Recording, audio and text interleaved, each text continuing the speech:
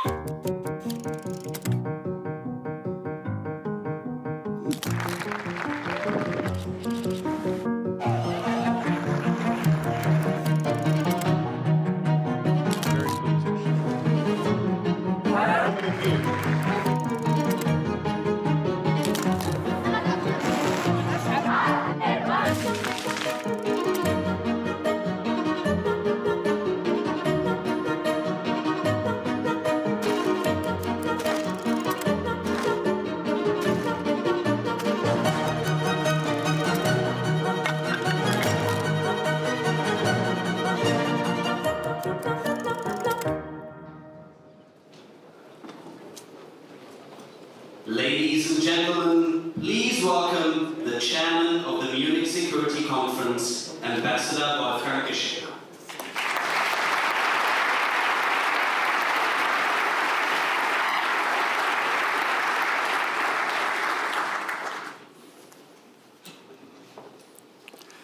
Ladies and gentlemen, welcome to the 62nd Munich Security Conference.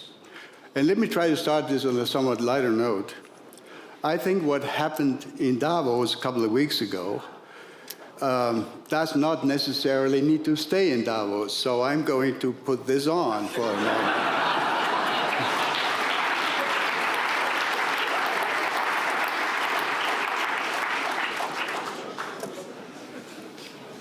On a more serious note, on a very serious note, this conference takes place at a time of growing concerns about global security, or I should say insecurity.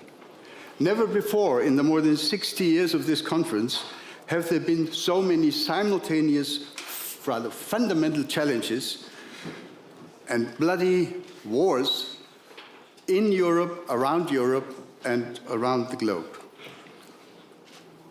A rules-based international order, did it ever exist? Question mark. There is a reason our Munich Security Report of this year carries the title Under Destruction. Ladies and gentlemen, the transatlantic relationship in particular finds itself at an inflection point. For the Munich Security Conference, the backbone of which has been the transatlantic relationship, this poses an unprecedented challenge. In this situation, I am so pleased that strong transatlantic bonds continue to exist on both sides of the Atlantic. Please welcome all together a large and bipartisan delegation from the United States of America, led by Secretary of State Marco Rubio, and including around more than 40 members of the US Congress here in Munich today. A very warm welcome to all of you.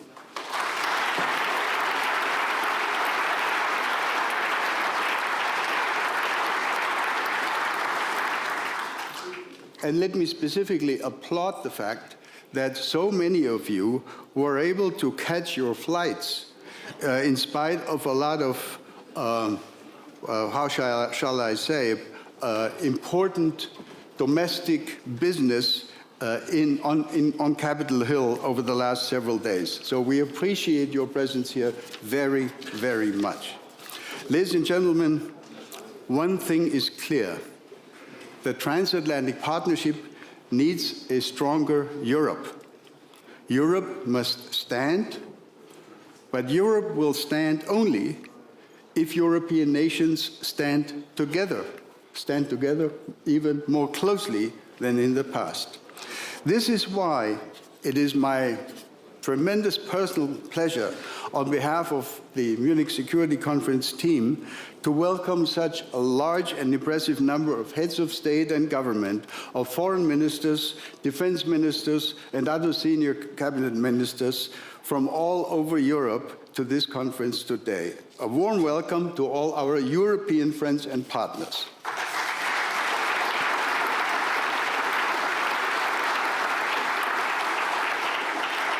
Last not least, we need to address fundamental issues about global aspects of security, about AI, the future of AI, cyber, about climate change, about energy and supply chains, about global health, about human rights, and other issues reaching far beyond the Euro-Atlantic space. I'm therefore also very happy to offer a warm welcome to leaders from the Asia-Pacific, from the Middle East, from Africa, from Latin America, and certainly to all those who represent countries of what is now being called the Global South. Welcome.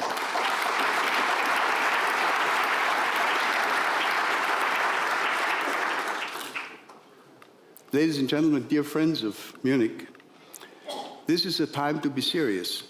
This is not a time to mince our words, or as they say, to beat around the bush.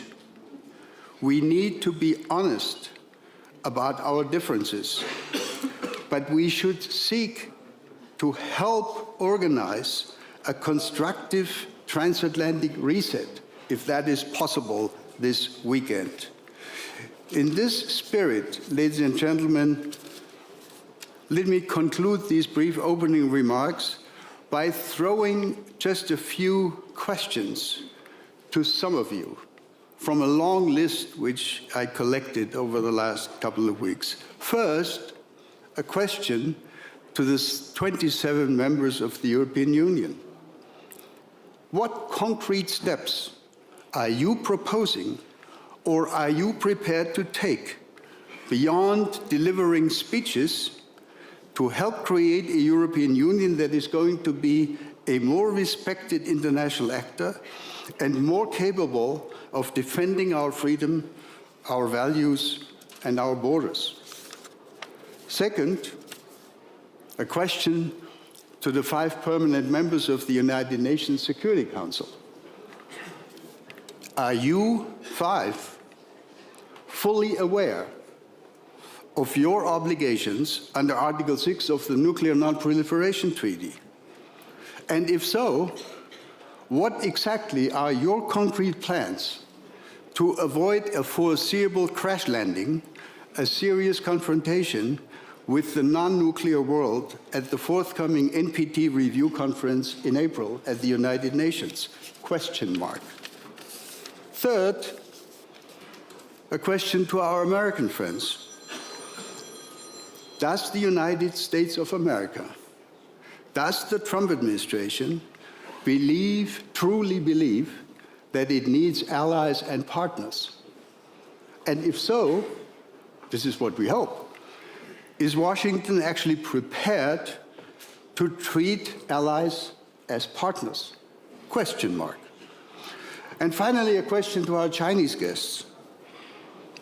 If China wishes to further develop and enhance her relationship with Europe, to what extent is China actually going to be willing to invest in getting Russia to end its aggression and withdraw from Ukraine? Question mark.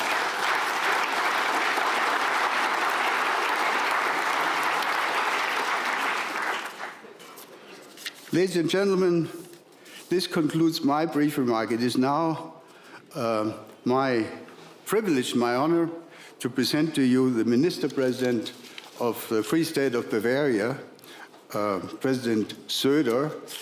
Before he speaks, let me remind those of you who do not speak German that you might wish to put on your earphones, because both Minister President Söder and the German Chancellor, who will be introduced right after that, will, as I understand, use the German language. So be prepared for that. Herr Ministerpräsident, Sie haben das Wort. Thank you.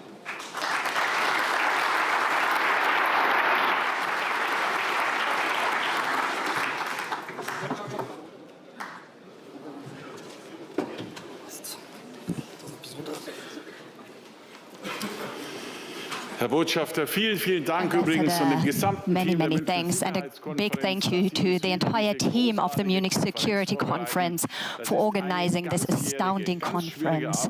It is really it takes a year of hard work. Thank you very much for this excellent preparation. Ladies and gentlemen, Chancellor, a warm welcome to Bavaria. You can use the German language, the Bavarian language. I speak flawless German, by the way. We have been home to the Munich Security Conference for over 60 years, and it is the biggest conference, Munich Security Conference of all times. 115 countries, 60 heads of states and conference, 16 foreign ministers, 25 defense ministers, many generals, admirals, diplomats. and others, and many representatives of industry. We are pleased to have you in Germany and Bavaria. Bavaria is an excellent location in Germany, and that is true for Munich. We would be the 5th largest economy of Europe. We export a lot, and we are a close partner to the US. We have the largest troops exercise ground, Grafenböhr, and many American companies have their seats here. We export a lot. We are a high-tech hub, particularly for defense, air, and space. And a lot has happened here over the last weeks as well. And all this makes Bavaria a great place for this important conference, this speed dating of international policy, if you will. One of these questions that Mr. Ischinger mentioned rings particularly important to me. What about the relationship between the US and Europe? It would have been unthinkable to even have to consider this at one of these conferences. For me, it has always been a certainty that the US has a very clear course. They stand firmly with Europe and Germany. And in these days, this certainty is being challenged because challenges have been shifting. Everybody's trying to end the atrocious war in Ukraine, but that does not seem to be happening. And many Germans feel this uncertainty. What about the US? What about the transatlantic band? Could we maybe live without it? Well, I can honestly say that I cannot imagine a world without this transatlantic bond, economically, militarily, in terms of our secret services, and so on. The Warsaw Pact was just a military alliance, but NATO is an alliance of values as well. And these values of free and liberal democracies are what brought us together. And these are values that we must defend, because they are not a mere relic of the past, but they are important for the future. And we strive to defend these values of freedom, democracy, and human rights all around the globe. Ich bin dem Bundeskanzler sehr dankbar. I am pleased that the Chancellor is able to keep working with the US, and he will go into greater detail shortly. We want to be friends, we want to be partners, but we do not want to be subordinates to the US. And we were surprised and maybe a little hurt that our contribution, our mission in Afghanistan, where we lost the lives of many of our soldiers, that this contribution is not being recognized.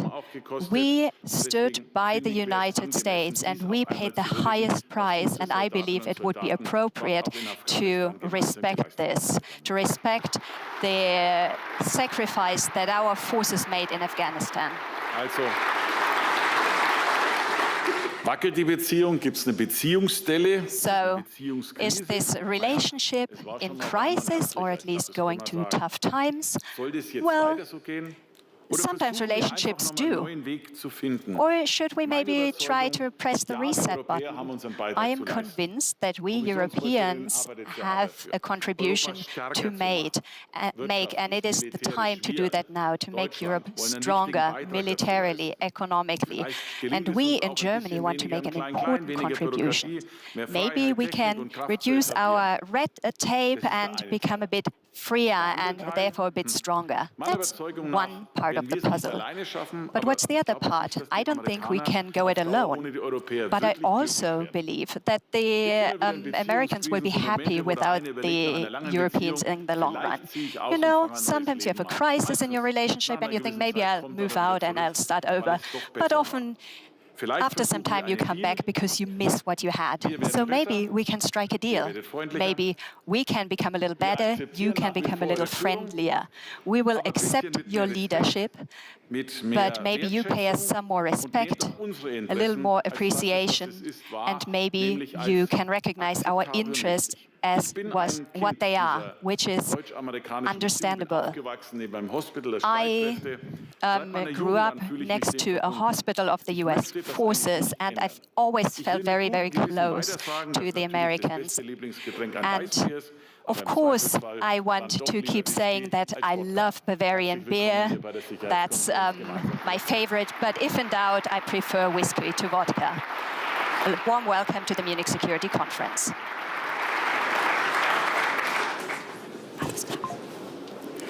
Meine Damen und Herren, da auch der nächste Redner seine Präsentation in deutscher Sprache speaker will also be talking German, so I would like to stick to German for the next few seconds. Ich freue mich sehr, als Organisator dieser Münchner Sicherheitskonferenz, as the chair of the Munich Security Conference, to have Chancellor Friedrich Merz here. And he decided to not speak at the second conference day like his predecessors, but rather he will open this conference this afternoon, right now. And I believe that this will set the tone for the next couple of days or 3 days. In light of the difficult questions that we have to tackle in this room, questions for us, the Europeans, the transatlantic and the global community. So I don't want to keep you waiting. It is a pleasure to have you here, Chancellor, opening the Munich Security Conference. You have the floor.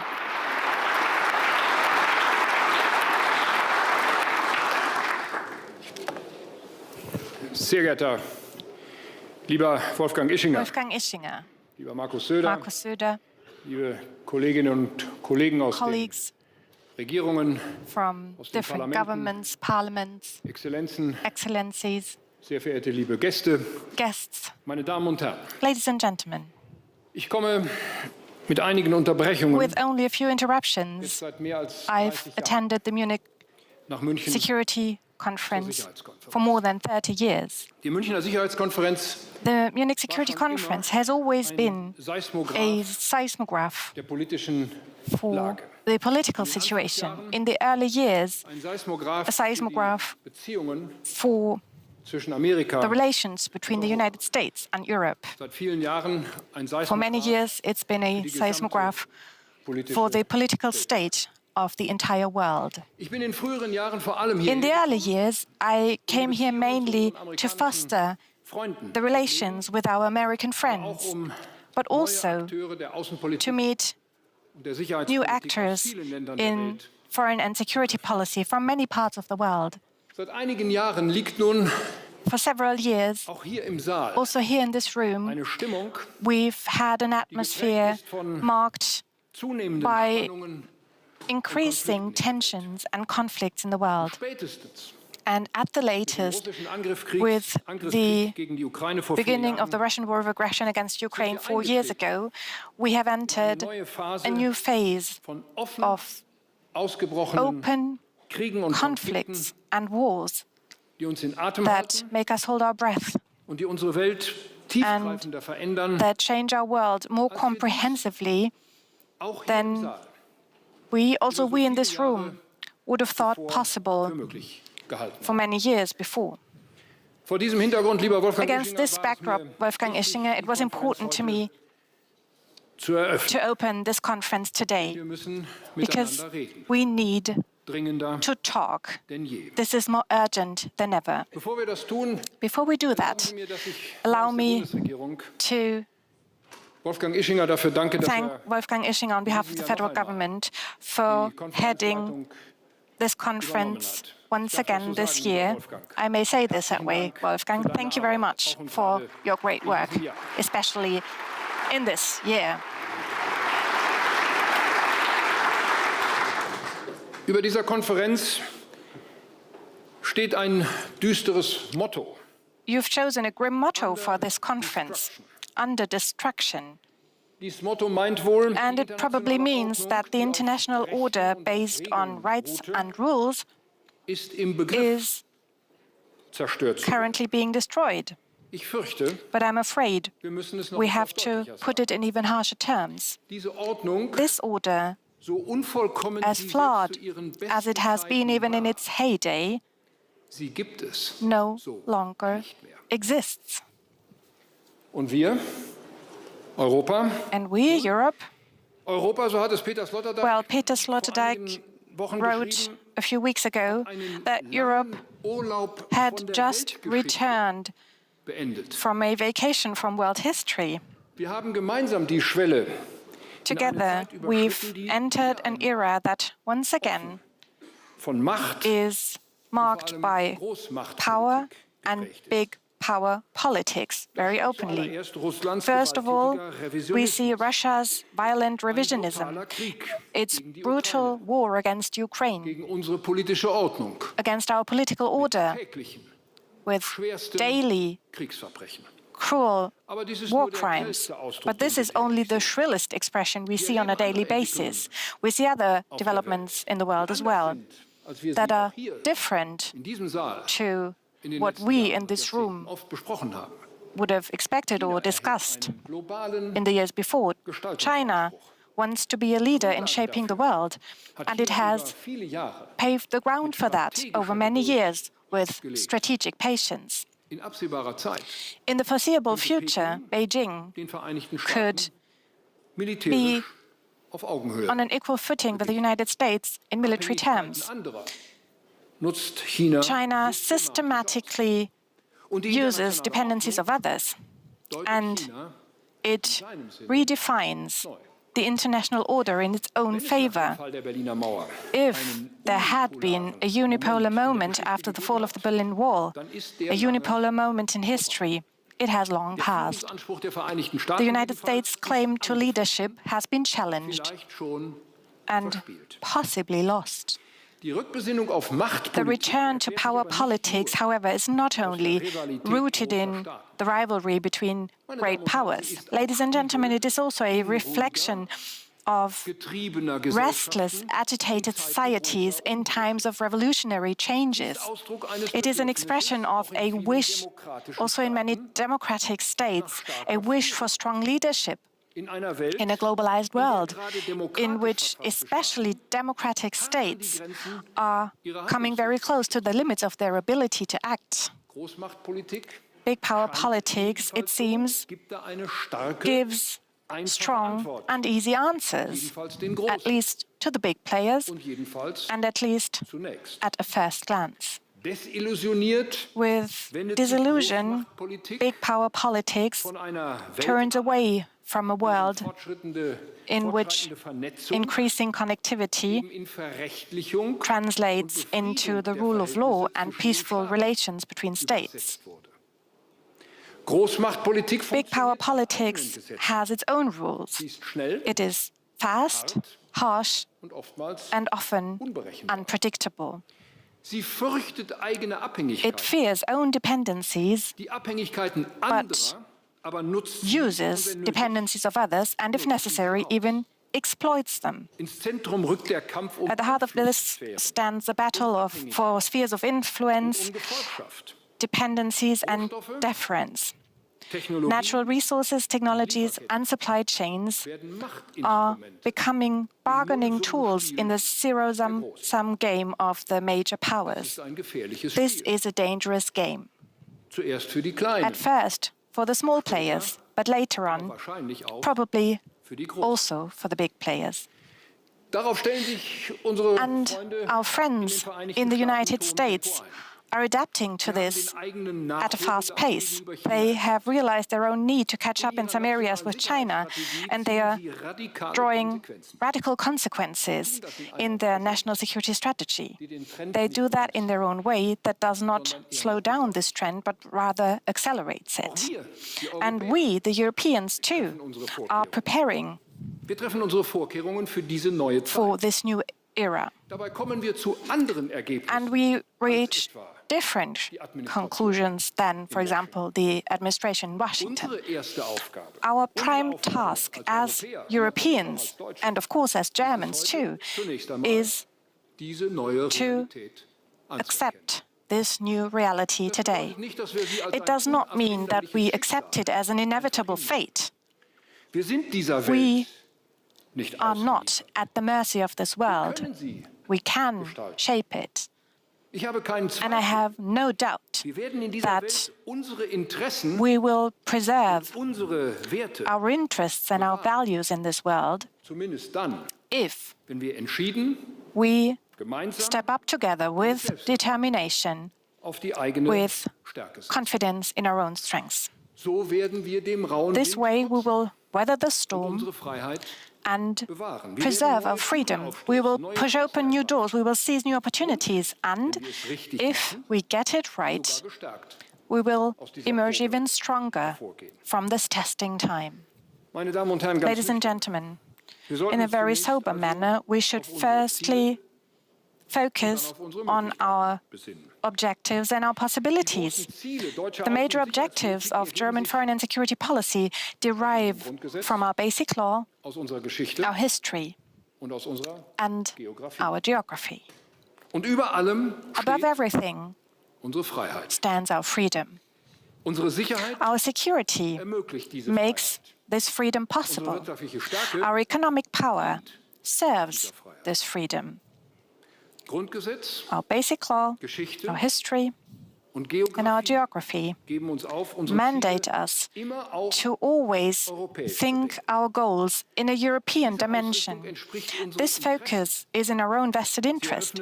It opens up, only this way, it opens up the best opportunities for our country.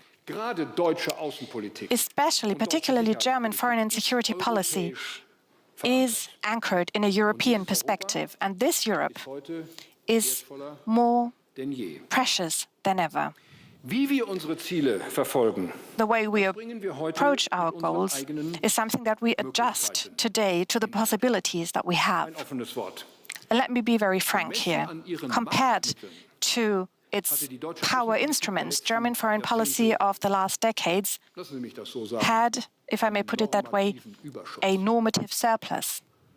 With the best intentions, it criticized violations of the international order all over the world. It has often admonished, demanded, and scolded. But it was not worried enough about the fact that it often lacked the means to solve the problem. This gap between ambition and possibility had grown too wide. We are closing it now. And this way, we will be in a better position to face reality. So let's be honest about our own possibilities. And one striking example is Russia's GDP is currently about 2 trillion euros. That of the European Union is almost 10 times as high.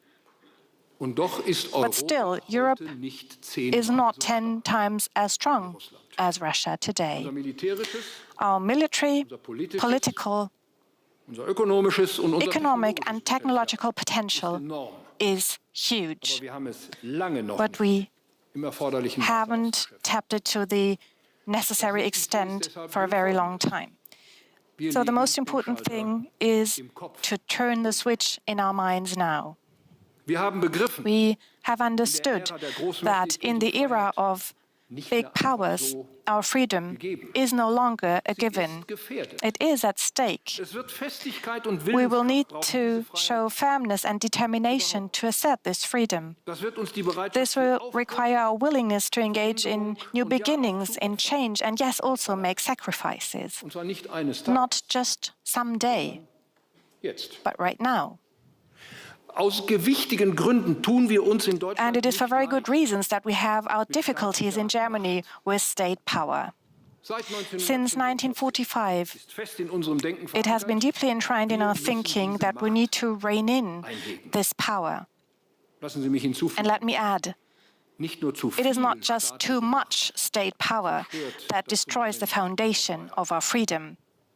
Too little state power will lead you to a different path, but to the same result. And this question has a very much European dimension. Already 15 years ago, Radek Sikorski told us Germans, "I fear German power less than German inactivity." This, too, is part of our responsibility that arises from our basic law, our history, and our geography.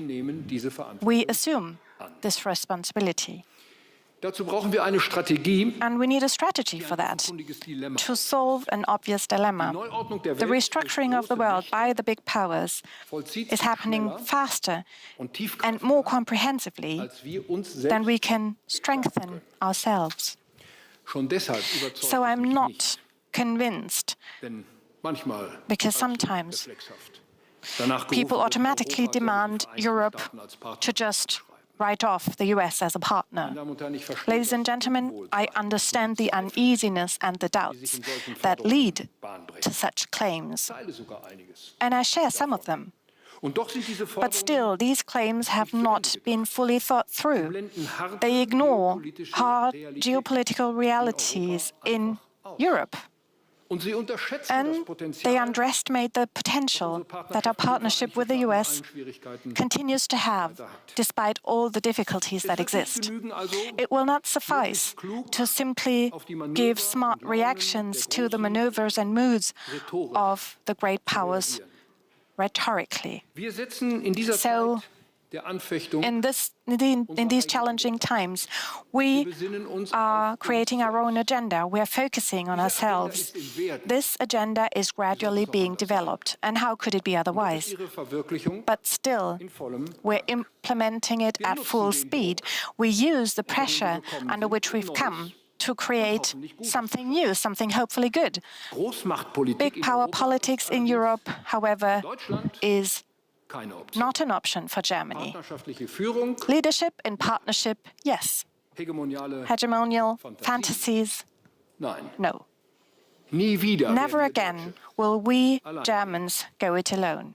This is the enduring lesson we've learned from our history. We assert our freedom with our neighbors, only with our neighbors and our allies and our partners. We build on our strength, our sovereignty, and our ability to show mutual solidarity in Europe. We do this with realism based on our principles. Friends, if I may say so, ladies and gentlemen, this program of freedom consists of 4 points. Firstly, we are strengthening ourselves in military terms, political terms, economical terms, and with technologies. We are reducing our dependencies and vulnerabilities. Our highest priority for us is to strengthen Europe within NATO. We are making massive investments in credible deterrence. And just a reminder, Germany changed its constitution. At the NATO summit in The Hague last June, almost all allies, committed themselves to spend 5% of their GDP on security. Germany alone will invest hundreds of billions of euros over the coming years. We support Ukraine in its brave resistance against the Russian imperialism in military, in diplomatic, political, economic terms, and also in military terms. And by the way, for a year, Germany and Europe have assumed the most important leading role. We have imposed unheard of losses and costs on Moscow. And if Moscow finally agrees to make peace, it will also be for that reason, because this is an expression of European self-assertion. We have launched big conventional procurement projects in the field of air defense, deep precision strikes, and satellite technology. We are reviving our defense industry. New factories are opening, new jobs are being created, new technologies are emerging. The Bavarian state premier said it. Here in Munich, a cluster of highly innovative defense tech companies is booming, developing disruptive technologies, partly in close cooperation with Ukraine. The Minister of Defense started the reform of our military service, and if necessary, we will adjust it further. We are strengthening NATO's eastern flank.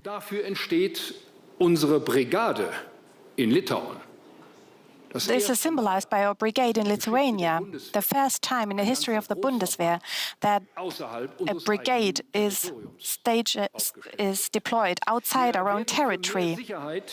We will do more for securing the High North. The first German Eurofighters have been earmarked, and more is to follow.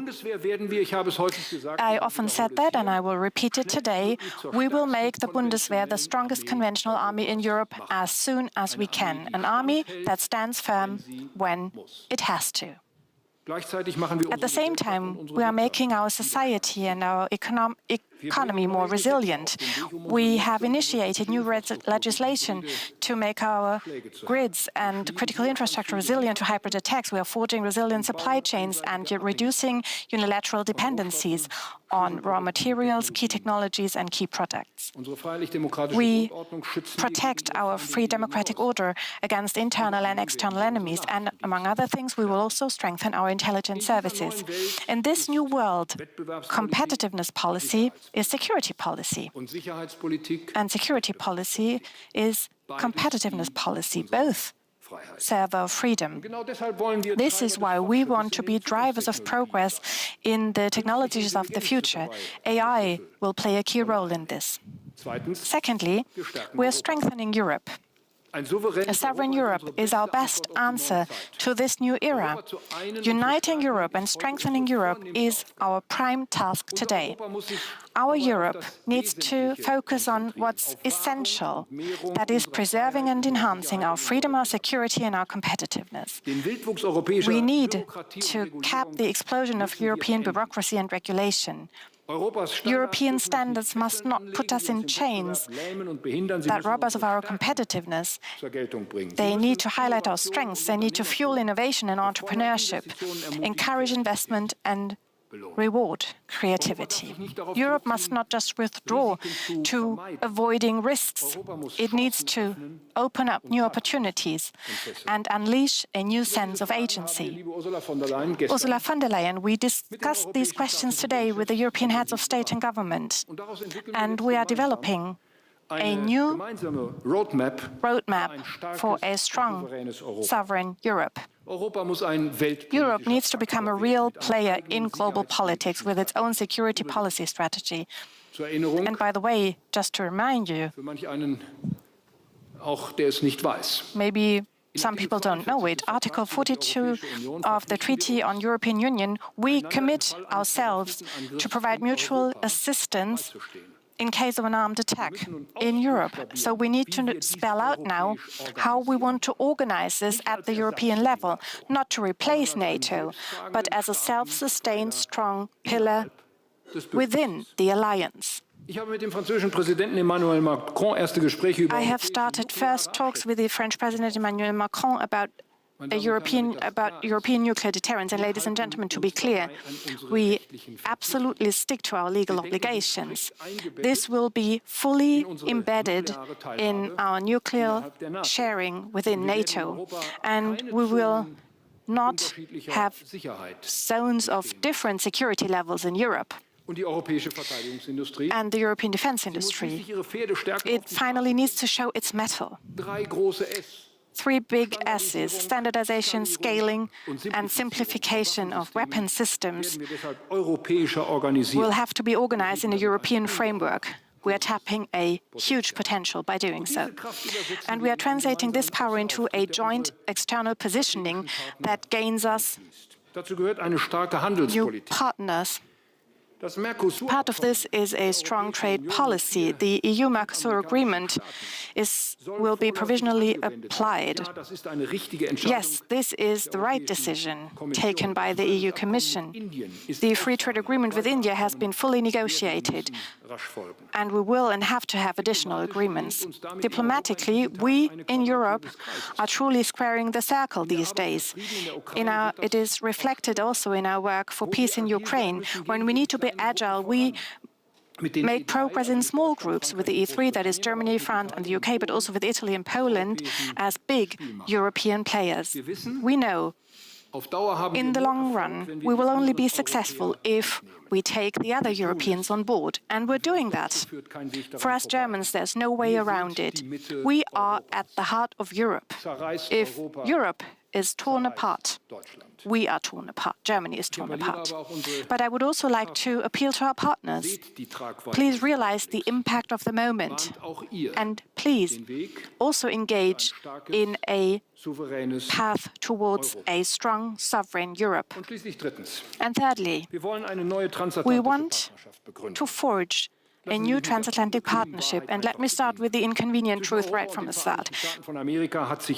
A divide has opened up between Europe and the United States, and Vice President J.D. Vance said this very openly here at the Munich Security Conference a year ago, and he was right. The battle of cultures of MAGA in the US is not ours.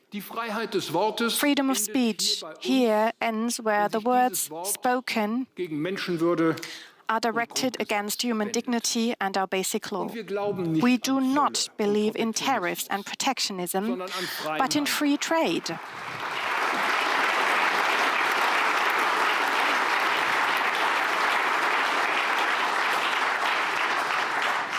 We stick to climate agreements and the World Health Organization because we are convinced. Because we're convinced that global challenges can only be solved together. Now, the transatlantic partnership is no longer something we can just take for granted. First, it started in the United States, then here in Europe, but probably also here in this room. Ladies and gentlemen, if our partner is to have a future, we need to forge it and reason it in a new way. This reasoning must be hands-on and not esoteric. We need to realize on both sides of the Atlantic that we are stronger together. We Europeans know how precious the trust is on which NATO was founded. In an age of superpowers, also the US will rely on this trust. Even the US is reaching the limits of its own power if it goes it alone. The strategists at the Pentagon are very aware of this. NATO is not just our, but also, dear American friends, your competitive advantage. Let me paraphrase this for our American friends in English. For 3 generations, trust amongst allies, partners and friends has made NATO the strongest alliance of all times. Europe knows deeply how precious this is. In the era of great power rivalry, even the United States will not be powerful enough to go it alone. Dear friends, being a part of NATO is not only Europe's competitive advantage, it's also the United States' competitive advantage. So let's repair and revive transatlantic trust together. We, the Europeans, we are doing our part.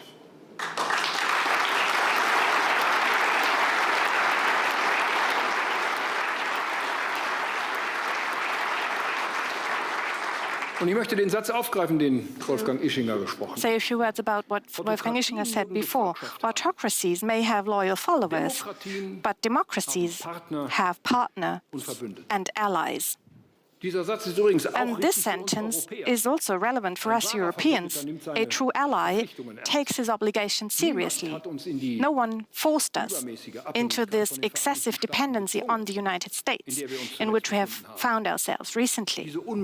This dependence was self-inflicted, but we now cast off this state as soon as we can. And we are doing this not by writing off NATO. We're doing it by establishing a strong, self-sustained European pillar within the alliance. It's in our own interest. And ladies and gentlemen, this approach is absolutely right. It is right if the United States further alienates itself. It is right as long as we cannot guarantee our security by ourselves. And it is also right in order to forge a healthier transatlantic partnership. I suppose that we may have differing opinions more often than in the past. We will negotiate about the right way forward and maybe have to argue about it. But if we do this with new strength, new respect and self-respect, it will be to the benefit of both sides. And by the way, I could feel something of this spirit in the talks we had about Greenland over the recent weeks. And Mette Frederiksen, the Danish Prime Minister, can confirm this. She knows that she can rely on European solidarity. There is no limitation to that.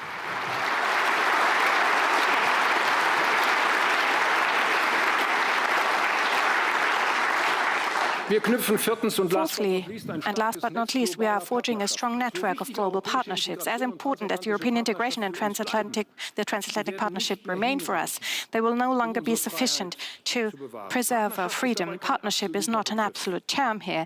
It doesn't require full convergence of all values and interests. This is one of the lessons we've learned these days, by the way, these days and weeks and months. So we reach out to new partners with whom we share not all, but many objectives. This avoids dependencies and risks, and at the same time it opens up new opportunities for both sides. It protects our freedom. Canada and Japan, Turkey, India or Brazil will play a key role in this, as do South Africa, the Gulf states and others. We want to work more closely together with these states on the basis of mutual respect and with stamina and determination. We share the fundamental interest in a political order in which we can rely on agreements made, in which we are able to solve global problems together, and in which we, first and foremost, resolve conflicts peacefully together. We share the experience that the international law and international organizations serve our sovereignty, our independence, and particularly our freedom. We Germans know a world in which might makes right would be a dark place. Our country has gone down this path in the 20th century until the bitter and dreadful end. Today, we embark on a different, a better path. Our biggest strength remains the ability to forge partnerships, alliances, and organizations based on the law and on rules anchored in respect and trust, and that believe in the power of freedom. After 1945, it was mostly the United States, our friends in the United States, that sparked our enthusiasm for this bright idea here in Germany. We will never forget that. On this foundation, NATO became the strongest political alliance in history. We remain faithful to this idea. With all our power and passion, with decency and solidarity, with creativity and courage, we carry this idea into this new age for a future that is not dark, ladies and gentlemen, but bright, a great time for us, but especially for the generations of our children and grandchildren, who rely on us in these weeks and months to do the right thing. And we are determined to do that.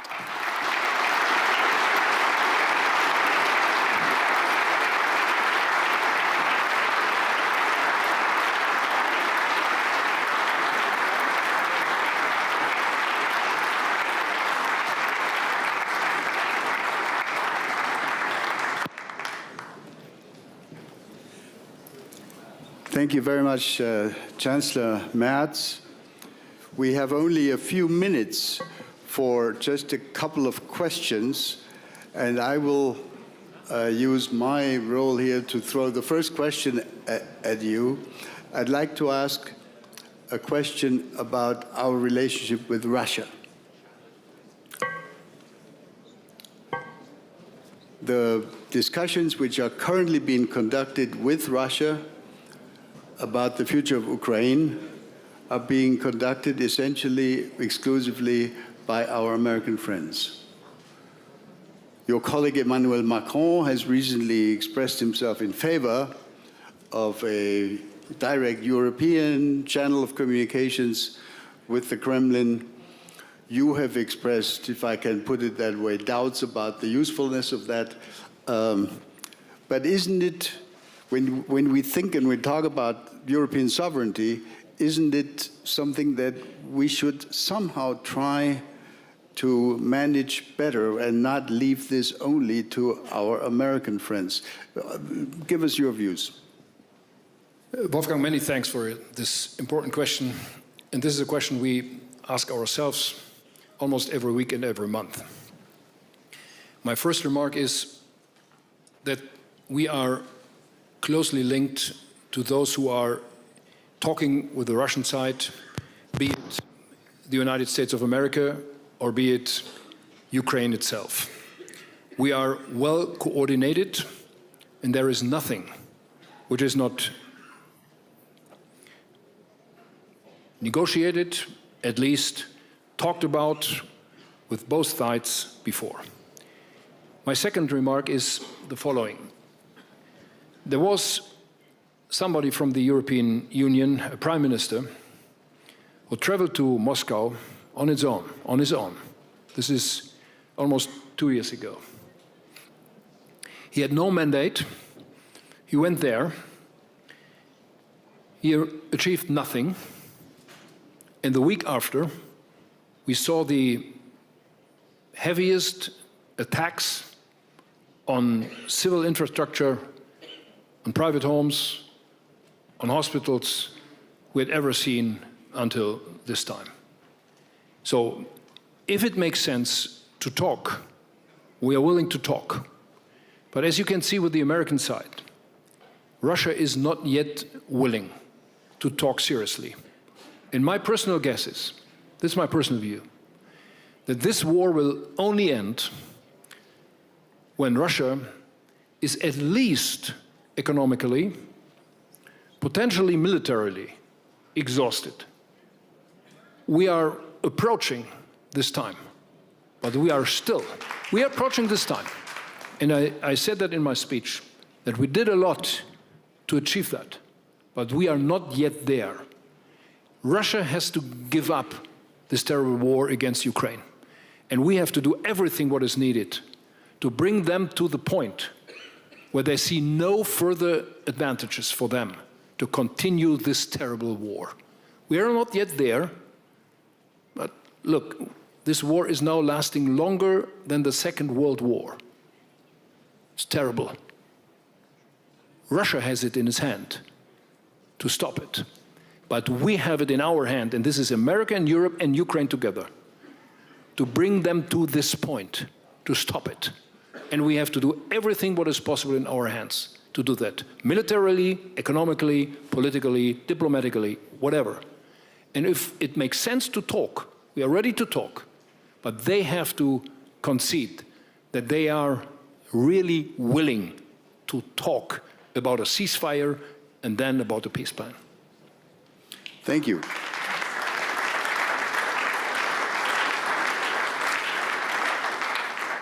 We have time for one or two questions from the audience. Who will pose the first question? Please, where's the microphone? Microphone. Gentleman in the second row. Please be kind enough to identify yourself. Yes, well, thank you very much. I'm the president of Montenegro. Dear Chancellor, I do want to ask you, what do you think, what is in your opinion the baseline scenario about the dynamics of the EU accession? You know that Montenegro is one of 10 candidate countries that are currently interested to join the club. And do you believe that also the enlargement of the Union is another part of making Europe more competitive on the world stage? Thank you very much. Definitely, the answer is yes. And Ursula von der Leyen and myself, we are completely agreeing on that. We have promised the accession to become member of the European Union to many countries, especially in your region. And we had our meeting in December with the West Balkan states and the European Council in Brussels. And frankly, I'm feeling more and more uncomfortable with our approach to your countries. We have to reopen a new strategy, how to bring these countries closer to the European Union. I don't want to lose you. You are part of the European continent, and therefore you are potentially part of the European Union. And I know that this is a consensus. There is an elephant in the room. Everybody knows that here in this room, who is against it. But we have to overcome that. This is, until now, it's unanimous vote in the European Council to open the next chapter. But we have to overcome that. And the latest after the elections, which will take in April, hopefully we will be able to open the next chapters and to bring you closer and closer to the European Union at the very end as members. Chancellor Merz, thank you so much. I think you succeeded in setting the tone for the 62nd Munich Security Conference. Thank you very much. Let's give him a round of applause.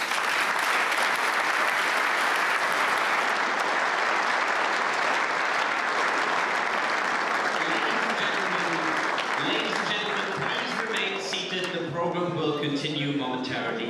Ladies and gentlemen, please remain seated. The program will continue in just a minute.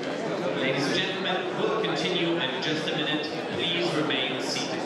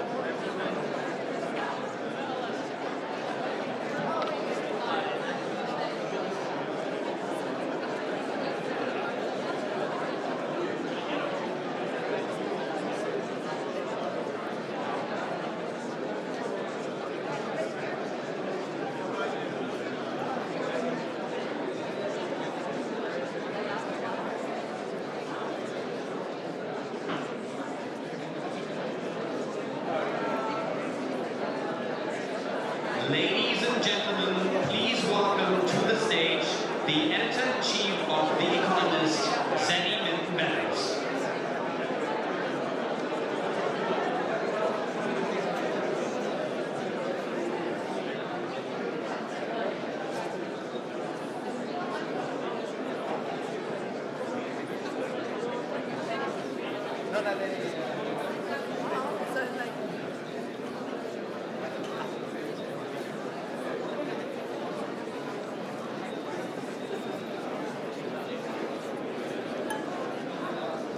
a gift for you.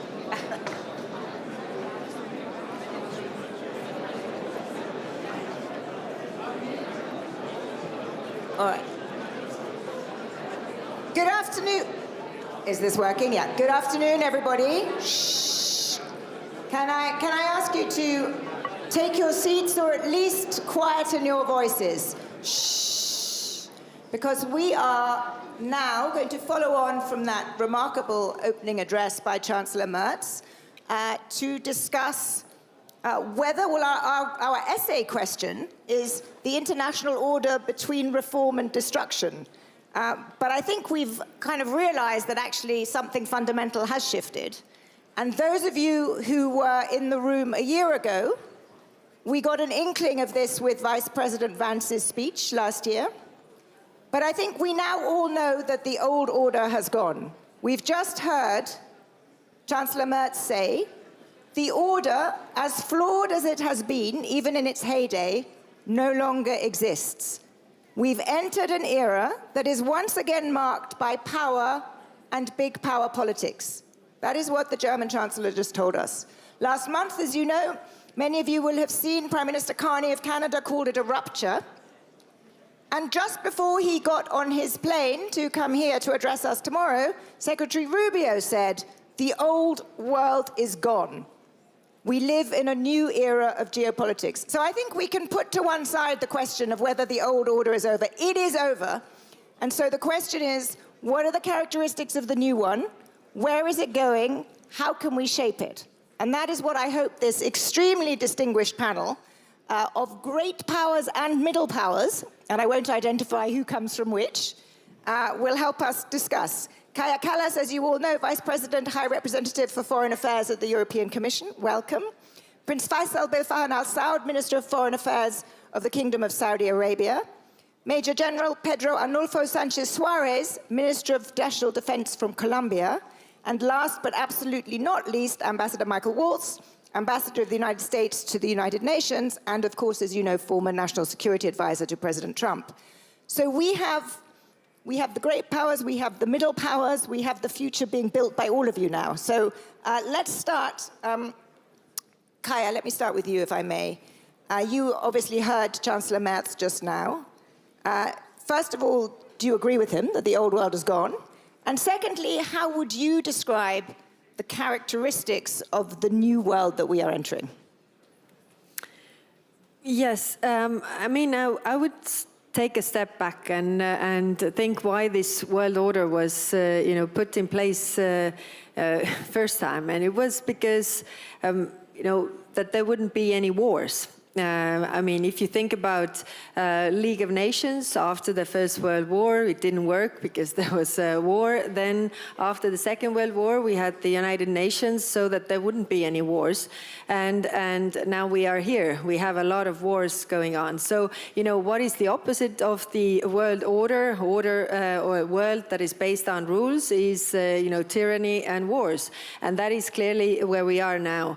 Now, every time we have had these big international crises, we have seen that we have also developed the international law further. I mean, League of Nations didn't have the elements that the United Nations had, and now we have to look into the future. So how do we really, shape this new world? And one thing that is missing, I think, it is accountability. So that, the rules are there. I think everybody signs up to the United Nations Charter. The principles are there, but what happens if somebody breaches those principles? The accountability is clearly not working. The Security Council is not working the way it was meant to be. The United Nations is not reflecting the world as it currently is. So I think we have to use this opportunity to really develop this world forward, because majority of the countries in the world want rules-based order, want some kind of rules to govern the way we talk, the way we interact with each other. Prince Faisal, can I ask you, I sometimes, when I'm in your part of the world, people say to me, you know, you Europeans keep going on about the old world order being over, but actually it's always been a might is right world, and you just lived in some kind of a, you know, transatlantic cozy bubble, and actually now you see the world that the rest of us live in. I'm paraphrasing and exaggerating slightly, but is there something to that? Is this whole discussion about the world order changing a transatlantic perspective or a European perspective more than a broader perspective? I mean, the fact that the conversation is now finally at the forefront is certainly a reflection of a Eurocentric view for that order historically. I mean, obviously, it came out of the crisis in Europe. The First World War and the Second World War is what gave us the United Nations, is what gave us the foundations of that world order. So, fair enough that there was a certain Eurocentric or transatlantic focus. But that is, the reality is many of us have seen the breakdown of that rules-based order, and the reality that might makes right being very much front and center well before the crisis. I very much actually heartened with all that's going on and all the suffering that's being caused by the multitude of wars that we are now dealing with, that actually the conversation is finally taking front and center, that the system isn't working, that it hasn't delivered. It's something that a lot of us have believed for well over a decade, and I think, you know, if 2014 wasn't, you know, enough of a wake-up call, that was unfortunate, but in any case now, for the first time, I'm actually hearing, even among the great powers, even, you know, when you talk, obviously, you know, the US is leading on some of these things and trying to address these deficiencies, but even within Europe, where there was for a long time an attachment to symbolism rather than the realities on the ground. And, you know, you saw that even when, you know, we tried to address conflicts in various parts of the world, where some of these ideals were kind of an obstacle to actually having real substantive discussions about what are the drivers of these conflicts and how do we try to mitigate those drivers so that those conflicts come to an end. So I'm, to some extent, actually more optimistic than I was last year, because we are actually having these conversations in a much more honest and transparent way, including among the friends in Europe who were, let's say, the most ardent not adherents, but supporters of the old system, and those that were least willing to admit that it was broken. But do you think that, I mean, I take your point that perhaps in Europe we are recognizing a world that has existed for many before, but do you think it has become a world that is more might is right, more transactional, less focused on rules? I think yes, just because it's become more of a factor even among the biggest players.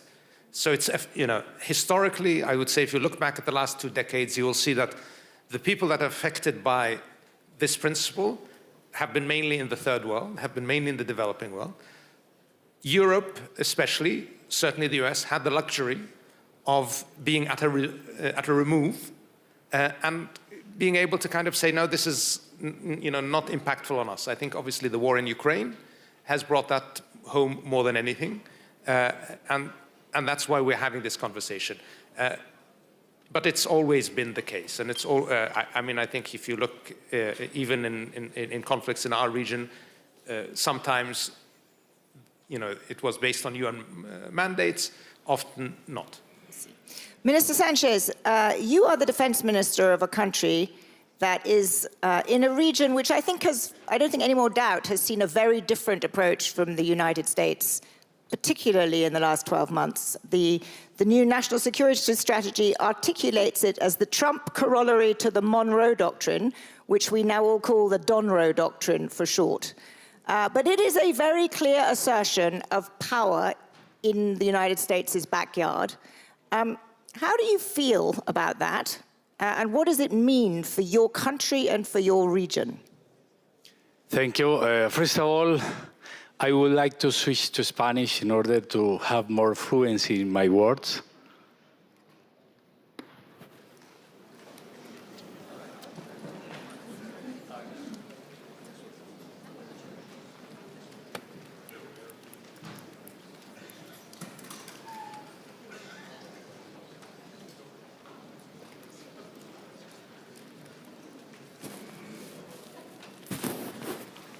Thank you. Primero quiero agradecer esta gran oportunidad. First of all, I would like to thank you all for giving me the opportunity to be here to speak with all of you. This is a conversation heard all around the world, and I would also like to greet you on behalf of the President of the Republic of Colombia, President Gustavo Petro, who was unable to come here due to an environmental emergency that we are currently having in Colombia. This just goes to show that things that happen in one part of the world can affect the entire world. The threat of climate change is real, and we are here, of course, to solve that problem together. I had the opportunity to study at Edwards College in Montgomery, Alabama in 2018. And there, I learned about the U.S.'s national security strategy. And I would always ask why the American continent didn't figure into this strategy. They spoke about Russia, China, the multipolar world.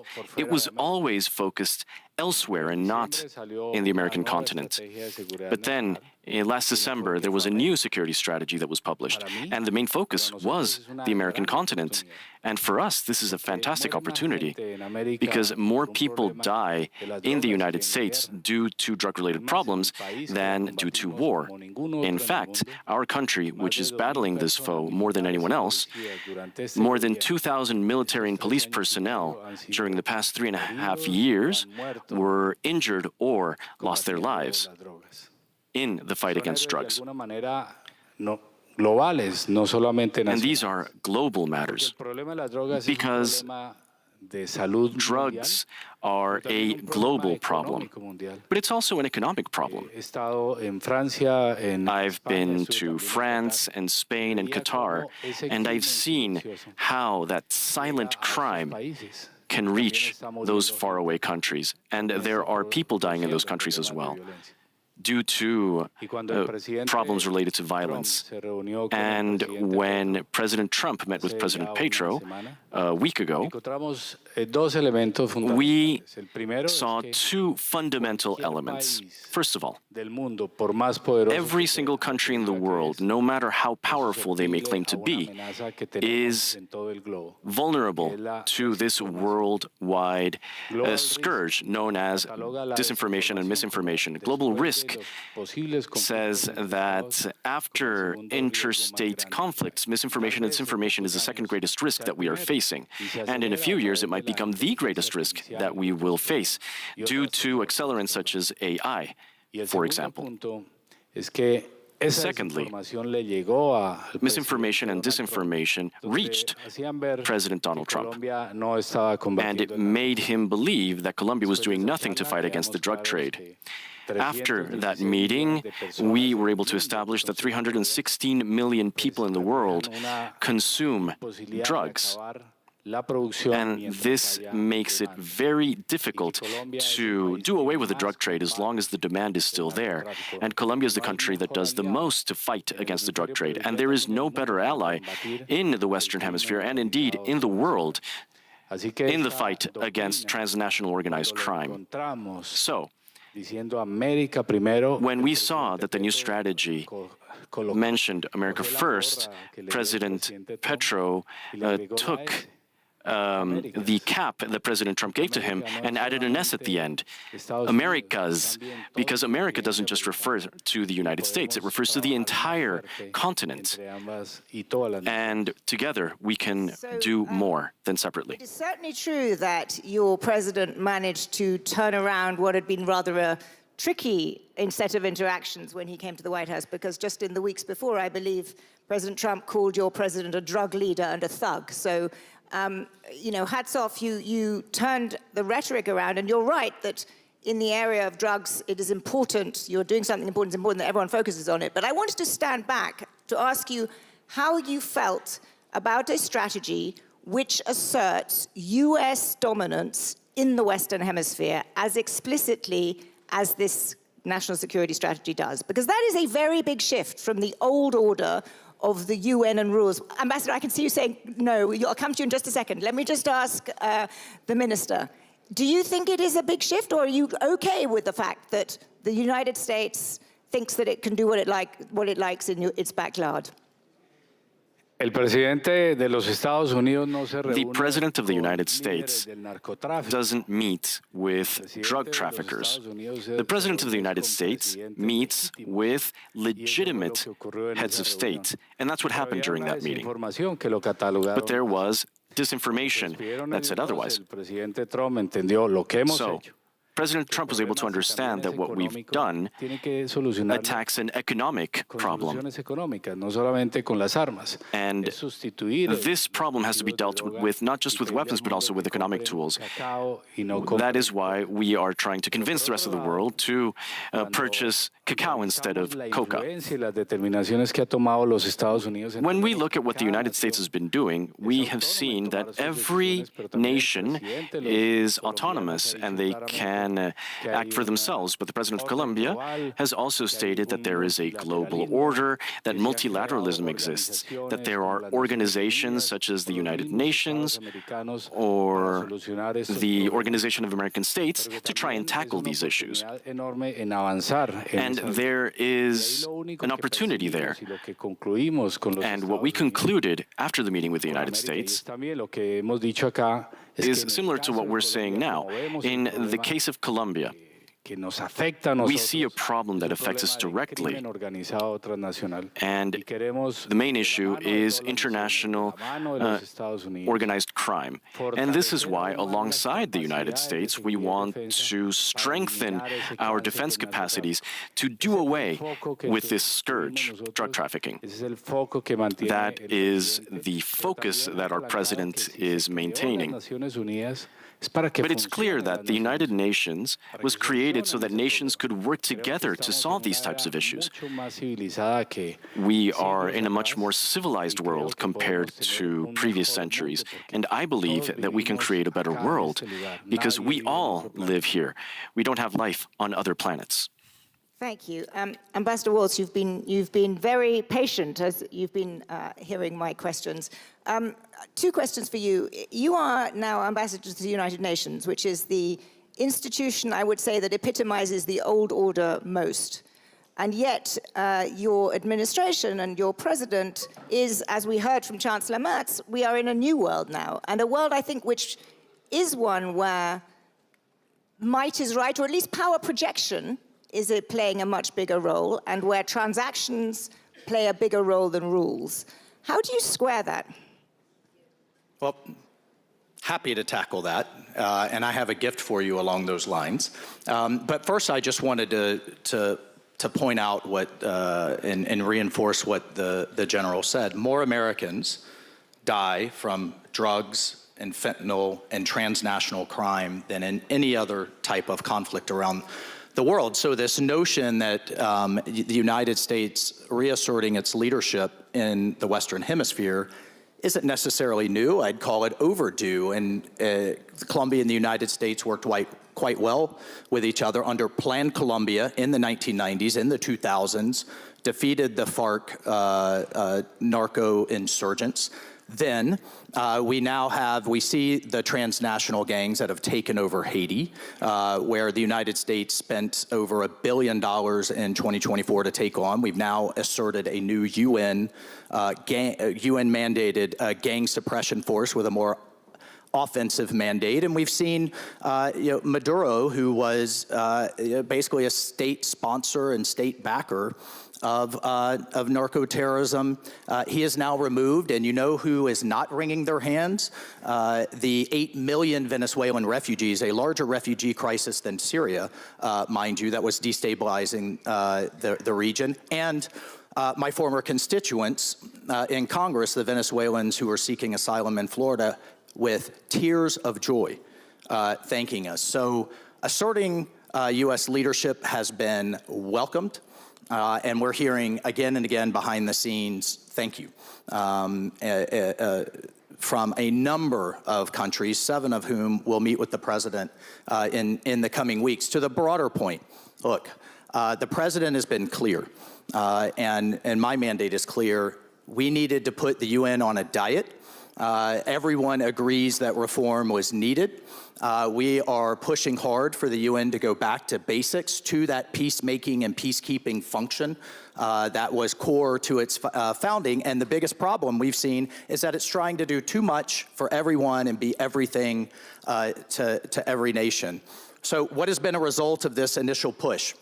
The UN has agreed to its first budget cut in its history of 15%, just approved this last December.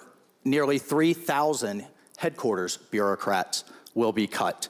18% overall personnel cut, 25% peacekeeping cut.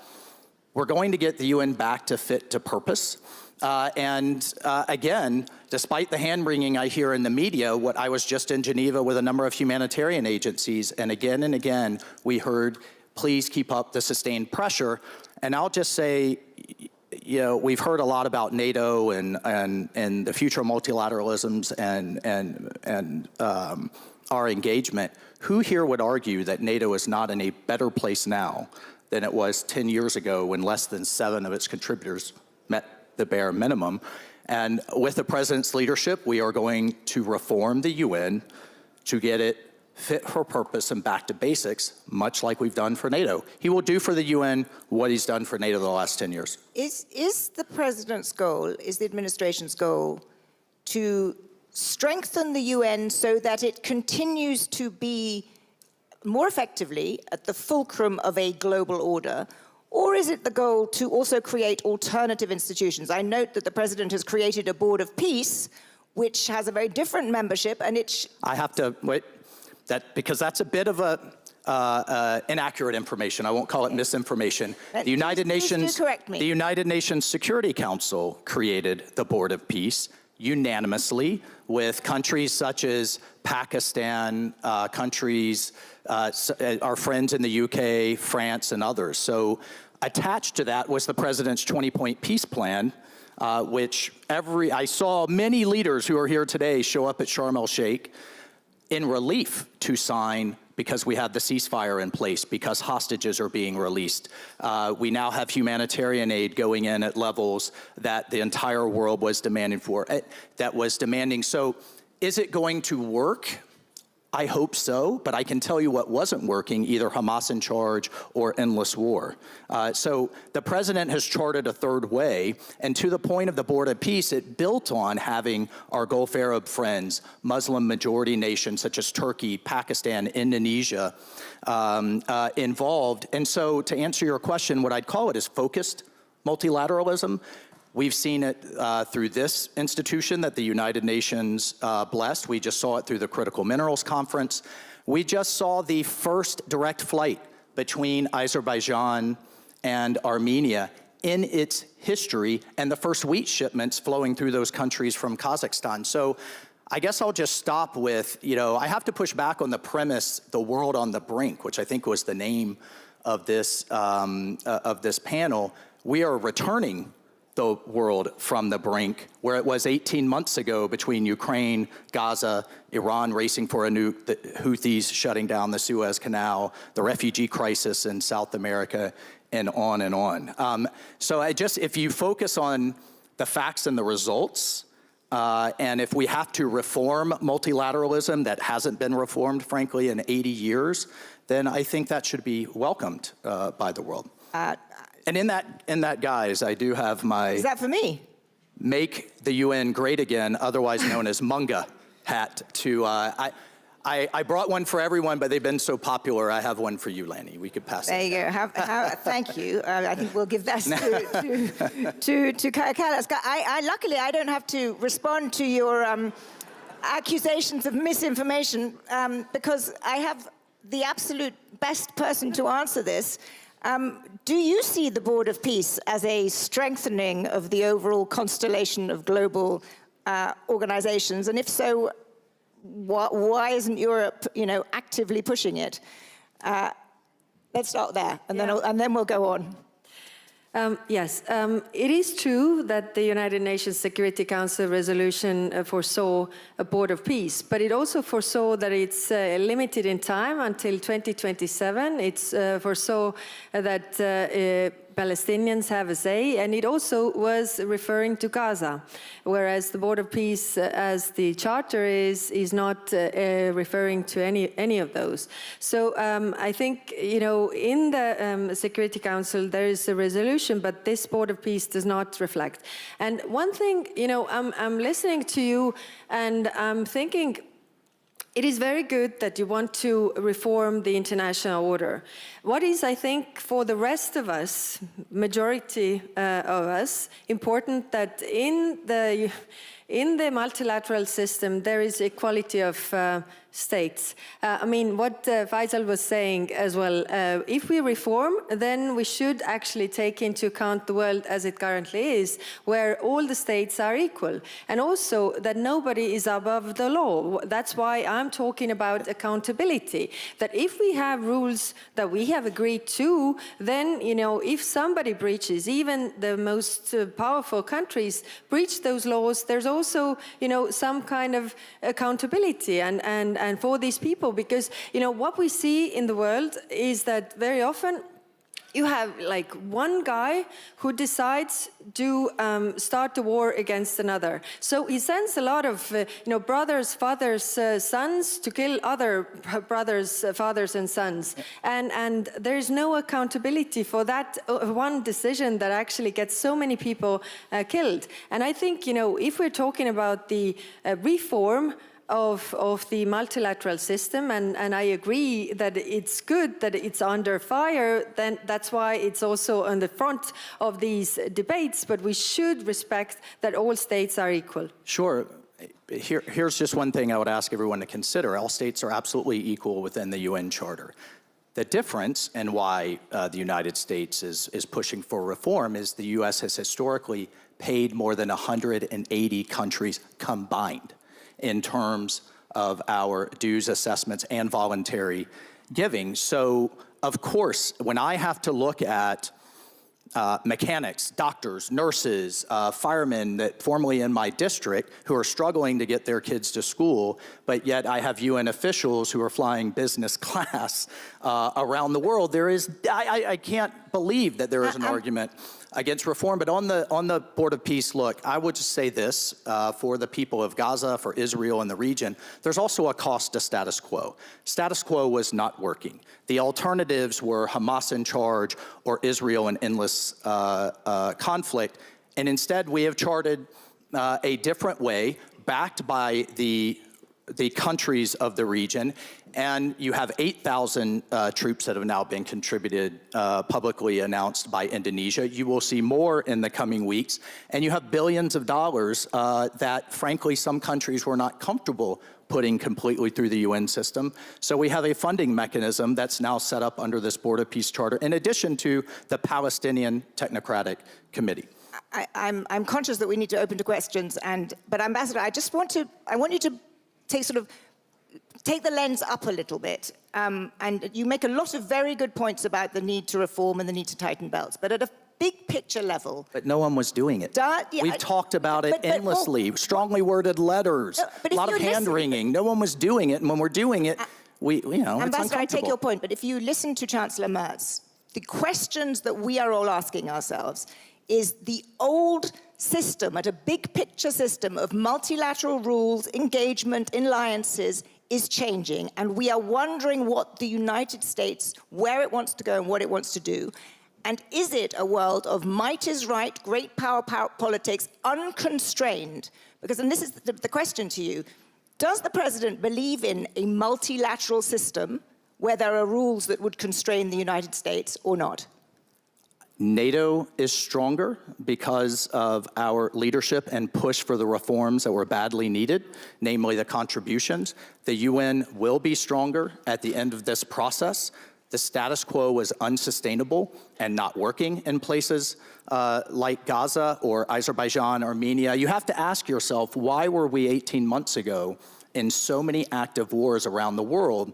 And I think it's a fair question for the president to say, why hasn't the UN been able to resolve issues like a border dispute between Cambodia and Thailand, or Azerbaijan, Armenia, or we could walk around the world, or Kashmir and India and Pakistan, where we faced a very serious nuclear escalation. So what I'm hearing outside of forums like this privately is, thank you for American leadership. America has to lead. If we have to have more focused plurilateral or focused multilateral organizations to do so, I think that should be perfectly acceptable if we're getting the results that results in peace and security. Yeah, yeah. Okay, thank you. I think that was actually very clear. Questions? Lady here in the fourth row. If you could identify yourself and keep it very brief.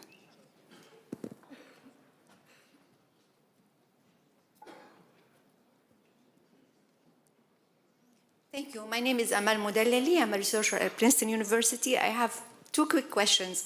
Mr. Waltz, it's good to see you. And thank you. Thanks to your efforts, Resolution 2803 was passed and the Board of Peace was established.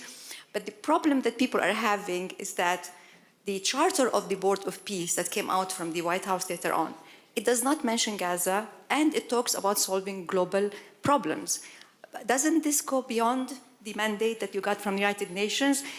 Can I have a second question? Why don't we just stick with that one, because there are a lot of hands went up, and it's a very focused question. Look, the Board of Peace is absolutely focused on Gaza. I think you will see that in the meeting next week. But in the formation and in its founding documents, the team wanted to leave flexibility to be able to tackle other problems if asked. Again, this was an outcropping of what I think history will look back on, which was an absolutely historic meeting where the president convened the countries of the region and the Muslim majority nations, namely Pakistan, Turkey, and Indonesia.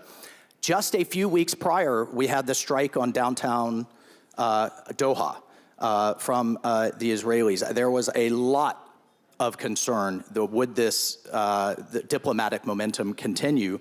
And just a few months later, we had Sharm el-Sheikh with Abu Mazen from the Palestinians shaking the president's hand in the historic speech at the Knesset. The hostages released, the ceasefire in place, the humanitarian aid flowing, and now an international security force moving. So again, let's focus on the results in Gaza that we're seeing as a result of this action. Thank you. Gentleman there in the second row.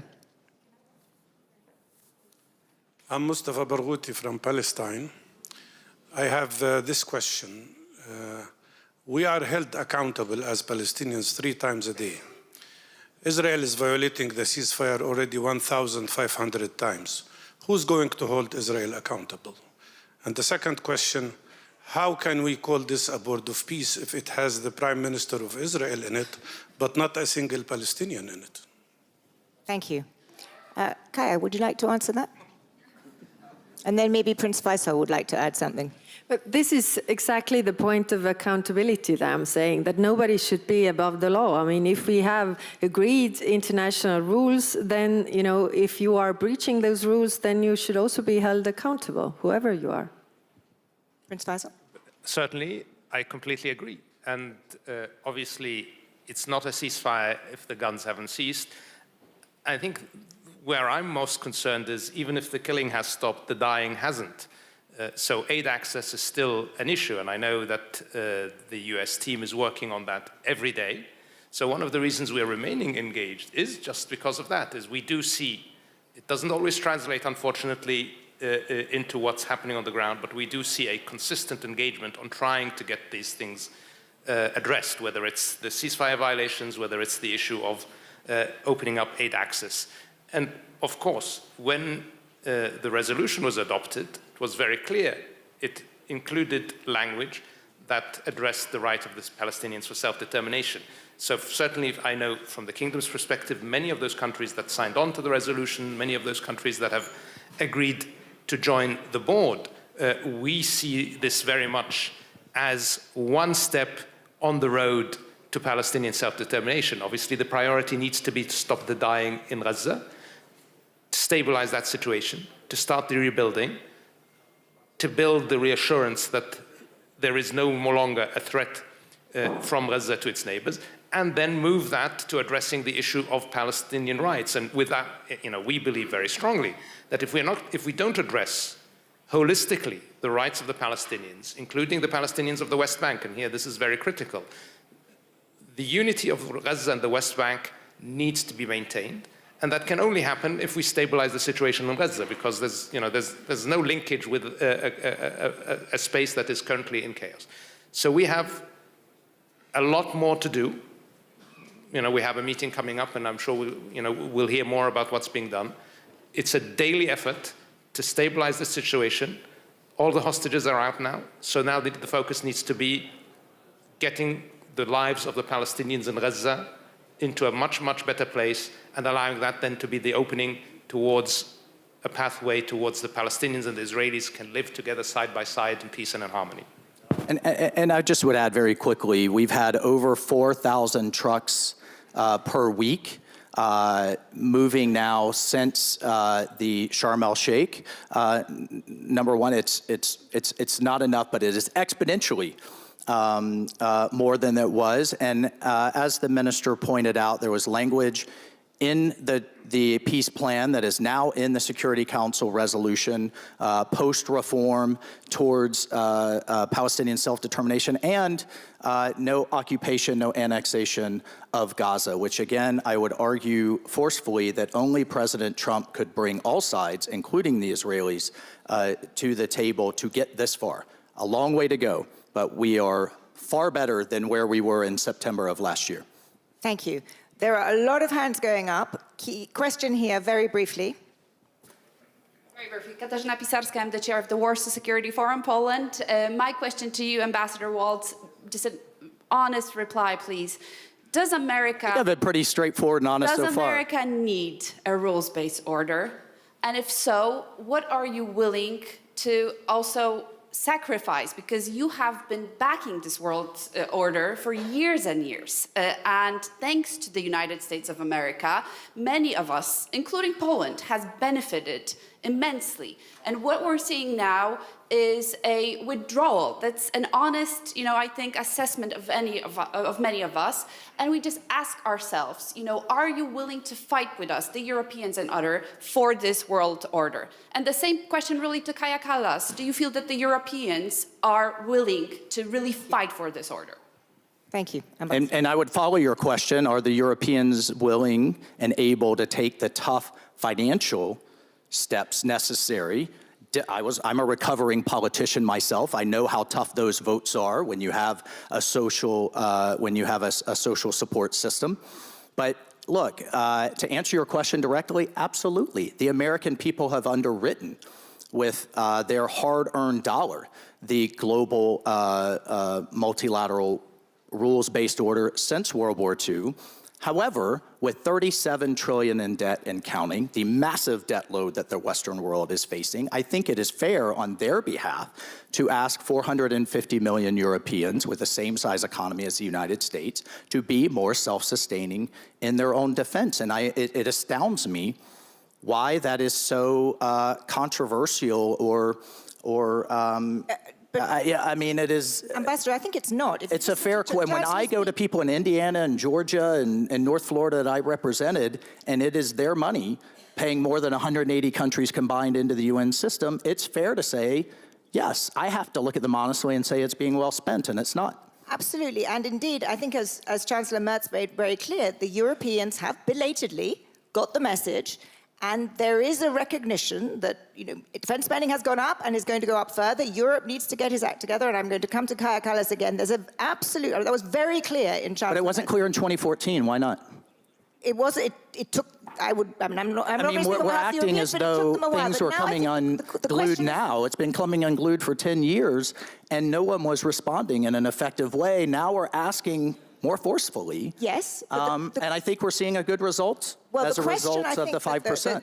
That was being asked from the audience was, if the Europeans are responding now, do you still believe in multilateralism in this order? Do you still believe in it? Or, as Chancellor Merz said, he said, and I just wrote it down, even the US is reaching the limits of its own power if it goes alone. Do you agree with him that the US could not go alone? I mean, I'm looking at the grouping I just discussed of our Gulf Arab allies. I'm looking at the Abraham Accords. I'm looking at the fact that the president didn't need to take on Azerbaijan, Armenia, and he did. He didn't need to take on Pakistan and India, and he did. And we're asking the rest of the world to be there with us in a fair way financially. Because there is a cost to the status quo, and the status quo was not sustainable anymore. And that's, I think, on behalf of our constituents, a fair question to ask. Kaja, how do you respond to that? It's a reasonable point, surely. No, of course it is. But if you look at also to the United Nations and all the contributions, then when it comes to the development aid, Europe is doing the biggest share. So I don't really buy this argument that we are not doing anything. You know, in the beginning you said also that is it that actually the rules of jungle and the might makes right actually has always been there? And one might say that is true, that those who have the power have had different rules. But even in jungle, you know, animals cooperate. And so you are better off when you work with others. And if you think, you know, in the global, if we take the superpowers, what is actually the difference, you know, when for example, Russia goes to war, they go alone because they don't have allies. When America goes to wars, then, you know, a lot of us go with you and we lose our people on the way. So that means that you also need us in your, you know, to be this superpower. Because if you look at the bigger picture, I mean, in terms of economic might, I mean, China is a very, very powerful country. In terms of military might as well. So what is the difference between you and the other superpowers so far is the allies. So, but I'm coming to this point that, you know, of course, we are willing to fight for the world where there are some kind of rules, because majority, or actually all the European countries are small countries, or those who haven't realized that they are small countries yet.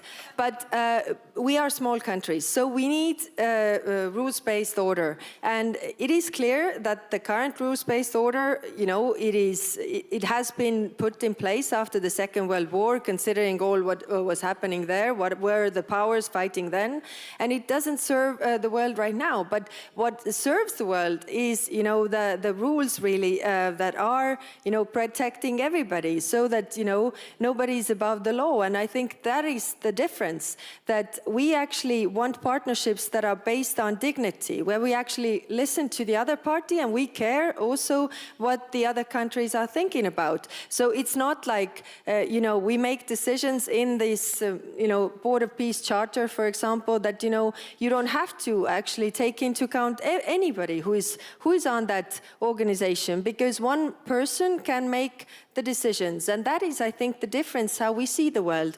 Because if countries are treated equally, I think there's also less chance for war and tyranny. So I realize that I have completely failed to instill a rules-based order here, because this conversation has been wholly dominated by the two biggest economic and political blocs. But we're also running out of time. I'm very sorry, but I wanted to end by giving all four of you a chance, and I'm going to start with you, Prince Faisal. I'm going to ask you one question, and then you can offer me one reason for optimism. I'm sorry, I can't get to all the questions. I'm very sorry. I'm sure you'll have another chance to come back to this in a different panel. I'm very, very sorry. The question is, do you think this world that we are going to go into is going to be more dangerous or not than the world that came before? And secondly, what's the one thing that you would advise us all to focus on to ensure that it was not more dangerous?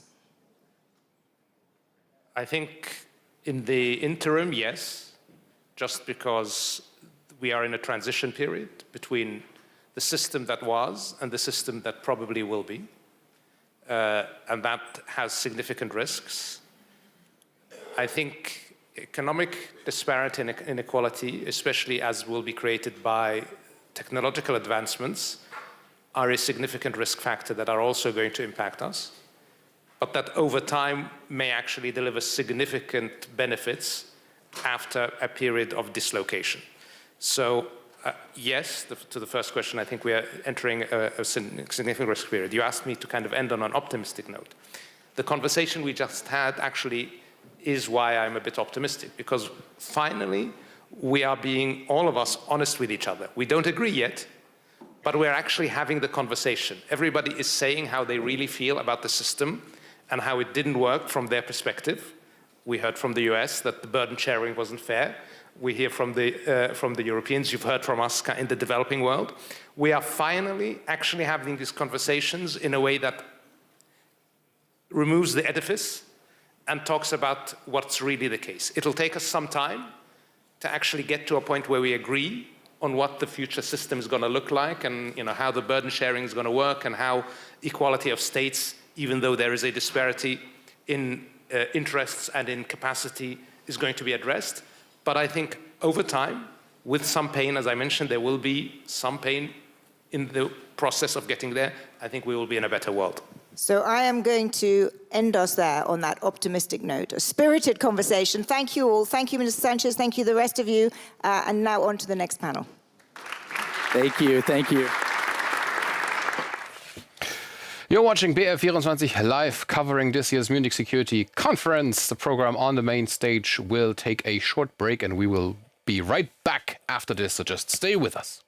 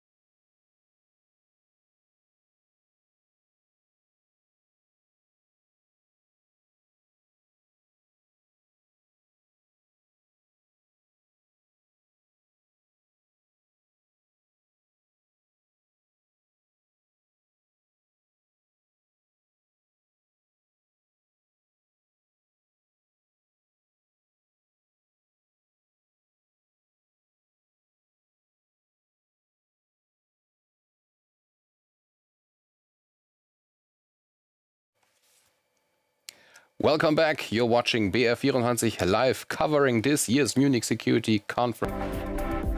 El Bayerische Hof in the heart of Munich. And coming up next, a panel discussion called Terrifying Times, Managing the Weaponization of Trade with, among others, Lars Klingbeil, Federal Minister of Finance and Vice Chancellor of Germany.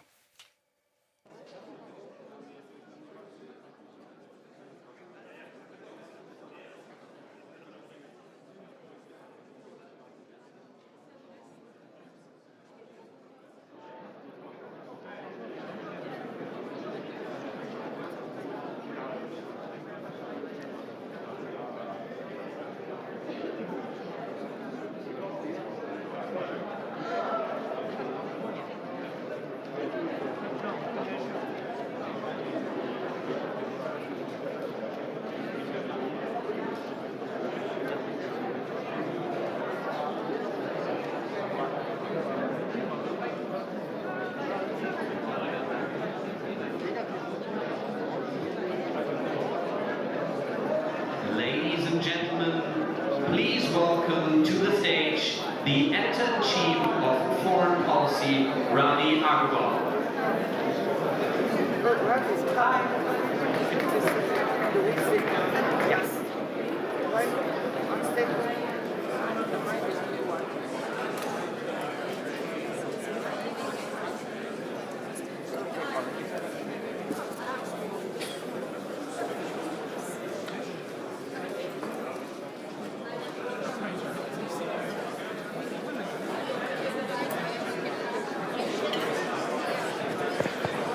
Okay, hi there, ladies and gentlemen. Just going to ask all of you to settle down a little bit, please.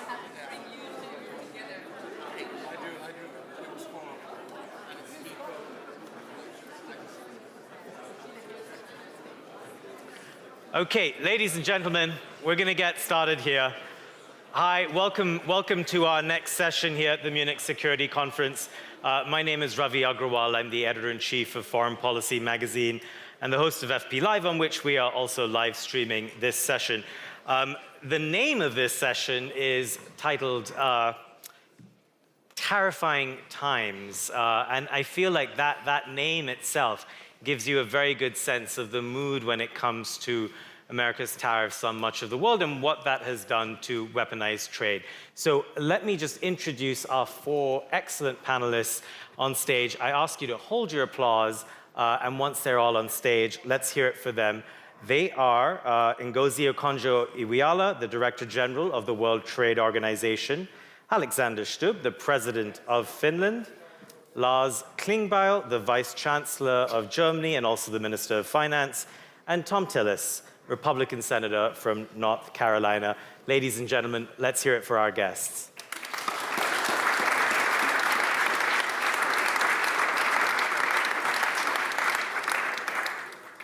Welcome to all of you. It's great to have you here. Director General Okonjo-Iweala, I'm going to start with you. We're now in year 2 of Trump's second term, and I remember this time last year, the word you kept using was chill. And you kept telling us that, you know, let's wait and see what happens when it comes to tariffs. Well, now it's been a year. We have some data. We know what's happened. And it seems to me you've begun to sound a lot more concerned about the state of affairs. Well, thanks, Ravi, and good afternoon, everyone. When I said chill, it wasn't that good afternoon, everyone. When I said chill, it wasn't that I wasn't concerned. I was very concerned. But what I meant was reacting quickly to these announcements without thinking through what kind of approach you need to have, I didn't think was the best way to go. Because at least for my members at the WTO, because the reaction then would be immediately, okay, I need to hit back. And I thought it would be worthwhile thinking it through. There's one thing you need to know. It's not all about trade or tariffs. The tariffs, so many other things are linked into it. Security issues, immigration issues, energy issues. So when you're dealing with that kind of situation, you need to think through your reaction and your action. If you start a tariff war, can you carry it through? Would it be better to have dialogue? We've been there before in the 1930s, and it was a bad movie. So that's why I said chill. So take us to 2026 now. How concerned are you? Oh, I'm still concerned. I mean, we've got a situation in which the US average weighted tariffs have now gone from about 2.6 to about 18% in our numbers. These are the announced tariffs, but the actual applied tariffs are closer to 14%. That's still a big leap. The same, almost as the same number announced by the New York Fed at 13%. So this is a big change and a big leap in protective measures. And I will always say, look, I may not agree with the US's unilateral actions or approach to dealing with the issues, but I do agree with a lot of their criticisms of the system. And what I would like to say is that the system has not evolved, has not been quick to change and respond to the changing world. And some of those criticisms about it not functioning well are good, and it's across administrations. It's not just this administration, but various ones. I see Mike Froman sitting in the audience, and I think he was also one of the critics. Mm-hmm. So we may not like the action, but we must take the signal that we need to reform many of the things with the world trading system. So that is where we are now. And then the second point I want to make, and I know people don't like to hear this, in spite of the massive disruption of the system, the biggest we've seen in the past 80 years, an undermining of global trade rules, the system is proving resilient. I will keep saying it, that 72% of world's goods trade is still on WTO terms. So battered, bruised, but not broken. Those are my words. The system is still largely functioning. So partly, this explains my calm nerves, chill. And I'll end by saying that I want to give my members, I am very proud of them because they didn't descend into tit for tat with the US. If they'd done that, the world would be much worse off than where we are now. Fair enough, that's a good point. Vice Chancellor Klingbeil, about an hour ago, we all heard from Chancellor Merz and his words that the international order is over. Do you want to build on that? I mean, that sounds so different than what we've just heard from the Director General. So, first of all, I think Chancellor Merz gave a very powerful and very good speech. And he was giving orientation for the whole Munich Security Conference.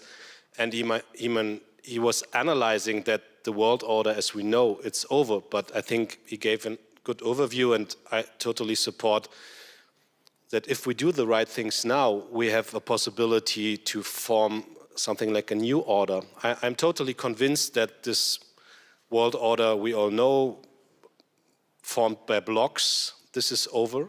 We will face a world order where we see different power centers.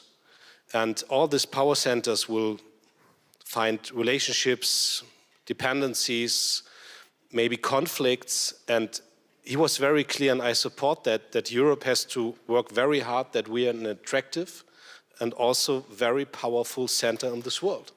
Germany has to do the homework for that. Europe has to do homework. And so, I mean, it's always that in Germany or Europe, we look what is the US president doing as next. And I think we should, I mean, we have to see what he's doing next, but we can do our homework. We can work on our European sovereignty, we can work on competitiveness, we can work on defense. And if we do that, I think Europe will have a powerful place in this new world order. And then there was also a very clear signal that we are looking for new partners. So I'm really happy that we now have, after 26 years, this EU-Mercosur deal. And we will finish the last steps in the next weeks, I think. I'm very happy that we have now this agreement with India. And let me say that at last point, I'm totally clear. I'm convinced that tariffs are bad for the people, tariffs are bad for the economy on both sides of the transatlantic. But if US and the government is willing to go this way, we have to find other partners, we have to strengthen our economic growth. And I think Chancellor Merz was very clear on this, and I support him. President Stubb, if I can bring you in, I think you're the perfect person for the question I want to ask you. You not only have a PhD in international relations, you also represent a small country, at least by population size. And I'm worried when I look at new data from UNCTAD, the UN body on trade and development, which shows that US tariffs, they always sort of gave a competitive advantage to bigger countries and rich countries than they did to smaller countries. And in the last year, that difference has been exacerbated. So richer countries have been able to strike their own deals with the United States and also elsewhere, as we just heard. Smaller countries get left behind. What advice do you have for the world if we are headed into this new order where bigger countries can manage and the weaker ones suffer? Join the European Union. Gives you protection. What about the rest? No, I mean, just to rewind, I think what we're seeing right now with tariffs, protectionism in general, is the reversal of the world that we experienced after the end of the Cold War, where the basic idea was that trade would be liberalized, many countries would revert to liberal democracy and globalization in general. So the things that were supposed to bring us together, like currency, energy, trade, technology, even information, they are now being weaponized. And that's what we're seeing sort of in the post-2022 world, where we start talking about worries of value chains, which used to be a given in any kind of a free trading system. Now, I want to sort of counter your thesis a little bit. A country like Finland has not been hit any worse than Germany vis-a-vis the United States. Why? Because there's exclusive competence on customs, there's exclusive competence on trade, there's exclusive competence on competition policy, and there is exclusive competence on currency or monetary policy in the European Union. So we're shielded from that. Mm-hmm. So when there's a threat after the Greenland issue that, you know, we will raise tariffs to 25% with Finland, well, you can't do that because then it's 25% for the European Union. So, you know, we feel quite good in this place. What should smaller states or middle powers do? I think we should lean in and support the multilateral trading institutions such as the WTO. And Ngozi has told me that 72% of world trade still is based on WTO rules. And I think what Europe will end up doing is hedging and de-risking a little bit. That's why you see a quick trade agreement finally with Mercosur. You see a trade agreement with India. I don't exclude some kind of investment agreement in the long run with China either. And I think you're going to start seeing this type of behavior coming from other countries as well. So instead of leaning in on tariffs and a multipolar world and retaliation, people are going to start saying, okay, let's go back to the rules that existed because they were much more stable. And this, I think, pertains to both small countries and big countries. I want to dig at that a bit more, but I'm going to put a pin in that because let me bring in Senator Thillis first. Senator, you've emerged as a rare Republican lawmaker who's criticized President Trump on the issue of tariffs. Are you getting a sense that 1 year in, that the White House and Trump in particular, are they getting less ideological on the issue of tariffs? Actually, I just want to make it clear. I haven't criticized President Trump on tariffs. I've criticized the people who have convinced him that this is the right way to move forward. Look, we have instances... Hang on, are you sure that the president himself doesn't believe that tariffs are a good thing? I'm pretty sure. Does anybody really believe? Well, I've got a friend here. Do you know everything about all the inner workings of public policy for your great nation, or do you rely on experts to give you best advice that you act on? No, not at all. I'm completely authoritarian. So my point here is the United States is a large, complex country. If any president would assert that they by themselves could create strategies and execute on them, they're lying to you. They rely on experts, and I believe that there are experts that are giving the wrong signals to the president on this issue. But let's go back and figure out how we got here, right? I see somebody in the audience that was responsible for negotiating TPP, the Trans-Pacific Partnership. So close, but we came up short.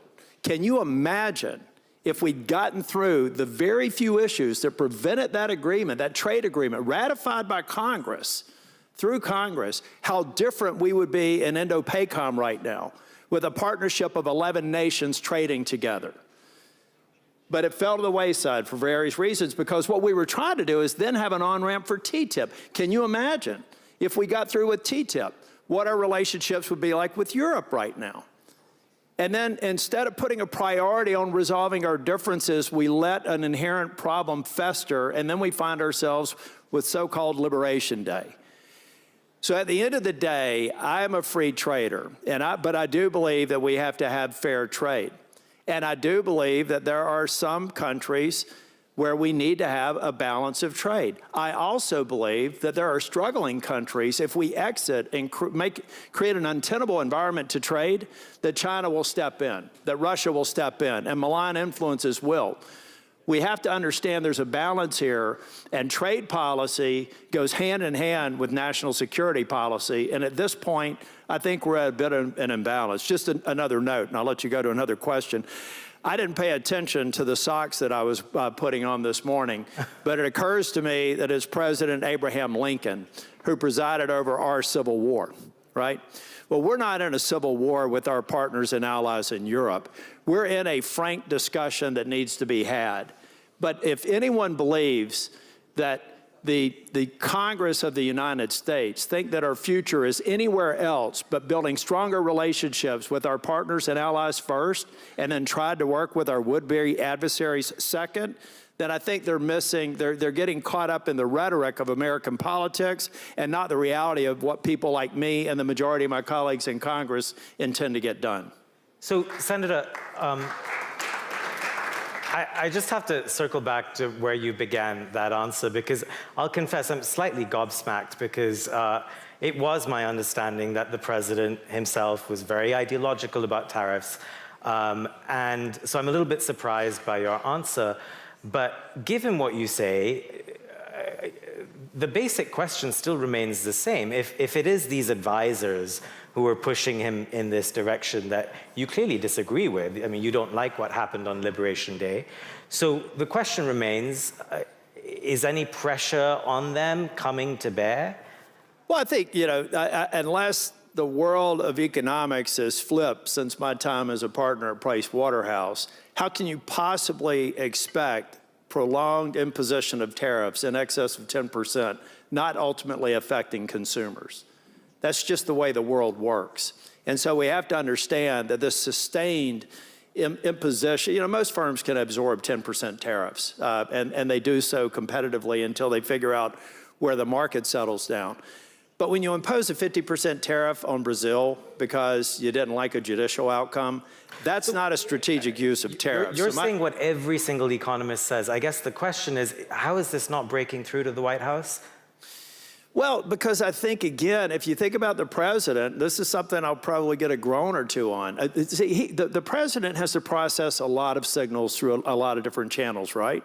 So on the one hand, he's hearing rightfully from Mike Waltz and others that Europe has failed to pay its fair share in NATO, burden sharing. Now they're catching up, and thank you for that, because that's taking an argument off the table.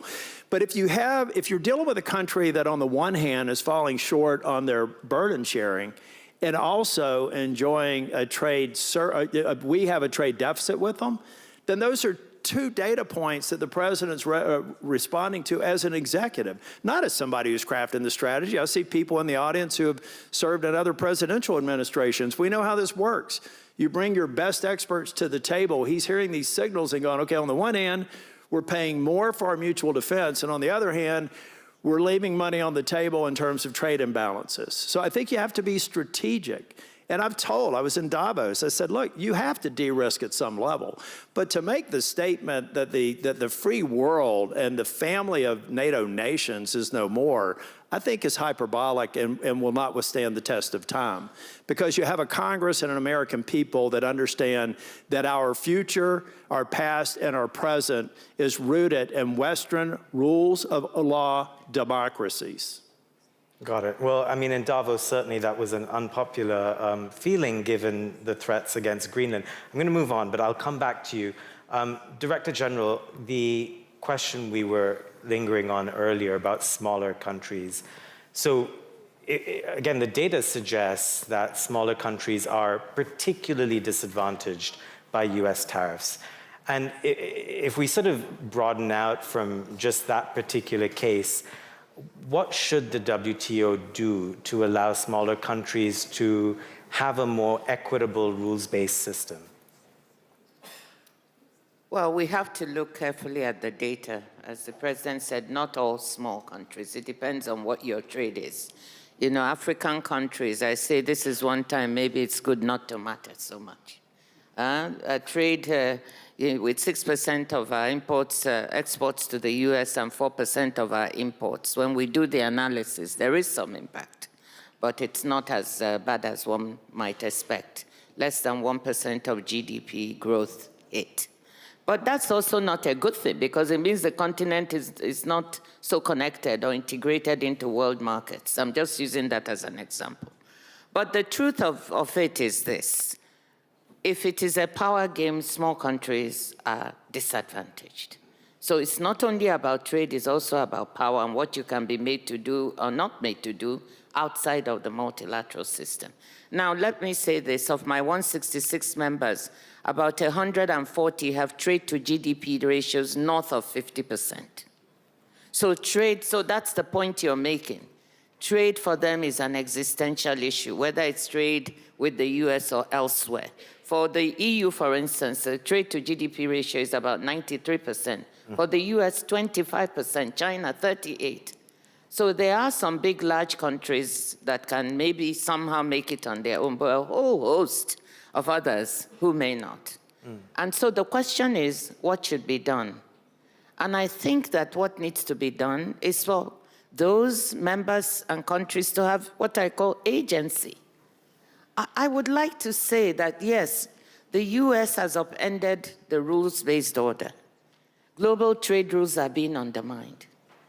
But the US is 13% of world imports, 11% of world trade. What is happening to the other 89%? Can other countries please have agency? Can we please try to act?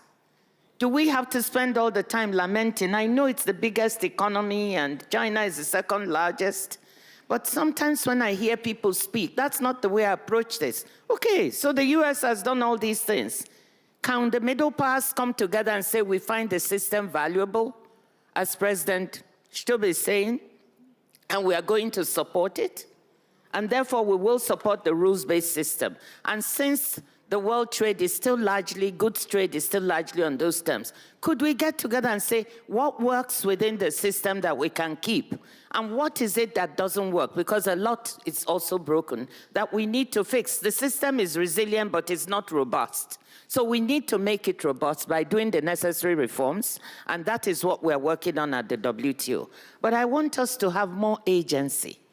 I'm tired of too much lamentation. Oh, the US has broken the world. Oh, the world all has come to an end. I'm sorry to say all this, but it would be better if people really sat up.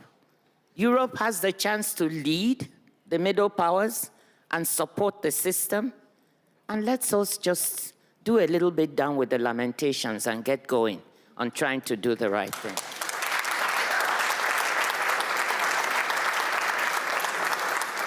Very hard to disagree with that. President Stubb, we just heard China get a quick mention, so let's go there. Both in terms of tariffs, but also geopolitics more broadly.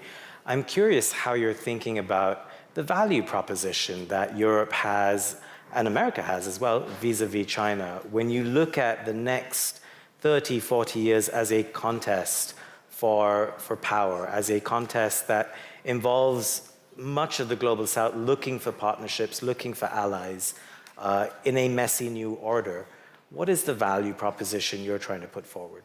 Sure. Before I answer, if I was reading the Director General correctly, not only do I agree with everything she said, but she just called Finland a middle power. So thank you. You're really sitting up tall now. That's good. Yeah, I'm sitting. all 6'3" of it. What's the value proposition? So my thinking is that we're living in a triangle of power where you have the global West, the global South, and the global East. The global East is led by China. The global West was led by the United States. And then the global South was the one that felt it might have to take a choice between the two. And I think the choice right now is fairly binary. You have those who support a multipolar world, which is transactional, deal-based, and based on spheres of interest. And then you have those who support a multilateral world, like Ngozi and myself, and I think probably most people here on the stage. We support the idea of international institutions, rules, norms, and cooperation. So then we have to ask ourselves the question, for demographic reasons, for economic reasons, for geopolitical reasons, it's going to be the global South that decides the next world order.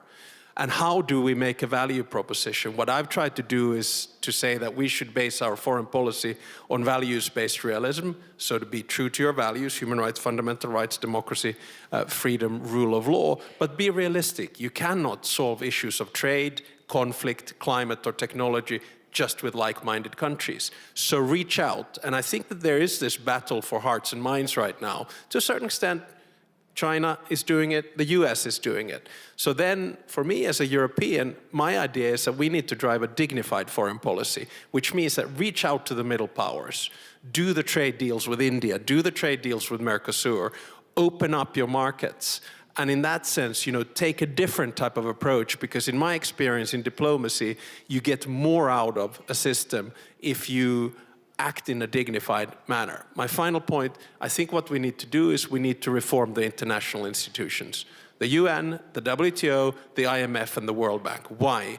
Because they were created in the image of the West and the United States 80 years ago. Their power structure is there. It's antiquated. If we want multilateralism to win, we need to give agency and power to the global South. Vice Chancellor, can I ask you to build on that?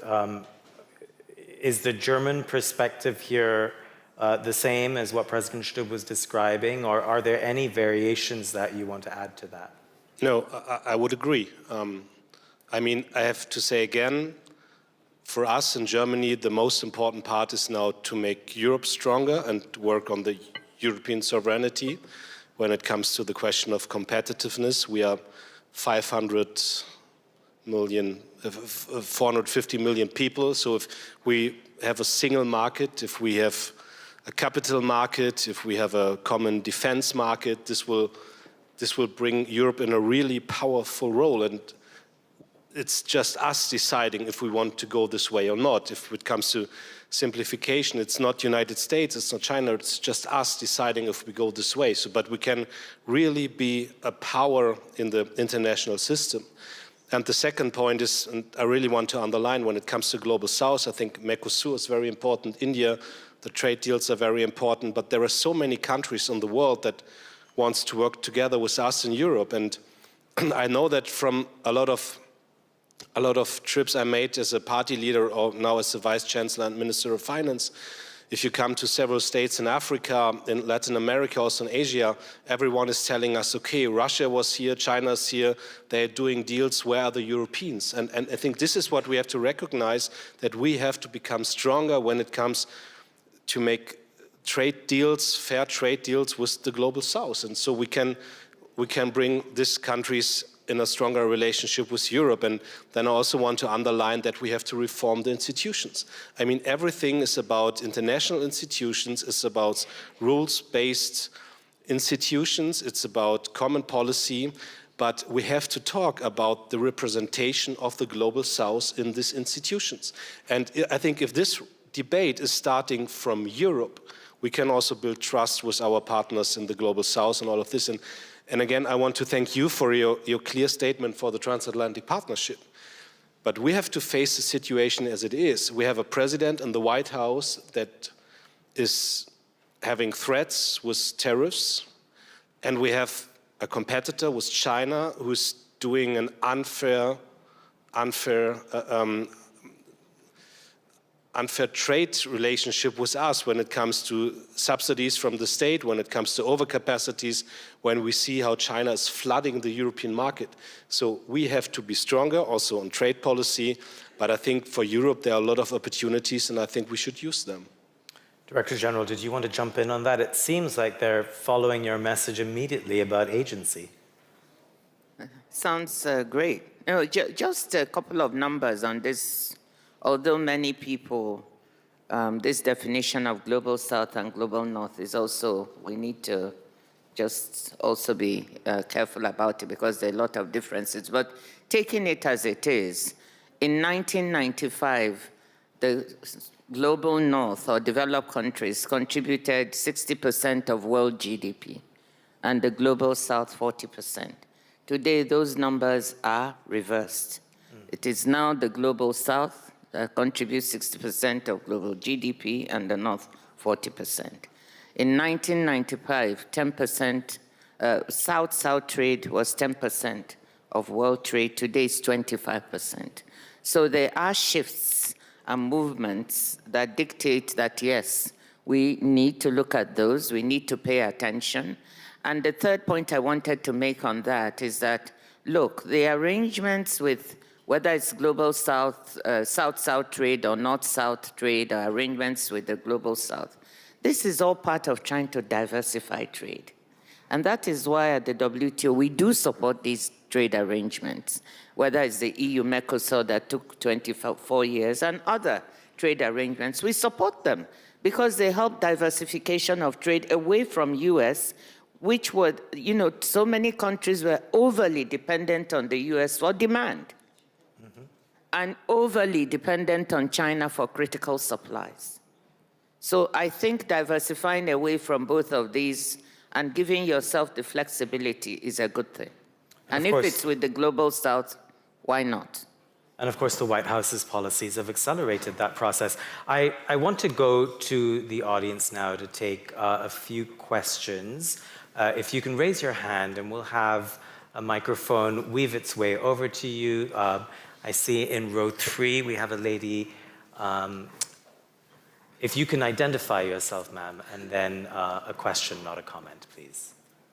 Thank you. My name is Tytti Tuppurainen. I'm a member of the Finnish Parliament.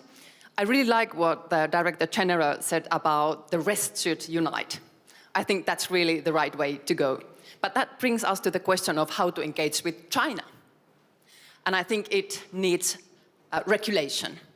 Otherwise, we wouldn't be on the equal footing with China. We need to regulate. How does it fit together with the growing sentiment of deregulation in our countries, especially here in Europe, but also in the United States? Deregulation, but the need to regulate. How do you see that? Mm-hmm. Well, I think that China believes or wants to support and says it wants to support the multilateral trading system because it has benefited quite a bit from it. China recognizes, or at least we are passing the message, that the export-led growth model that drove China's growth for the past 40 years cannot drive China's growth for the next 40. And the $1.2 trillion trade surplus is not sustainable because the rest of the world cannot absorb it. So these are the messages we are passing to China. So China needs to act. And with the trade with China having dropped, trade between China and the US having dropped 20% last year, the trade is flowing to other places. Europe, 8%. Africa is actually getting the largest flows, 26%, ASEAN 13%, Latin America 8%. So it's going everywhere. And if China does not act, we will see more barriers. So what we're saying is within the WTO rules, there are tools. They are not perfect, but there are tools that can be used to deal with this. The EU knows that also, or the EC, and they're bringing some of it. So I'm not sure it's your regulation. I wouldn't say more regulation. I think it's dialogue. I think it's agreements with China, plus using some of the multilateral tools at hand. I'm going to take maybe a couple of questions together. They are both in the front row, as it were, and then I promised to diversify a little bit. If we can get a microphone out here. There's a gentleman here, right in front of me, and then the lady in the front. Hi, Michał Baranowski. I'm a Deputy Minister of Economy in Poland, responsible for trade, so very much the front seat of the current debates. One question perhaps to the Senator is, if we were not focused so much on each other transatlantically, we would be talking about overcapacities in third countries, China specifically. Do you see an appetite, because we are not seeing it as much on the executive, in the US to engage in this? And if I may, to President Finland, to what extent are you concerned, and how do we address the dilemmas of sometimes having trade and security issues being touched very closely also by our closest allies? Thanks. Those are great questions. Do you mind holding on to those in your heads? And we'll just take one more question here. Ma'am, I think we have a microphone right there. Yes, go for it. Hello, thank you. Alicia Batsman, Ukrainian media, Gordon, editor-in-chief. I have one short question for President, Mr. President. Based on Finland's historical experience, please give Ukraine a recipe how we can defeat Russia and Putin. All right, thank you. I will just point out, we're here to talk about tariffs today, but I'm going to allow it a little bit of divergence. Gentlemen, quick answers, please. Well, in my case on trade, I think that it was announced on April the 2nd, not the 1st, because we all know April the 1st is April Fool's Day. No, it's my birthday. Yeah. It's a very nice day. But I went into my office when I saw the announcement, and I told my staff, if the rest of our Western allies are smart, they will have a multilateral coordinated response. They will de-risk. They will build trading blocks. And frankly, I think all of that is healthy. Because, in some respects, I play a lot of different kind of sports. I love mountain biking. And I only get faster if I have somebody riding on my heels or that I've got to catch up with. And quite honestly, I think we've lost that spirit of, I'll call it not competition, but co-opetition, that comes through having a multilateral bloc that is at a more level playing field when the United States decides to make moves like this in the future. I don't think it's a bad thing. I think it makes us better if we do it right. But China is loving this discussion right now. China is loving the fact that we're imposing tariffs on countries that we have complex relationships with, that need some forgiveness on the part of the United States, because it's more than just about the economic relationship. It's more about helping them develop. It's more about checking China and Russia's malign influence in areas of the world, think Africa and think South America. So anybody who's advising the president thinking that our spreadsheets all need to tally on some nation that's just barely developing in a young democracy or maybe a benevolent dictatorship misses the history lesson. We have to be present. When we have a discussion about how China plays into the role of Western nations, I think about their metastasizing again in NATO allies with Huawei.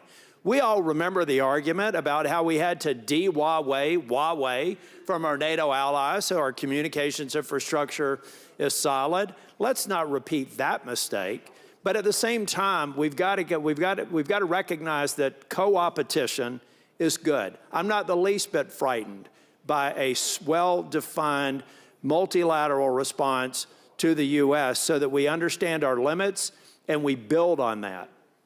All right. President Stubb, go ahead with the trade answer. Maybe a super short. I know you've spoken about Ukraine extensively in other forums, so I'll leave you to a quick one there.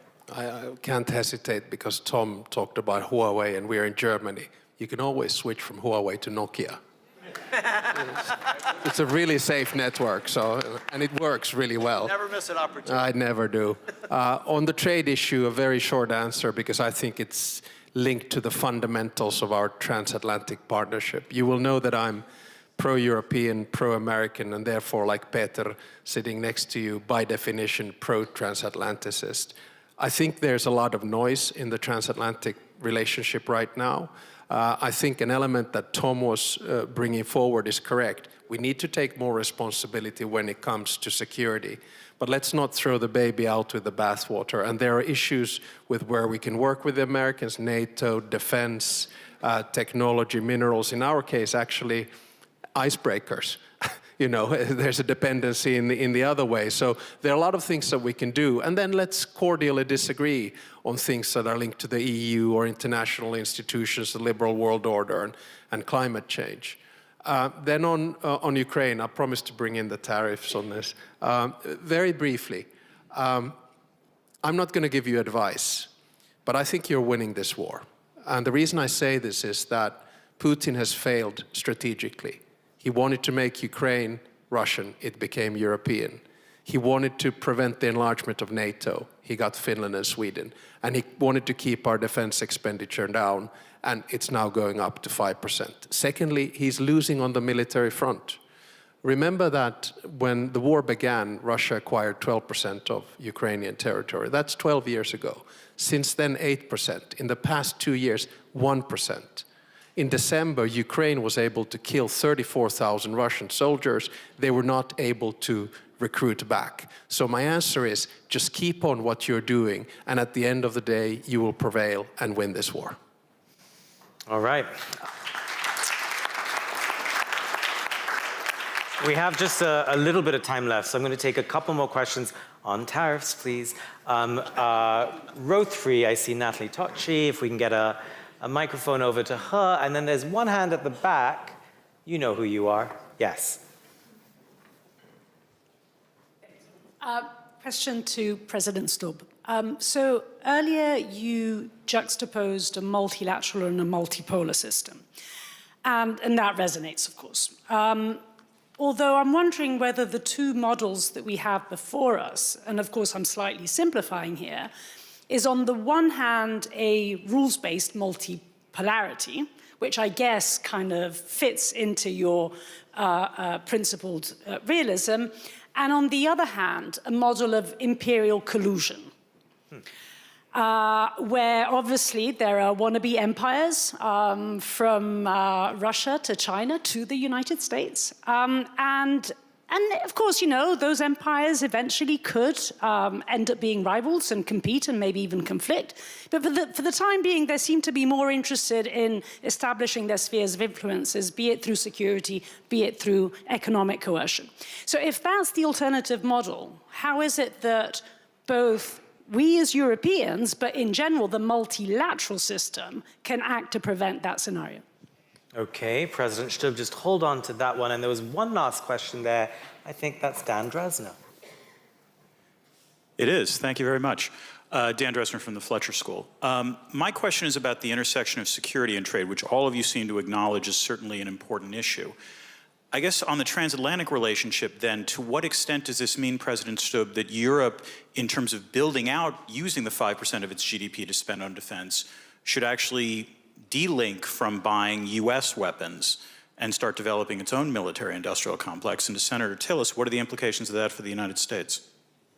Okay, President Stubb, take it away. I'm just fresh out of a meeting with the CEO of Lockheed, who we just purchased. We just bought 64 F-35s.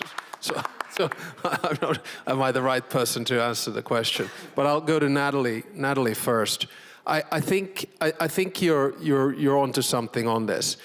My answer is to say that there are countries that would like to go back to the 19th century, concert of powers and spheres of interest. And you could certainly say that, you know, Russia has been there, China to a certain extent, and one could argue that perhaps the US administration as well. Now, what do we then need to do? I think then we come back to Ngozi's point and to Mark Carney's point. I think the middle powers need to come together and hedge their bets into multilateralism. I was at the G20 meeting in Johannesburg, and I felt that 18 out of the 20 Gs felt very strongly about multilateralism. What do? We need to change the power structure. So therefore, double the number of countries in the UN Security Council. Get 1 from Latin America, 2 from Africa, and 2 from Asia. Think about what Europe should do with its position in the UN Security Council. So this is just a beginning. So when you give agency, they start working with it. Then we come to the question of de-risking from US defense. I don't think this is a binary issue, purely black and white. What we'll see is still a lot of presence of American defense industry. Why? Because it's so extremely good on, for instance, F-35s or on long-range missiles. But what you'll also see now is Europe coming forward with different types of plans of bringing their own defense industry together. I look at a country like Finland. We have an extremely good space cluster. I look at countries like Sweden and Norway. They have strong defense industries. So it's not going to be a decoupling because we need each other and we trust each other. Again, I come back to the point that trade, security, and the transatlantic partnership, it has worked before, and I don't see any reason why it should not work in the future. We just have to get this right, be a little bit more cool, calm, and collected. Yeah, I think the only thing I would add to that is that decoupling only benefits our would-be adversaries. It makes no sense. What we have to do, but again, I hate to go back to it, but I must, a $2 trillion shortfall in the prior commitment for NATO allies over 20 years. If we had those demand signals and all the modernization, the things that could have come with it, what would the supply chains look like today? I was a partner at Price Waterhouse in the supply chain practice. You never put all of your links into the same jurisdiction. We need to figure out how to better integrate, find best in class. If somebody comes up with a platform that's more impressive than the F-35, that, by the way, Mr. President, is why I said y'all were a badass country, because on a per capita basis, we would have to have 10 times, 20 times more to match your per capita representation. We find best practices, we build on them, but we build resilient supply chains that are ready for hopefully a conflict that never occurs. And I think we're exposed right now. So instead of competing, let's figure out how we can actually create synergy by working together. I don't think you put your eggs in any one basket. I'm clearly unapologetically pro-American and pro-innovation, but I think the best innovation comes from having tighter alliances, because the deeper our economic alliances and strategic alliances go, the further our relationships and our alliances will go over time. We're almost out of time. I'm going to take one very quick last question from Mike Froman, sitting right here. In row 4, the mic is making it over to you. A quick one, please. I think one of the challenges of this conversation is how it relates to the actual power in the world. You get the United States and China basically following their own set of rules. It's hard to imagine China agreeing to the kind of reforms you'd want to see in the WTO to deal with the challenges of the Chinese economic system. It's hard to see the United States agreeing to change governance in the institutions like the World Bank, the IMF, and the UN Security Council. How do you address your agenda that's been laid out here in the context of actually how power is allocated in the world right now? Director General, I'll just give you a very quick last word on this. Never say never. China has benefited from the multilateral system. It just got out of special and differential treatment after many years of resisting. There's something at the WTO, sorry, if you call yourself a developing country, which China does, and by the way, they didn't invent it. I found an institution in which any member can define themselves the way they want, something which is strange. Now, they call themselves a developing country, but at the WTO, if you do that, it entitles you to implement agreements with a longer period of time to get exemptions and other benefits. One of the things the US really didn't like, and they were right, because it was stopping poor countries from really benefiting, is China benefiting. So we worked hard to get China, and they withdrew from special and differential treatment. No one thought they would do it. So I had a boss who used to tell me, Jim Wolfenson, if someone opens the door a crack, put your foot in and push. Maybe the crack will widen, and maybe it won't. Let's not give up on China doing reforms until we try it, and then they say we're absolutely not going to do it. Will it be easy? No. But let's not give up before trying. Let's bottle up that enthusiasm and optimism and thank our panel, Ngozi Okonjo-Iweala, President Stubb, Vice Chancellor Klingbeil, and Senator Thillis. Thank you so much for being here. You're watching BR24 live on this year's Munich Security Conference. And up next is a panel discussion called Playing with Fire, the need for decisive climate action with, among others, Gavin Newsom, Governor of the state of California of the United States of America. You're watching BR24 live, and we'll be right back after this.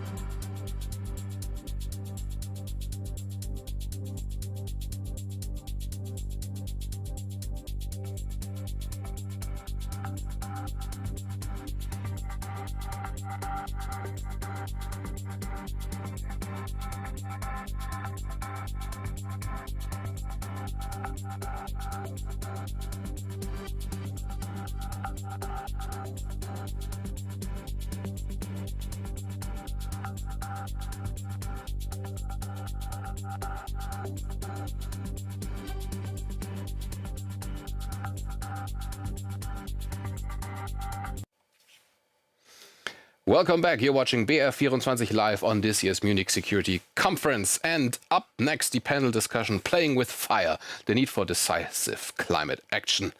You're watching BR24 live.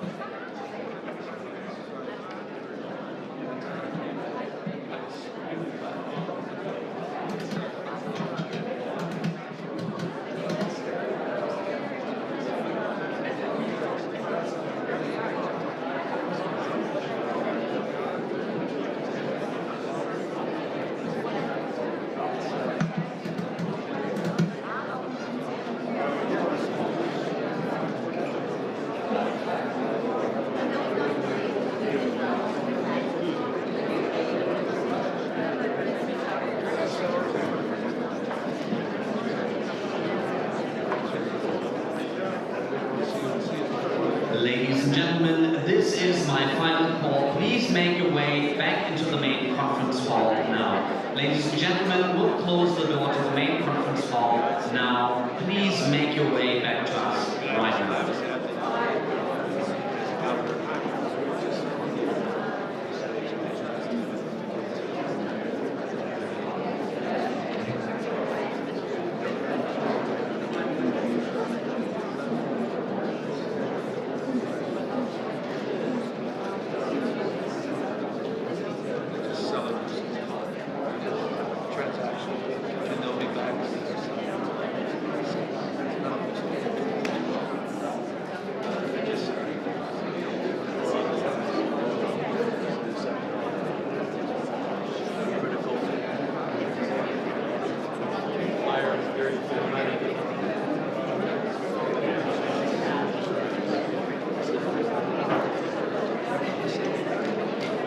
Ladies and gentlemen, please welcome to the stage the editor-at-large at Bloomberg TV, Faisal. Thank you, everyone. I hope everyone's caffeinated because we have a long day ahead, and I could not be more happy to speak to my next panel. So I'm going to get straight to it because we only have 45 minutes. We have 4 fantastic panels, and we also have a chance to ask, to hear questions from the floor. So I'd love to welcome on stage Ralph Regenvanu, Minister of Climate Change, Adaptation, Meteorology and Geohazards, Energy, Environment and Disaster Management for the Republic of Vanuatu. Gavin Newsom.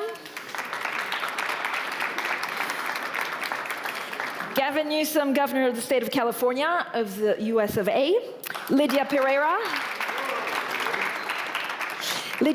Vice President, EPP Parliamentary Group, European Parliament, Brussels, and Andrew Forrest, Executive Chairman for TESCU Perth. So look, we only have 45 minutes to try and tackle one of the biggest concerns that we have. But to start us off, do you guys feel a little bit forgotten?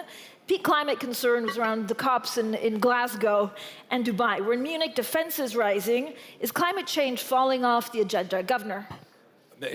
Falling off the agenda, I fell off a cliff. I was down at COP. The United States was a footnote. China sent close to 800 delegates. The United States didn't even send a stenographer. They sent nobody. They've completely walked away, abdicate any role in relationship to the issue of low carbon, green growth. President Xi is celebrating. Minister, the US is the world's historically largest emitter. It's no longer part of the Paris Agreement. It has also cut most of the foreign aid for climate. What impact does this have for your island and for nations like yours? Well, for us, we can't escape the climate crisis. It's already the main security threat to our country. So when the US takes actions like this, it becomes a threat to our security, right? So We are working in all forums we can possibly work with, in the coalitions of the willing outside. We are waiting for the US to come back on board, basically. It happened once, so I think it'll happen again. We'll come back to that. Andrew Forrest, what do you think is required to actually galvanize climate action as, again, the world heads towards overshooting 1.5 degrees this century? Look, I'm a marine ecologist. I just know that we're going to look back on this when we're in 2030, and we're going to feel pretty foolish we deserted all the values which brought us to where we are. And our values simply say that we stand against pressure like this. The science is absolutely clear, but so is the economics. And my company, Fortescue, is the industrial-grade proof that going renewable is great economics, great business, and if you desert it, then in the end, you'll be sorted out by your shareholders or by your voters at the ballot box. But, Ms. Pereira, is everything a little bit more complicated? Because there was a lot of talk, for example, this week about the EU emissions trading system, how it's harming the industry. We heard even from the German Chancellor, Friedrich Merz, how it could possibly be postponed. So are your climate targets for the EU actually compatible with keeping industry in Europe? Well, the issue is that we have, unfortunately, no longer popular support on the streets. And if we compare to 6 years ago, it was a much easier agenda to deliver for the younger generations and for the people that were expecting climate action. And today is not the case. But at the same time, what we do see is a clear commitment from the European Union, because we have our climate law that is binding, and until 2050, we are delivering policies. We are correcting some of the things that we didn't do so well in terms of over-regulation, but the commitment and the ambition and the targets remain the same, and it's climate neutrality by 2050. Governor Newsom, what are you doing to fight the US federal government's reversal on climate policies? I'm showing up. And look, Donald Trump is doubling down on stupid. California has been a leader in climate policy going back to Ronald Reagan. 1967, Governor Ronald Reagan established the first tailpipe emissions in the United States of America, created the California Air Resources Board. 3 years later, a president by the name of Richard Nixon, another Republican, codified California's leadership under the Clean Air Act. Never in the history of the United States of America has there been a more destructive president than the current occupant in the White House in Washington, D.C. He's trying to recreate the 19th century. He's a wholly owned subsidiary of big oil, gas, and coal. He's quite literally reopening coal plants in the United States of America. He's received close to $500 million in campaign contributions. He asked for $1 billion, look it up, in return for basically eliminating all regulations in the United States of America. De facto, he just did that yesterday with federal regulations and the endangerment finding. It is code red in terms of American leadership in this space. Low carbon, green growth. And I know a thing or two about this. I represent the 4th largest economy from a GDP perspective in the world. And we ran the 4th largest economy last year, 9 out of 10 days on 100% clean energy. 2/3 renewable energy. We've seen our GDP grow by 81% since 2000, and we've reduced our greenhouse gas emissions by 21%. 7 times more clean energy jobs than fossil fuel jobs. We're proving at scale that we can implement, we can compete, and we can dominate. But Donald Trump is trying to turn back the clock. And so we're showing up, but we're also showing what can be accomplished, the power of emulation. We are in the great implementation in my state. Final word. I hope, if there's nothing else I can communicate today, Donald Trump is temporary. He'll be gone in 3 years. California is a stable and reliable partner in this space. And it's important for folks to understand the temporary nature of this current administration in relationship to the issue of climate change and climate policy. But Governor, many have called Joe Biden the climate president, but that didn't help with his re-election. So how important do you think climate issues will be back for the 2028 presidential election? Well, you may not believe in science, but you got to believe your own eyes. I mean, People are burning up, choking up, heating up. We have simultaneous droughts and floods. Historic wildfires. You know maybe little about California. You've seen those images of these wildfires. Talk about being as dumb as we want to be. Places, lifestyles, tradition, being wiped off the map. Greenville, Paradise, California. And so this issue has been brought home in a very personal way, not a political way. And Senator Whitehouse is here. He's also someone that deeply understands that climate risk is financial risk. It's becoming uninsurable. This is an economic issue, not just a moral issue. It's not just a competitiveness issue. And so it's incredibly important that we talk in those terms to address some of the political dynamics. But it's, again, something we're on the other side in California. It's a big blue state, but also has more Republicans than most Republican states. And we have long moved beyond the partisanship on this issue because there is no Republican thermometer, there's no Democratic thermometer.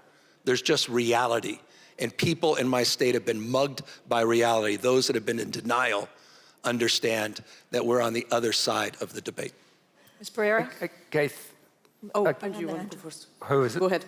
Ms. Pereira, and then Over I'll you. do Ad next. Yeah. No, I was going to say that summarizing some of the things that have been said so far, there is a moral imperative when we discuss about climate action because it is about protecting homes, communities, it's about preserving nature, it's about delivering for future generations, but there's also ambition because there's an economic model that proves it is possible, it is feasible, it is profitable.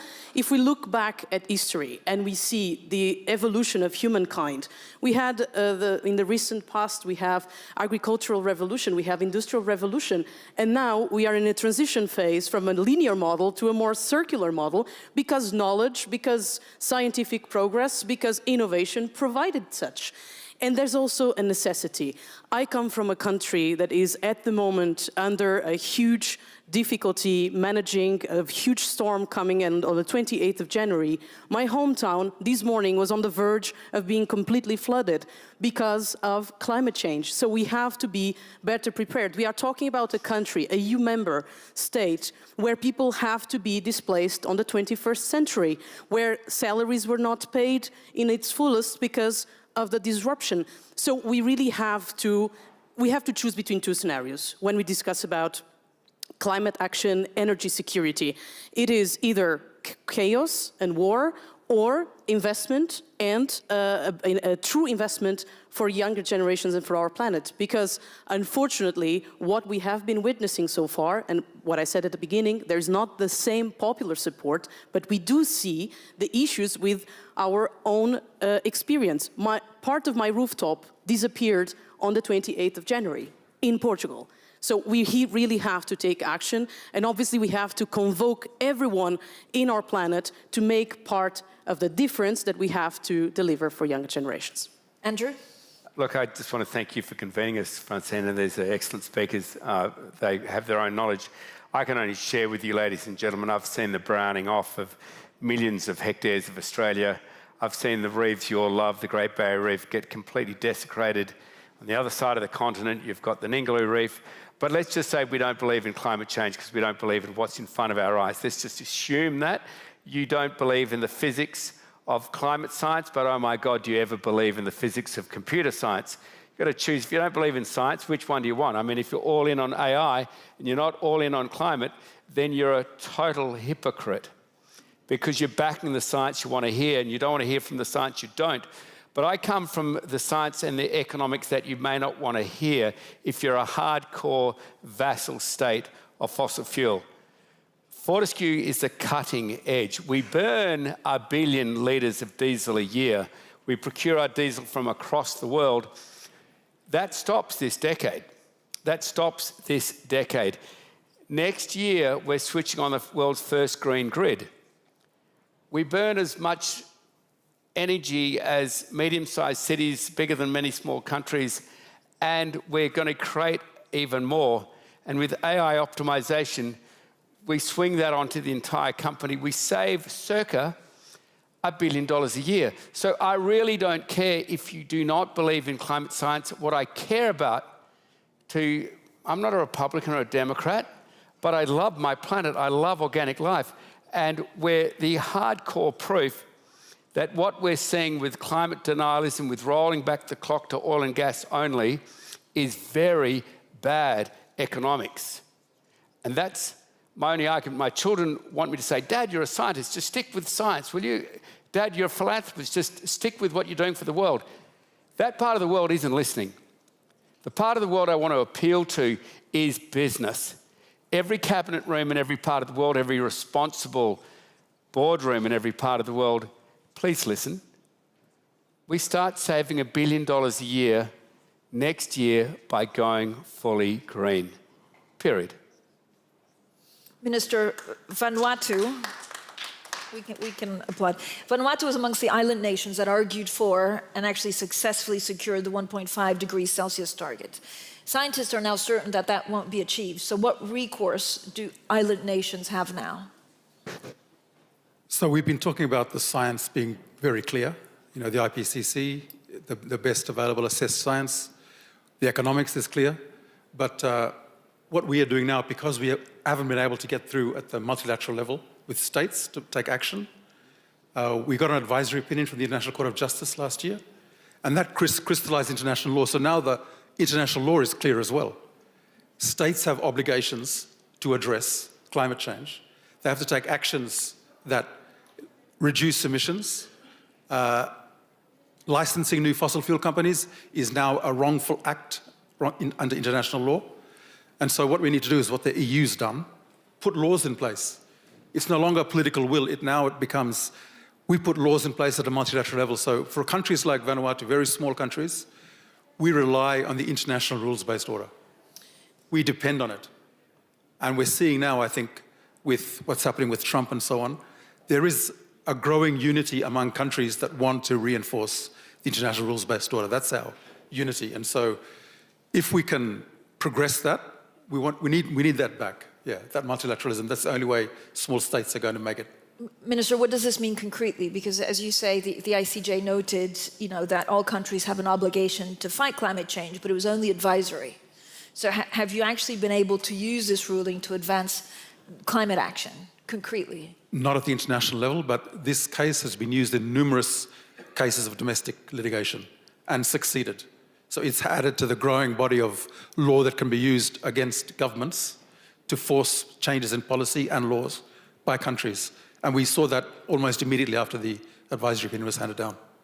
Governor, you said everything would change in 3 years. The global climate community, I think, has lost faith in the US's ability to support climate action. Yep. So if you were to become president, maybe the next president, what would you do to restore trust in US actions? Well, look, my job today, my day job is governor of California. By the way, to put it in perspective, the size of 21 US state populations combined, California. And as a consequence, when we move at scale. And we talk about the power of emulation, this notion that success leaves clues. We're, again, no longer asserting our capacity to change the way we produce and consume energy. We're actually proving it can be done and see our economy thrive as a consequence of it. We have enshrined in law, in the spirit of what you just said, our goals through a cap and invest program through 2045.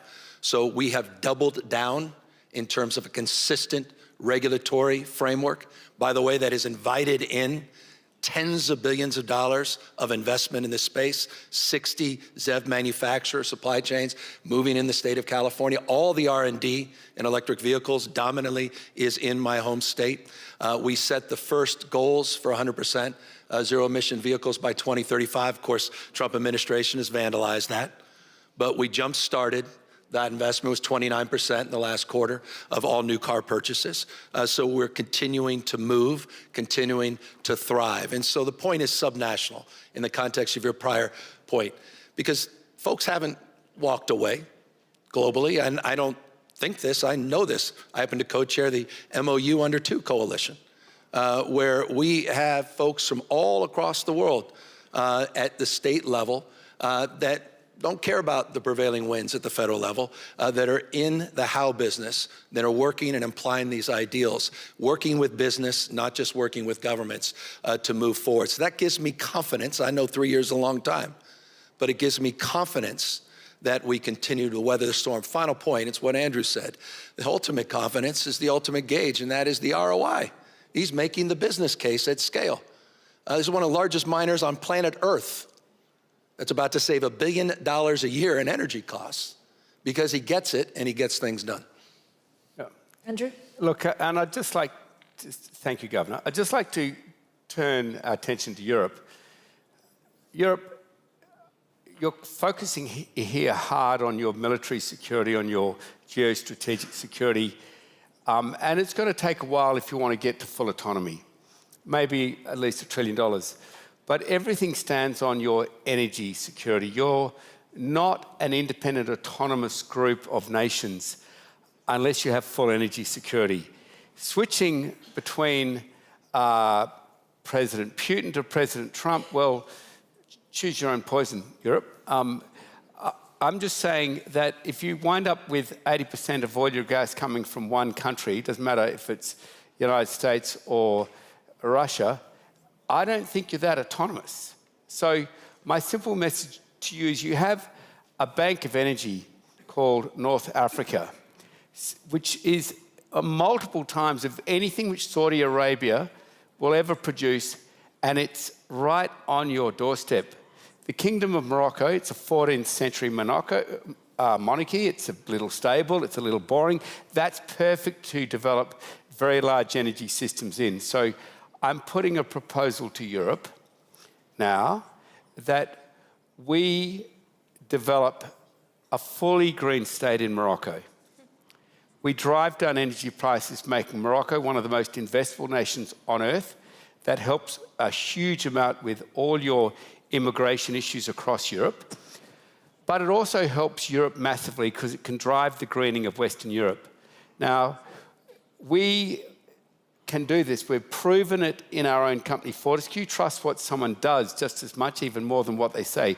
We're doing it. We can take that model straight across to Morocco, straight across to Europe. Laying cables at 2 to 2.5 gigawatts of cable isn't difficult. We can do it in about a year. We lay 40 to 50 of these electrical cables, which we can do. It's within our balance sheet in the next several years. And we've created an energy supply for Europe approximating the scale of Germany. And so Europe, you reach to the Nordic countries and you got way more energy independent. And now I'm saying reach to your other neighbours, reach to Morocco, and reach to Fortescue. Fortescue will stand behind this and turn Europe green to have much more competitive energy prices. You'll be in command of your own destiny. You will not be a vassal state to anyone. Lidia Pereira. What Andrew is saying is very right, and that's actually the case for clean technologies. I have been pushing for this agenda in Europe. California is a great example. But yet the investment on clean technologies, if we compare Europe and US, in the US there's still, even if Donald Trump is not engaged with his concerns for climate change, but still the venture capital on clean technologies in the US is double or far more double than the investment that is made in Europe. But it is true, like in Europe, we don't have natural resources, so we better invest our knowledge, our money into a technology that we still have some level of, we are still pioneers on some of those solutions. And obviously, when we talk about climate, it's obvious that disruptive weather events, they expose our vulnerabilities to critical infrastructure. And once again, referring back to what's happening at the moment in Portugal, like there's still people without electricity, there's still people without access to water. So it is a vulnerable country at the moment. Not to speak about the recovery costs that it implies. We are talking about specifically 4.5 billion euros just for this occasion. So I would say clean technologies and fixing the fragmented energy market in Europe, it is crucial to be strategic and talking about defense. And if we talk about defense, we cannot be talking about fighter jets that use oil resources, right? We have to find alternative ways to be able to not to depend on third countries. So when we talk about climate, we are talking about security, we are talking about innovation, we are talking about an economic model that I think Andrew very much put it forward. And I think it is something that we really need to push for in Europe, and it needs the commitment from prime ministers. Because I can tell you, I come from the European Parliament. The issue is not in the European Parliament. The issue is at the heads of state to agree on the strategy to pursue and combining national objectives and European interests, which is often the case, the national interests and the European objectives. But I think we have to shift here a bit the mindset. And the EU has agreed to cut emissions quite significantly, but there's not a real framework for post-2030. So what needs to be in it? And actually, can you do that with coherent policy without adding too much bureaucracy in these times? Well, that's exactly what we are trying to address. We want to simplify, to be easier to attract investments to Europe. And as I said, we have to bear in mind the following. When we adopted the climate law, it was at the peak of the pandemic. So we have delivered for what people's aspirations were at the time. But there was also sometimes not the easiest of the political context to agree on what should be more feasible as well for businesses. And that's why it is so important that we address the issue of bureaucracy and we can show that it is possible to have economy and environment going hand in hand. Because without economy, without prosperity, we don't have then innovation to pursue our climate goals. So we really need to fix this, and that's why the omnibuses are the simplification processes that are in course are so important to be able for member states to achieve these goals. But once again, a lot of the issues still remain in the capitals. And it is very crucial that in the Council, even this week, there was a discussion about competitiveness, about where we want to go in the long term. So, prime ministers, this is a wake-up call. We need your leadership as well, because we know that the national politics consume a lot of their time. But if we don't fix this, we don't deliver on the European interests. And geopolitics, when we talk about energy transition, there's a trade element here. So it is a geopolitical discussion. And that's why the capitals the prime ministers really have to be aligned in delivering on these common objectives. Minister, how can countries in the global north and south overcome their current differences and join forces?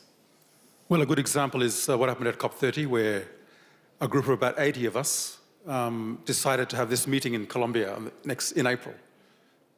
To find this fossil fuel pathway that we need to get off the addiction to fossil fuels. We couldn't do it at COP in the political process because there were countries stopping. It's a consensus-based thing, so a few countries can hold us ransom, but we took it outside, and we'll be holding a meeting in the Pacific for Pacific Island countries next month, preparing for that meeting. Every region's doing it. And then we go there and we come up with something and we try and tie it back to the UNFCCC process. But otherwise, we're setting up these legal mechanisms, this accountability, and agreeing to, for example, trade measures. EU's taken the lead on that. Other measures that we can agree as a group of countries that we want to implement together and see if we can bring that back to the larger group. Governor, Chinese electric vehicle manufacturers are actually producing high-quality vehicles at lower price than U.S. competitors, right? Given California's 2035 zero-emission vehicle mandate, do you believe the state can realistically meet those targets without access to Chinese EVs? Well, if there's any say they can, it's California. But look, my state of mind, let's clarify. 70% of global EVs are coming from China. And it's statecraft for them. It's about supply chains. It's about influence. It's about dominance. These guys aren't screwing around. I say this with admiration. They're flooding the zone in Europe. They're flooding the zone in South America. I mean, what Donald Trump just did yesterday with the endangerment finding by basically eliminating any federal regulations, not just on power plants, methane, but also tailpipe emission, I think was writing a death sentence to legacy American automobile manufacturers. Mm-hmm. You talk about innovation. It's been California's regulation in this space that's driven manufacturing innovation that allows American automobile manufacturers to be competitive globally. It's no longer just cheap. I mean, sure, the BYD Lamborghini Mini, it's $9,700. They're no longer just, now they're doing 5-minute chargers Fill up your SUV. It's about 5 minutes. It's the tech stack that comes on top of it. And it's a whole generation of young folks. Don't bet against young folks. They bat last, they bat 1,000. We know where the market's going. China gets it. Look at their GDP growth last year. Where was their GDP growth disproportionately? It was in the clean energy space. This is about economic prosperity and competitiveness. And that's why I'm so infuriated with what Donald Trump has done. It's our fiercest competitor moving forward, China, in this space. So California is it. It's the only game left in the EV space. Again, because of the intense investment in R&D. Remember, Tesla exists for one reason: California's regulatory market, which created the incentives and the structure and the certainty that allowed Elon Musk and others to invest and build that capacity. We are not walking away from that. In fact, again, we have doubled down and extended our nation-leading efforts through 2045. How will you, get to those targets by 2035? We have a plan. We call it a scoping plan. Every 5 years, the California Air Resources Board puts it out. It's interesting, in that plan, just in the spirit of innovation, California has the second largest installed utility-scale batteries in the world, China and the state of California. That wasn't in our last scoping plan. It was technology that we didn't even envision in our previous scoping plan. So we put out detailed 5-year plans. Every single target California has advanced, we have exceeded. Every single one. Proving the point. I know there's sort of this theories that it's just goal setting and that we can never achieve these goals, or they're just stretch goals. Quite the contrary. I think the biggest mistake, in the spirit of Michelangelo, is that the biggest risk is that we, aim too low and reach it, as opposed to aim too high and miss it. And that's California's mindset, and it has to be, again, in order for us to compete in this next big global market. Thank you all. We have 15 minutes, so we go to questions from the floor. The first question, I'd love to invite the Munich young leader, Ryan Oliveira de Aguirre Atias, to ask the first question. Then could I see just a very quick show of hands so that I go around the room? We have someone on the second, and then first row, and then one on the... But here, let's start with Ryan. If there's a microphone, there you go, right here on the aisle seat. Hi, thank you so much. So my name is Rayane. I'm from the state of Pernambuco in northeast Brazil. And I've been quite happy to follow the discussions today, and I'm very honored to be the first Munich young leader to ask the question. So while national diplomacy is failing to tackle climate change, subnational diplomacy is moving forward. But not every state is as powerful and rich as California. So I come from a very poor region in Brazil, where fighting climate change means improving people's access to urban infrastructure, clean water, food security, health public services. So I guess my question is how the international community can help subnational governments and local climate action to move forward and making sure that resources are really getting to that level. And how do you see the future of climate finance in this context that we're facing now, where powerful countries are diverting international aid into defense? Thank you. Great question. Let's have maybe Governor Andrew and then Governor Newsom. Yep. The very first way is to help you with technology and the provision of equipment. I speak to countries all over the world who ship in oil tankers every few days or gas tankers every day. And I'm saying, well, stop doing that. Like I'd say to your own state, the technology exists now with solar, with wind, with batteries, and most importantly with AI. We didn't have it only 6 to 9 months ago. We didn't have it, but we do have it now. You can run a renewable energy grid in your state with AI, which wasn't possible before. You get a cloud bank floating over the top of a solar farm in your state, everything changes. You have to make decisions at literally light speed. Humans can't do that. We've pioneered how to do that, but so has other institutions. So I'd say speak to whoever you need to, but particularly those in leadership, and say, you're blowing up our state's capital, you're keeping us poor, buying all this fossil fuel. What we'd like you to do is to invest that in replacing all those imports into our state with our own ability to make all our own power, 24/7 baseload power. And that is within your grasp now. It wasn't, but it is now. And this is the transition in action. This is the economic transition in action. So I'd be delighted to speak to your state because I'm seeing it happen in my own country. It can happen in yours. Governor? When I was in Belém, we signed 22 MOUs with 22 states in Brazil. And the MOUs are not pieces of paper. They're commitments from the state of California to provide technical assistance and to provide resources and a resourceful mindset, meaning an openness to engage in problem solving. Let me give you a specific example. The modern environmental movement in the United States, again, started in California under Ronald Reagan. Not because Ronald Reagan was a fierce champion of clean air and clean water until he had to be. Los Angeles was so smoggy that businesses were complaining to the governor saying, we can't do business here. So he decided to do something about it with tailpipe. And that's exactly why Donald Trump just said, pollute the hell out of the United States. That's called deficit spending. Pollution is an act of theft in the health of a nation and the cleanup costs. You saw all this just in the United States of America alone, 23 weather-related events last year that cost the taxpayers over $1 billion. We are, again, as dumb as we want to be. Don't tell me this is about saving money. Quite the contrary. But it was interesting, and this is the point, the folks in China paid some attention.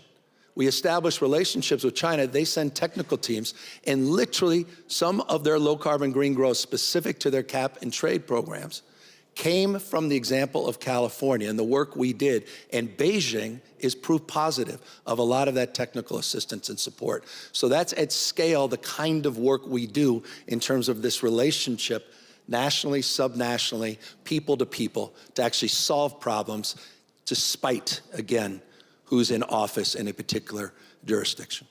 Thank you. So we have a question here on the second row and then first row. I'm actually going to get 2 questions at a time because I think we have a lot of questions and only 10 minutes left. Thank you. So I am Eugene. I'm also one of the Munich Young Leader Program this year, and I'm from China. I work for Rocky Mountain Institute, a US-based think tank focusing on energy security. Energy transition. So my question is, actually, in the past 5 years, we have witnessed that the climate issue has become unnecessarily political because of geopolitics, because of trade imbalance, etc. While at the same time, we are also seeing the clean technology becoming cost competitive.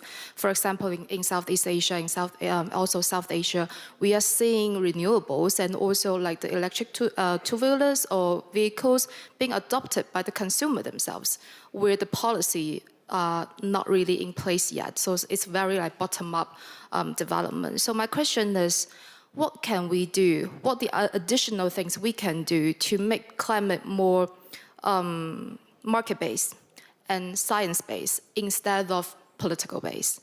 What are the additional actions we can take, or what are the things that we must stop immediately now by whatever stakeholders in this climate regime? Great, thank you so much. Let's take a second question from the gentleman on the front row. So thank you. I'm Pedro Jean Pons, I'm MP from Spain. So Lidia, I totally subscribe what you said. All countries, we are vulnerable, Spain as well. Second thing, I'm the president of the Parliamentary Assembly of the OSCE, 57 countries. 2 things. First one, how can we revert this idea that the transition and climate change is paid by middle and lower classes and the elites are taking advantage of this? And the second question is, can we dissociate security of climate security? There cannot be climate security without global security. So I think it's an oxymoron. But look at the room; it's not fully empty, fully booked. But it is the key issue, that this is a political link to both issues. Thank you. Great questions. Lidia Pereira, do you want to get us started? Yeah, I will start by the last one. Well, indeed, what we have to acknowledge that things have changed. That's why I said I refer to the example of the popular support in the streets. It is not the same. Things have changed, but at the same time, it is a responsibility from the leaderships to stay in course in the action that we decided some years ago. Because if we start being uncertain about the policies to take, then it doesn't bring any assurance for the business community. And this leads me to the first question. I think there's a huge responsibility, a corporate responsibility, to be more active and more outspoken, like Andrew said, about these issues, because companies are also affected by climate action or climate effects. So it is really important, and we have to learn, and here it is a challenge for the media eventually, media and social media, but we have to learn more about the success stories that our climate action is bringing to prosperity, to salaries. People have to feel in their electricity bill the opportunities that investing in photovoltaic panels brings, more than using the normal usage of electricity. So it has to be felt by people. The same way, unfortunately, that it is felt when we have a climate disruption, like the example I gave, when my rooftop, part of it just disappeared. The other way around, the positives of what the economic model that underlies in the climate action, then I think we can stay in course. But to conclude, the business community is really crucial here, and I see a lot of silence, and I see a lot of fear sometimes when it is the time to be more vocal. And I'm saying this because, as a member of the European Parliament, we had now the discussions about, and the decision about Mercosur, the trade deals. Trade deals are, by the way, great instruments to make sure that everyone takes its part in the climate action. Mercosur, a huge opportunity for the European industries at large, all the sectors, from agriculture to automotive. But there was a vocal mobilization from farmers against Mercosur, but it was the impact for the industry is huge.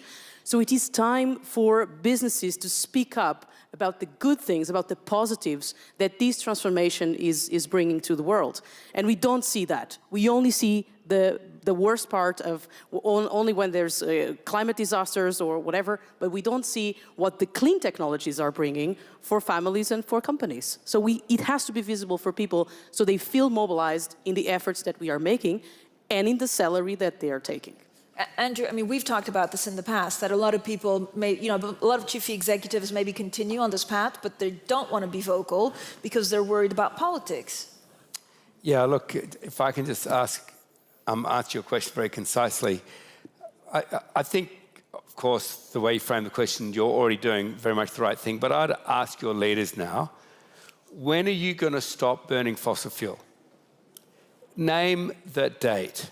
And you're not doing it because, on one side of your life you're a scientist or a philanthropist or whatever. You're doing it because you want a better economic solution. You want a higher standard of living for lower cost of living.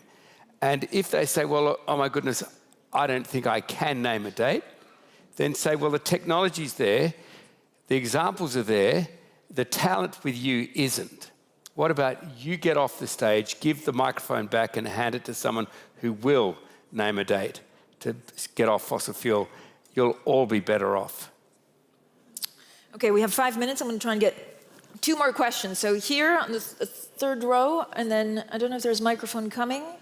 So that's the first question, and then we can take a final last question. They're from the person sitting in the booth on the left afterwards. Yeah, go ahead. Gavin and Newsom, hi. Lutica Burke from Andrew Forrest's Native Australia. You speak about reclaiming leadership on climate change after temporary Donald Trump. But one of the things we're observing about the US from the outside, at least, is actually there's a lot of timidity to push back on anything that Trump is rewriting. So where is your confidence that you can lead the United States people to this debate and putting Humpty Dumpty back together again if you can? Well, people better buck up, wake up. I mean, I made some pretty aggressive comments in Davos. I think I handed out knee pads on stage for, corporate leaders, sold out universities, law firms in my country that are selling out. You just got to call this stuff out. Look, the polluted heart of the climate crisis is big oil, period, full stop. That's what this is all about. I mean, that's where the politics, that's where the timidity comes from. You talk about the tech stack. You can't get in one of these modern new vehicles and ever want to go back to the old gas guzzler. I mean, the technology, and we can talk in terms of just energy efficiency and how we bring down costs, and we've got to address those cost issues. But the biggest problem is the deceit and the denial that's happening because of these special interests. And so you just have to have the courage to call it out. And I agree with you. It's infuriating what I hear privately, but is not expressed publicly. And so we have to call people out. They'll be held to account. They will be judged and ultimately judge themselves. And I think this is a moral moment, across the board, simultaneous crisis, not just climate, but democracy. All this stacking of stress. And we all have a relationship to it. Society becomes how we behave. We are our behaviors. And so all of us have a role to play. All of us have agency. We can shape this conversation, but we have to stand up with more clarity, conviction, and we have to be more consistent. People don't speak up because they're afraid of retaliation. Yeah. Well, buck up. So am I. There's probably not a politician in the United States. I'm under assault attack by this guy every single day. Here's the President of the United States. He's 80 years old, and he's calling me a nickname that an 8-year-old called me, new scum. The President of the United States. You saw the racist tropes he put out. This is the President of the United States of America. Call this guy out. Stop this timidity. Stop with the BS diplomacy. You're in the rearview mirror. The recklessness of our own actions. And we're all becoming Chamberlains in this space. We have a supine United States Congress, so we have to stand up. Corporate leaders have to stand up. People have to stand up. That is really something so I said very strongly to endorse your point, Governor, very strongly to the corporate leaders all across Davos, across the world, and I opened this afternoon. Remember your values. Your values brought you here. The science hasn't changed. Your values should not change. They shouldn't weaken just because they're threatened and challenged. When this is the time now to stand up. As Governor Newsom was saying, I say to every corporate leader in the world, now is the time to stand. Face into this onslaught against your common sense, against your own values. 2030, you're going to be judged. Please be judged well. Act now. Do not fade. Do not go quiet. Do not go silent. This is the time to speak up, and this is the time to act. Thank you. I promised the last question. We're almost out of time, but please go ahead.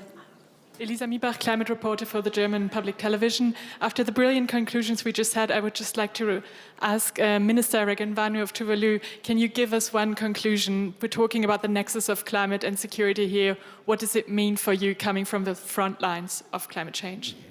Minister. It means if we don't address the climate crisis, if we don't immediately do a phase out of fossil fuels that's fair and full, as Andrew's been talking about, there's going to be no future for lots of people in the Pacific Islands, lots of people in the small island developing states. And we're part of this world, We're part of this international community, and we need the support of everyone in the international community. And we don't need this kind of backing away from the issue that we're seeing. We know that it's the oil lobby. We know that it's the profits that are being made by certain companies that are causing the world to end. And it's the countries in this room, it's the developed states, it's the first world that needs to deal with this problem, because we're the victims of your problem. Thank you.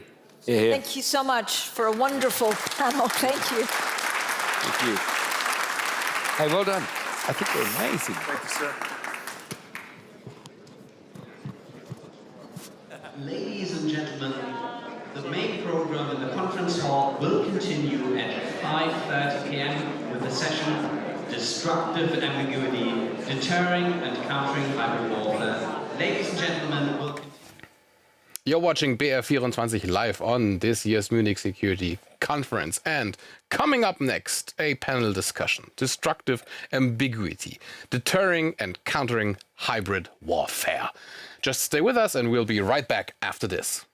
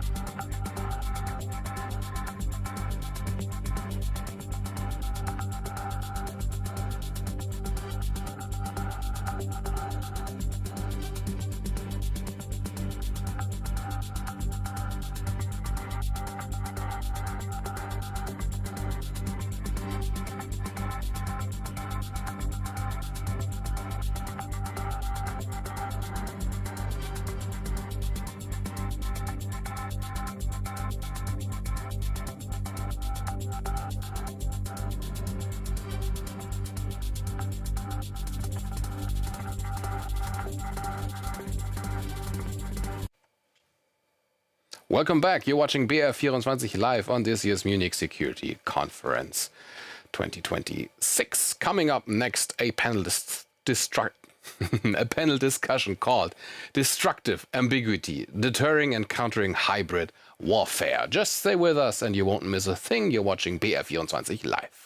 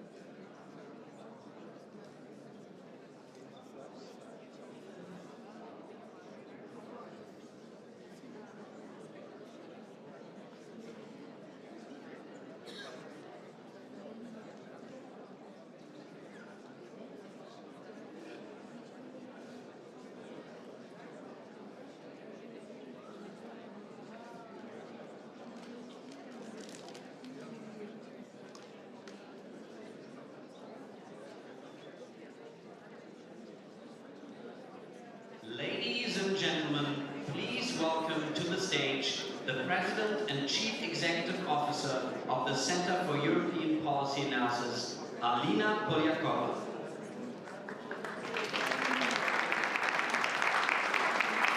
Good afternoon. It's my absolute pleasure to be here at the Munich Security Conference to chair and moderate a very important panel on destructive ambiguity, deterring and responding to Russian hybrid warfare.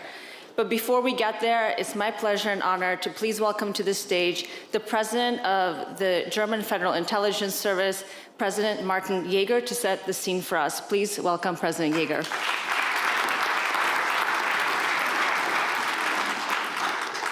Thank you, Alina, and ladies and gentlemen. Doing a scene setter is something new for me. I usually do and often do intel briefings. However, I usually don't do these briefings in public town hall meetings. So let's see how that goes. 72 hours ago, I was standing in Kiev, and now I'm standing here at the Bayerische Hof. The gap between these two places could not be wider, and exactly that gap is the target area of Russia's hybrid war or shadow war. First, important observation. What we understand as hybrid warfare is inherent to Russia's understanding of warfare as such. President Putin uses hybrid measures not just to secure Russia's strategic interests, but also to prepare the battlefield and to complement direct military force. The Kremlin's hybrid operations in Ukraine, already since 2004, are a case in point. The aim of Russia's warfare, hybrid warfare, is threefold. First, divide NATO. For over a year now, we have witnessed Moscow testing NATO. Airspace violations by drones in Poland, attempts to blow up railway tracks, all that is meant to disclose differing reactions of NATO member states and ultimately split the alliance between Europe and the US. Second aim of Russia's hybrid warfare is install governments with more pro-Russian views. To this end, Moscow drives wedges into our societies and tries to manipulate election processes. Elections in Moldova and Romania are recent examples, and we expect more hybrid campaigns throughout this election year in Germany. Third aim, paralyze Brussels. Russia wants to weaken our joint efforts to support Ukraine by delegitimizing the EU and fueling frictions between member states. This is dangerous, not just for our Ukrainian partners, but for all of us. If Russia succeeded, the consequences would be felt everywhere. Russia would try to further expand its sphere of influence on the European continent, and it would be able to blackmail European states, be it militarily, politically, or economically. What do we see exactly?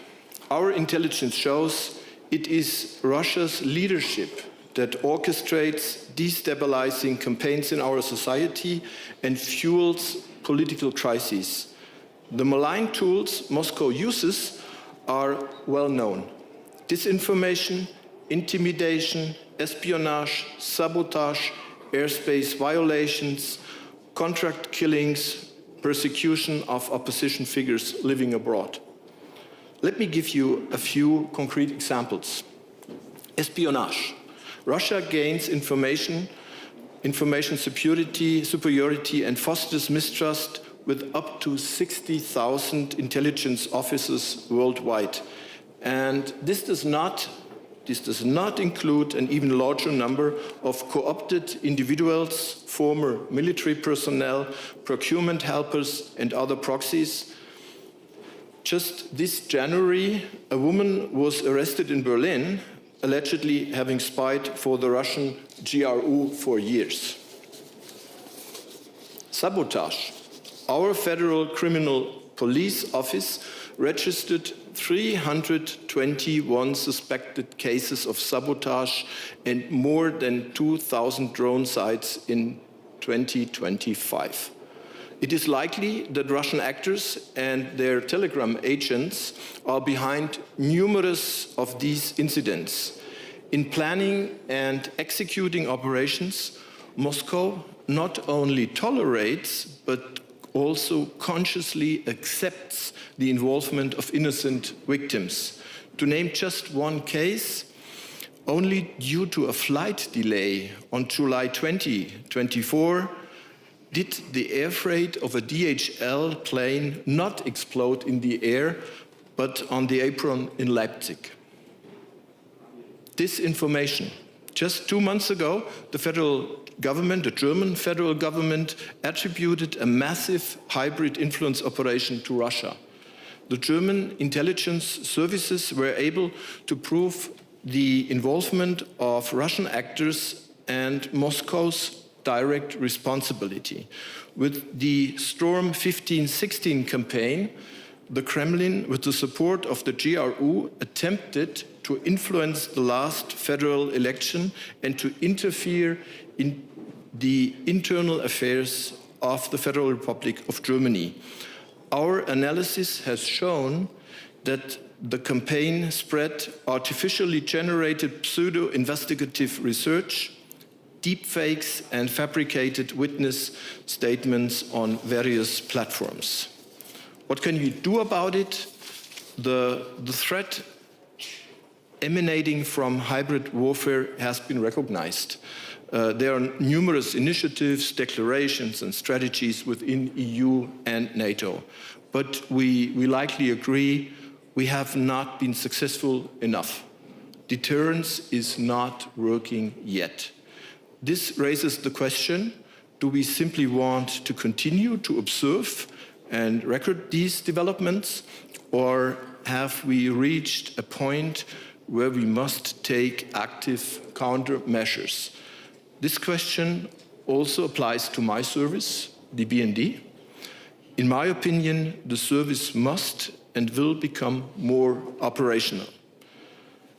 All that requires a whole of government approach. Deterring hybrid warfare starts with resilience, and resilience starts with understanding Russian thinking and acting, not just among experts and politicians, but among the wider public, because the public is the main target. It is the public that needs to understand that seemingly unrelated hybrid activities are strategically related hostile acts, that we are no longer in a time of peace, and that Russia is playing the long game. We need to start doing so as well. Thank you.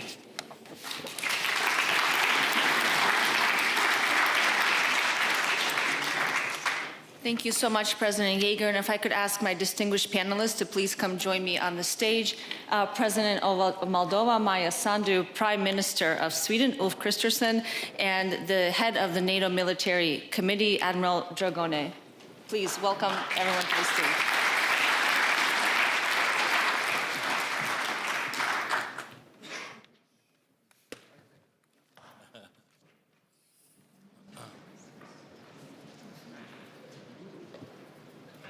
So I listened very carefully to what President Jäger said in his scene-setting remarks, and I want to get straight into the discussion since we are in Munich time here and don't have a lot of time. But I was struck by a few comments that he made that I hope some of you may be able to pick up on. One is that in the past, when we talk about so-called hybrid war, we were really talking about information and cyber operations. And now what we're really talking about is kinetic operations that are taking place not just in the eastern flank, not just in Moldova, certainly, or Ukraine, but across Europe and across the entire NATO space. I think the second thing that I was struck by is that not only are these operations intensifying across the NATO domain, they are intrinsically linked to Russia's conventional war against Ukraine and part and parcel of Russia's strategic objectives to not just undermine NATO, but the entire cohesion of the EU and Europe at large. So I think we're facing an expansion of the Russian war in Ukraine, and we must see these two as deeply, deeply interlinked and think much more strategically about how to be not just reactive and not just think about deterrence by denial, but I think we need an entire new theory of deterrence to counter and defend against this type of shadow war, as we call it at my institution, SIPA. So President Sandu, I want to start with you. We have known each other for a little bit of time, and you are certainly a beacon of democracy and resilience in the eastern flank in Moldova.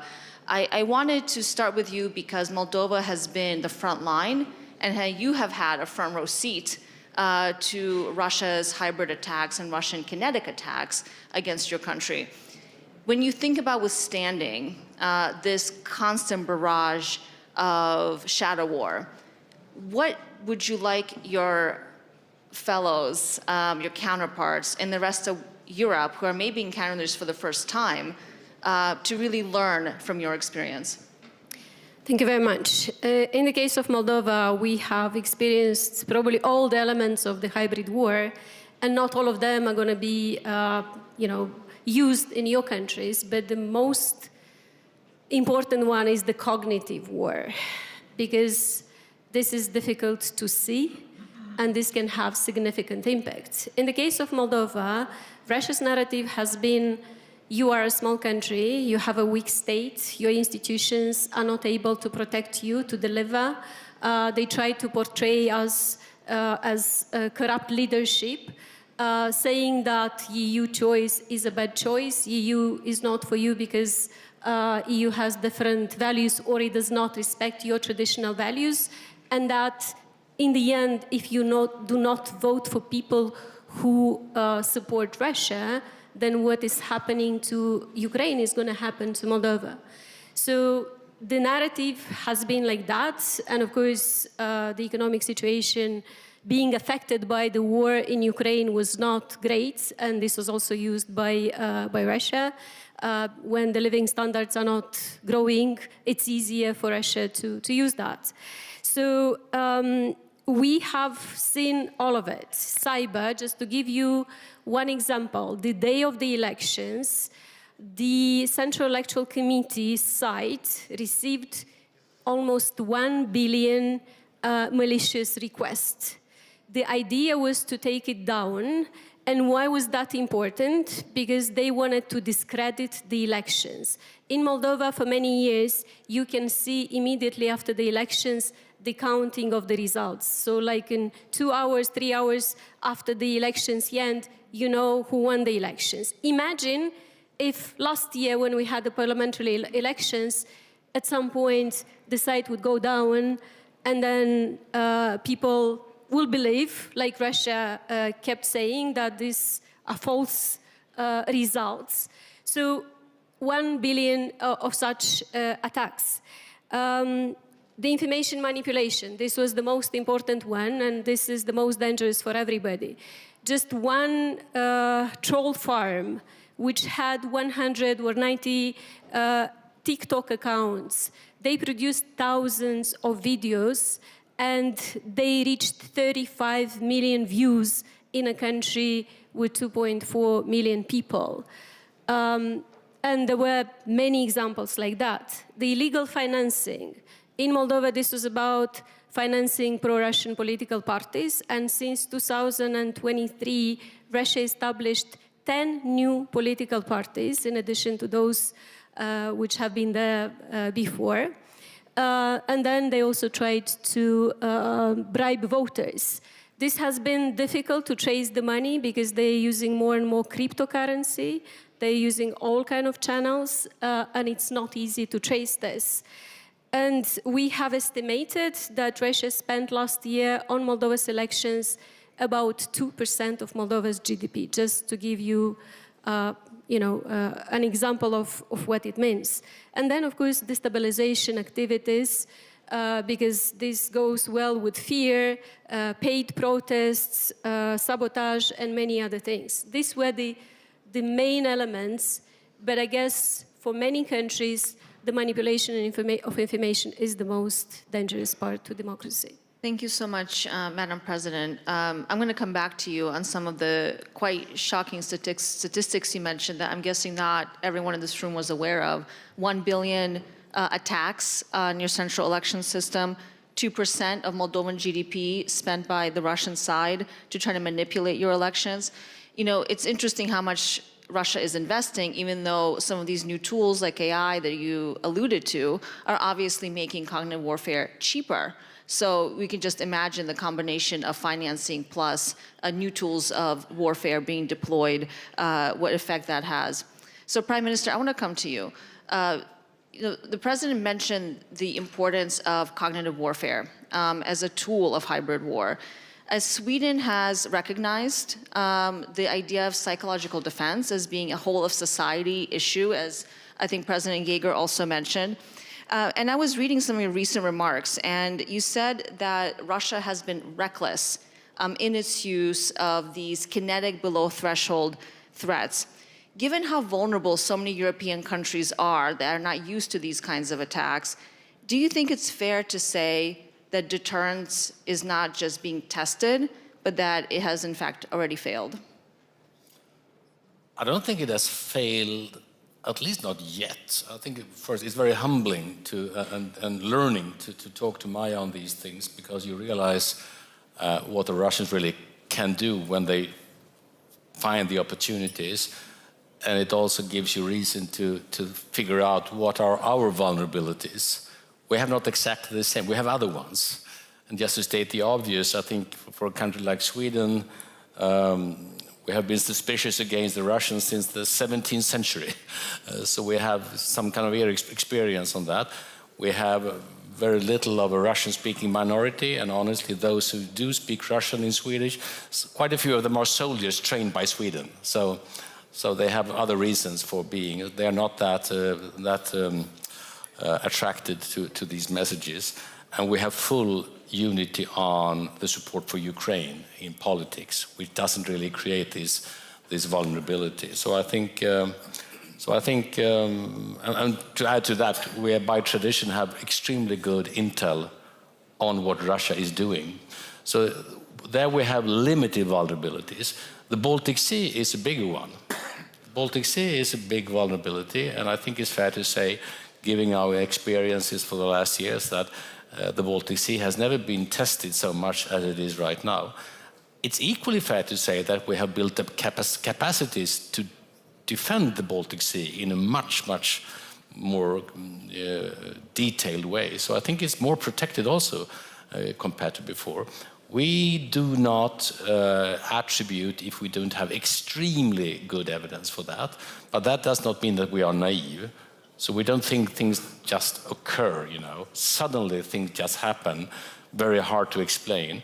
But there's a huge difference between realizing that this might very well be an attack, kinetic attack, even though under the threshold, and just an accident. The word bad seamanship tend to end up in the debate very often, honestly. And there might be a limit to how many bad seamen you should find out there.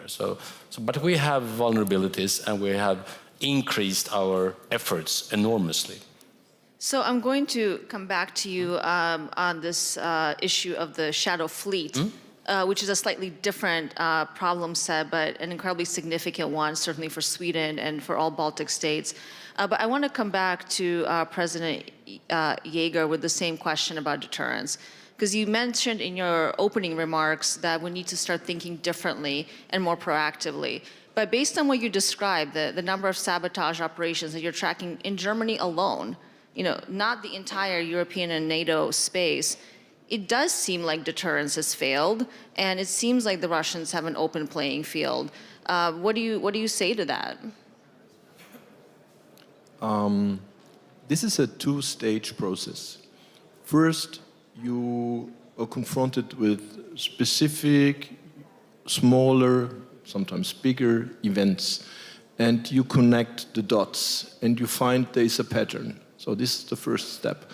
Second step, and this is really difficult, you need to attribute what you see.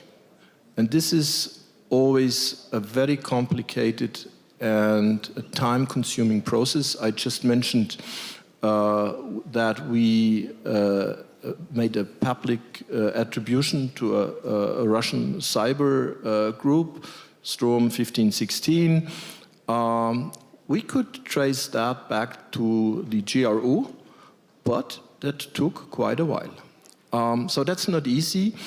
And the third step, this is what I mentioned, necessarily must be that we make the other side very clear, if you continue to do such things, this will not be without consequences.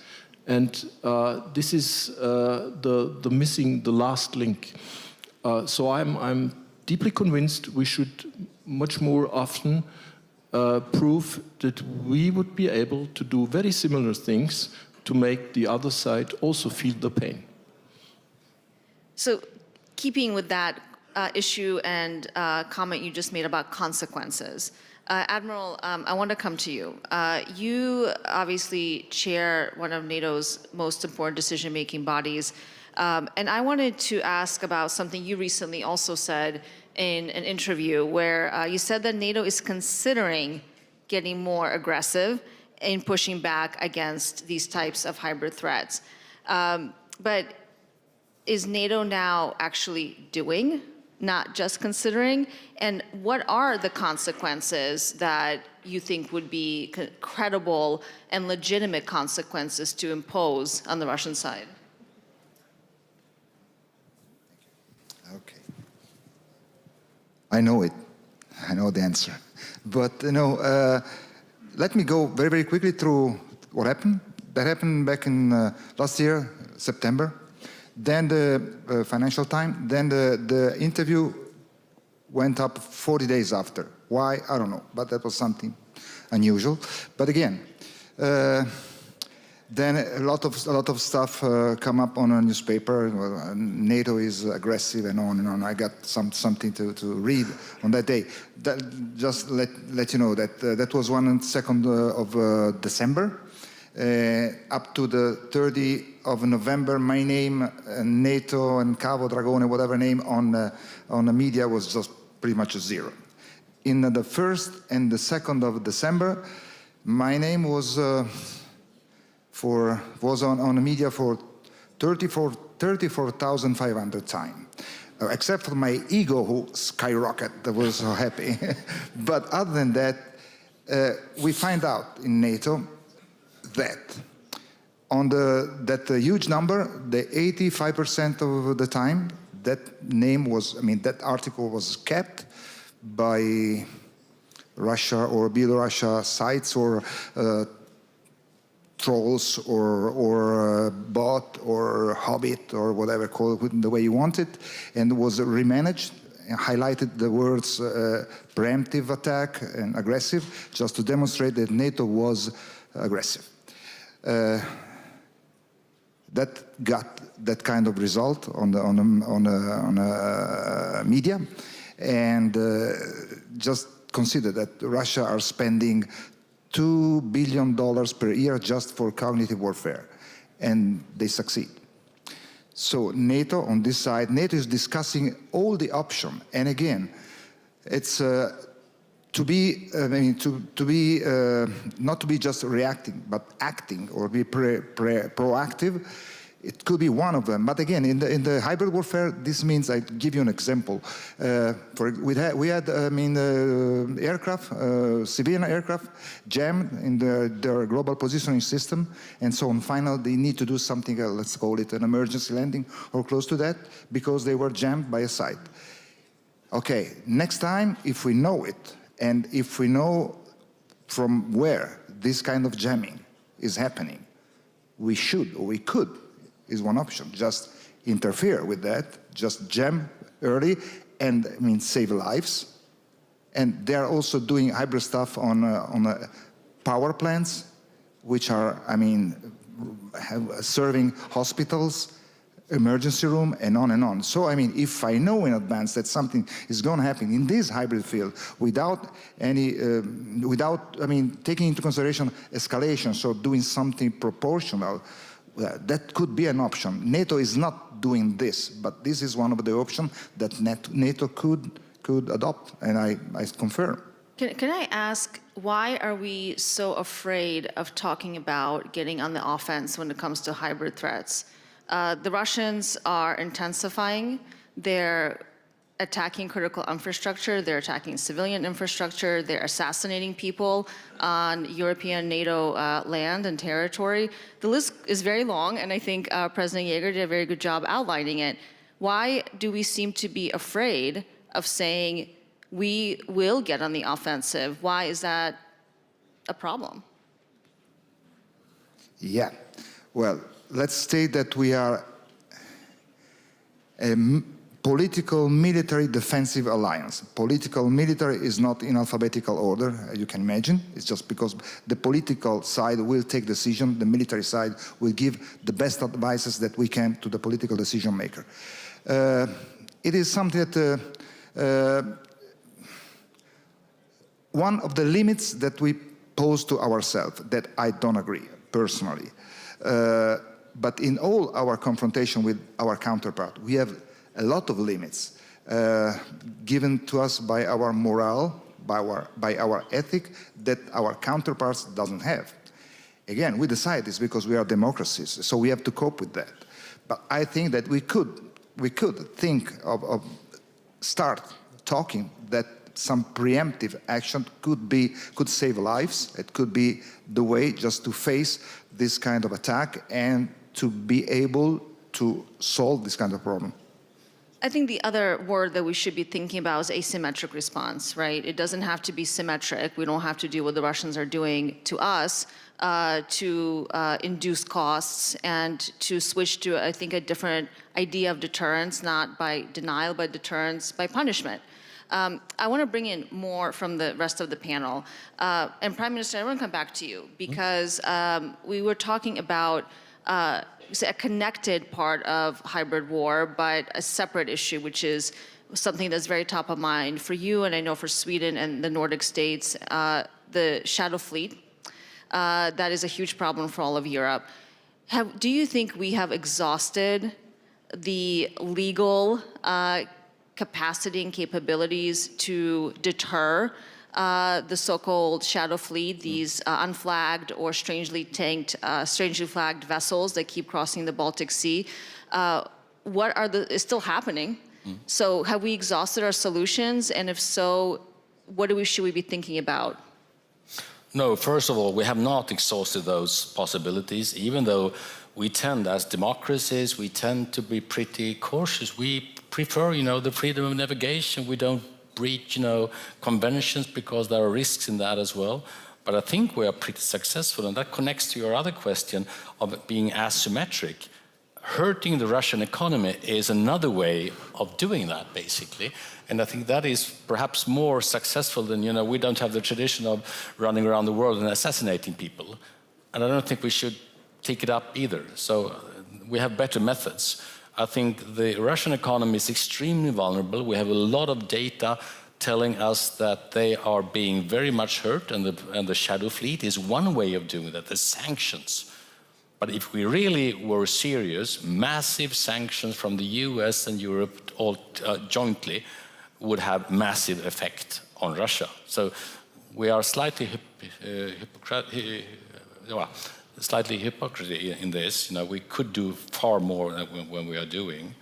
And on the other topic, we are defensive, obviously, but it is very possible to be have very offensive defense measures, and we don't always talk about we are able to. I mean, obviously, we have pretty offensive defense methods also in cyber that we are developing, learning from those who actually try to hurt us as well. But there are good reasons why not we don't, explain that in public. Thank you for that, Prime Minister. I want to stick with the idea of methods. You described quite a few asymmetric methods that could lead to a more effective deterrent. One of the things that we work a lot in my institution in Washington at SIPA is that this idea of a theory of deterrence by punishment, not by denial. But I think the methods of the intelligence agencies are different than some of the ones you described and potentially complementary. So I wanted to ask you, President Yeager, you started to outline some potential ways in which we can impose consequences. I was wondering if you could talk a little bit more about that in addition to what the Prime Minister just put out, and then I want to come back to President Sandu on a question about the EU. Yeah, I fully understand that the Admiral feels and sees some restraints on the NATO side, because the stuff we're discussing here is typically stuff be dealt with by intelligence agencies. And I also agree asymmetric might be a good approach. For example, a foreign country blowing up railway tracks in Poland, our answer must not necessarily be and should not necessarily be blowing up railway tracks in other more eastern country. But we do have opportunities to make them feel the pain. Just take the example of cryptocurrency. For people acquainted with the right methods, it's possible to steal other people's cryptocurrency, and that hurts. And this is just one example. So thank you for that. So President Sandu, I want to come back to you before we open up for Q&A, which is a big and important part of the MSC tradition, but we haven't talked about the EU. And of course, enlargement is a very important issue for Moldova. It's an important issue for the broader union. How do you see the relationship between Moldova's accession to the EU and perhaps Ukraine's as well, connected to deterring these kinds of hybrid threats and hybrid attacks? Well, Moldova has resisted the attacks during our 2024 elections, 2025, but there is that much that we can do when you are a small country alone. We have learned, we have increased the resilience of our institutions, we have exposed what Russia was doing, which was not difficult because Russia's interference has been brutal. In other countries, it's not that brutal and it's more difficult to expose it. We had the whole of society and whole of government approach, and this is what helped. But we do need to be part of the EU if we want to survive as a democracy, and we want to survive as a democracy. And there is a window of opportunity now, and we need to use it, because otherwise uncertainty leads to vulnerability, and Russia is using very well, exploring very well these vulnerabilities.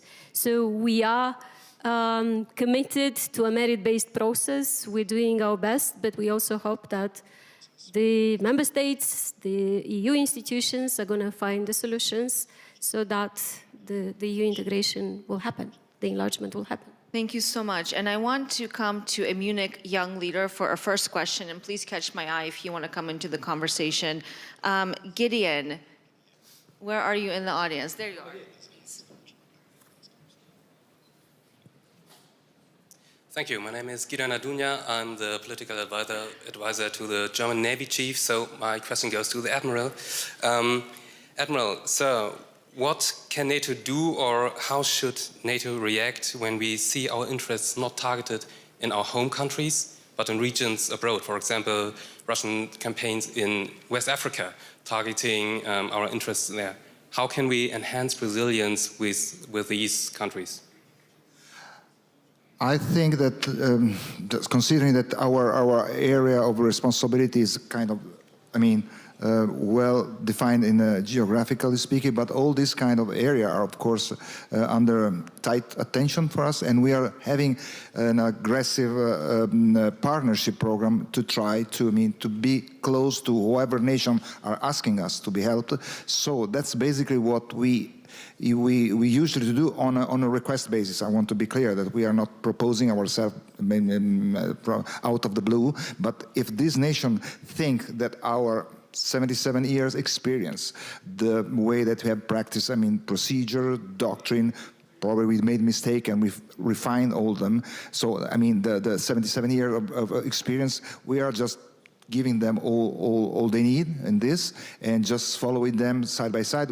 That's either we call it institution building, and we are close to them. And also, hybrid warfare is part of the issue that probably they need more.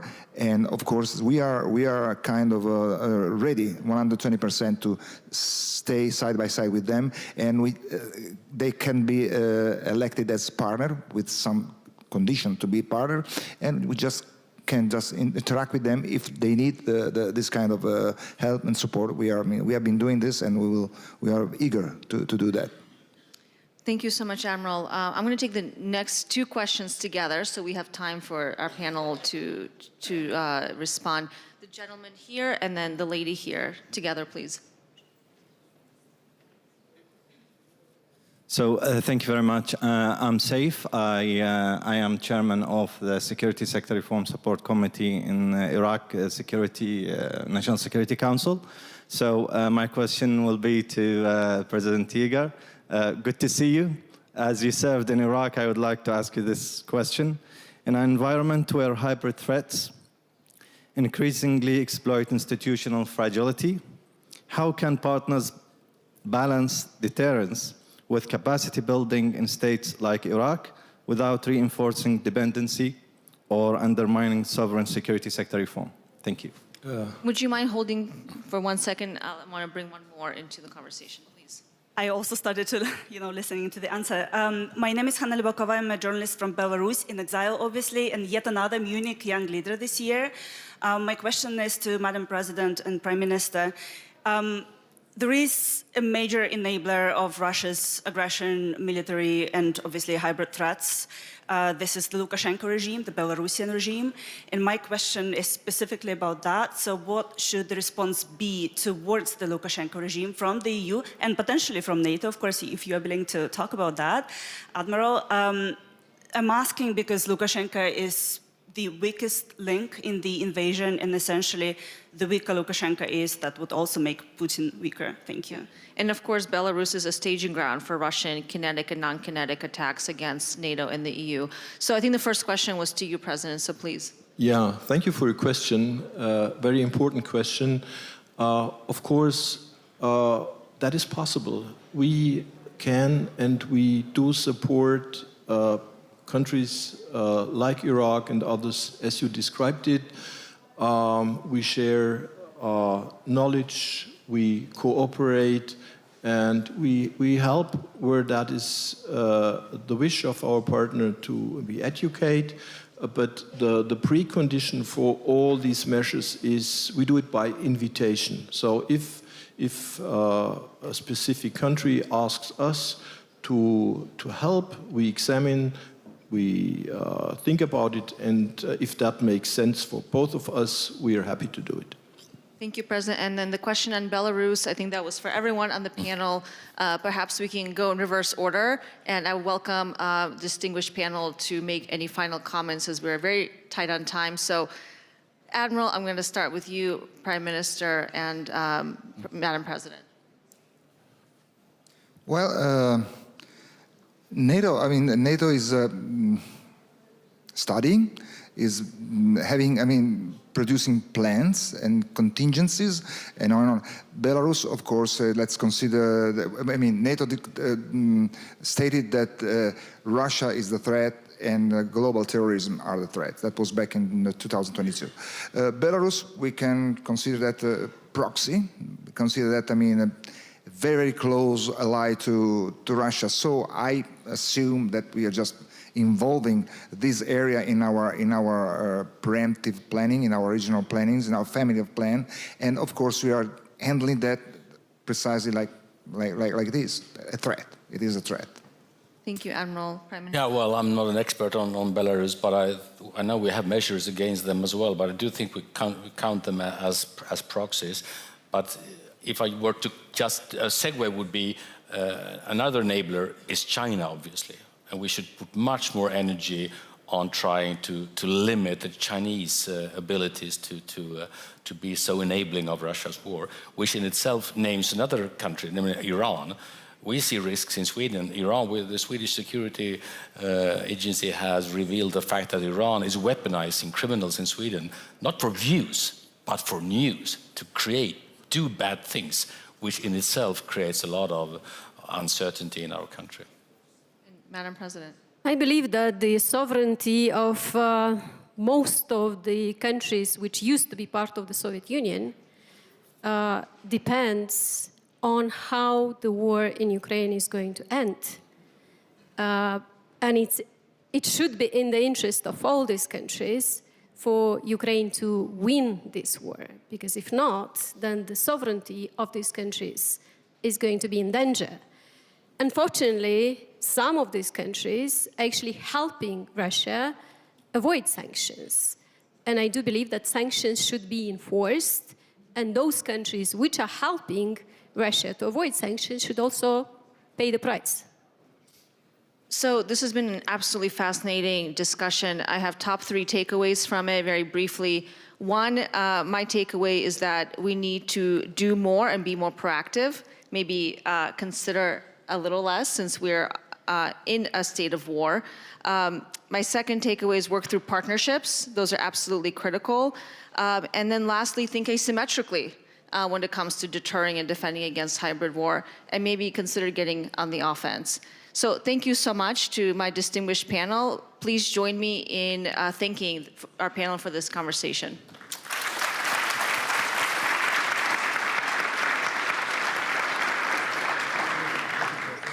Ladies and gentlemen, please remain seated. The program will continue momentarily. Ladies and gentlemen, please remain seated.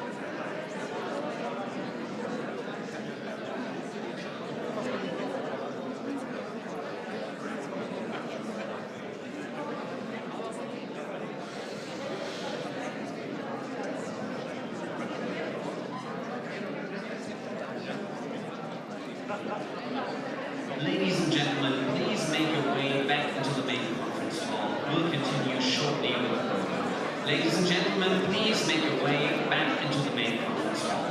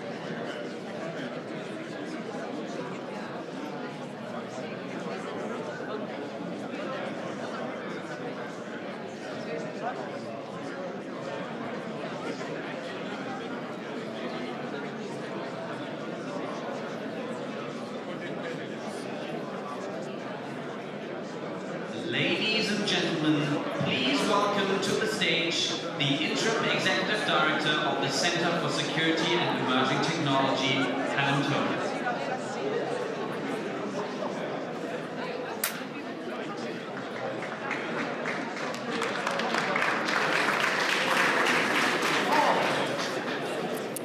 Thank you. It is my pleasure to be moderating this panel on AI, outsmarting ourselves, the risks and rewards of the AI race. And before I bring our group of panelists on stage, we will hear some short opening remarks from Professor Yoshua Bengio. Professor Bengio is an extremely distinguished AI researcher, known as one of the godfathers of deep learning. He's a Turing Award winner. He's the head of the Montreal Institute for Learning Algorithms, and he is now also the scientific director of Law Zero, a new organization he has recently founded. So yeah, Professor Bengio, welcome.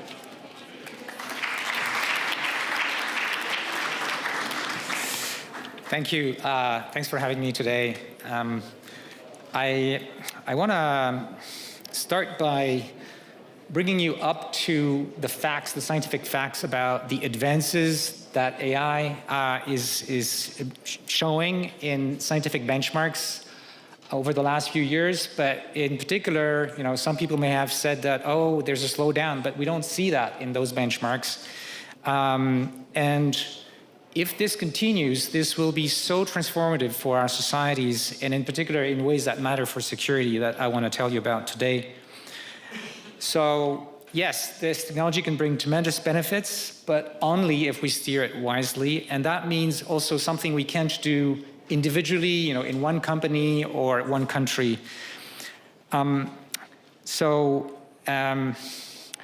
Maybe the most important message, besides the fact that capabilities are going up, is for you to understand or integrate the notion that intelligence gives power.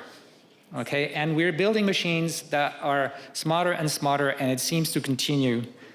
So, what can go wrong with that power? It depends on how it's used. It can be used beneficially. And I want to bring an image that Dario Amodei has been using, this notion of a country of geniuses in a data center. So if things continue at the current rate, we'll have millions or hundreds of millions of these entities that could be as smart as our best researchers in, according to him, just a year, maybe a few years, depending on who you ask. So what can go wrong with a country of geniuses in a data center, right? It depends of two things. Who decides what they're going to be up to, and whether we can even control them to do the things that we want. So currently, the way that we're designing AIs doesn't prevent bad actors from using those systems, even though it's happening, behind an API and, through the internet. So we don't even know how to make sure that the AIs are following our instructions. For example, not helping cyber attacks using the intelligence of the current systems. So, what is it going to be when these systems are much more powerful?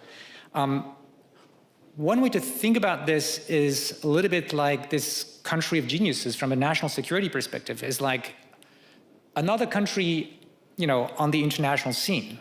And we're not sure if they're going to be benevolent or if they're going to have bad intentions. And we're not sure if they're going to be working towards goals that we want, if they're controlled by others that may have, maybe in some ways in an adversarial position. So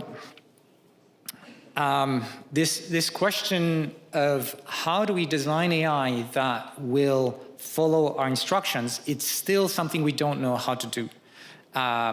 It's like we're training these entities like we're training a young animal, but the animal is getting smarter and bigger, and we still haven't figured it out.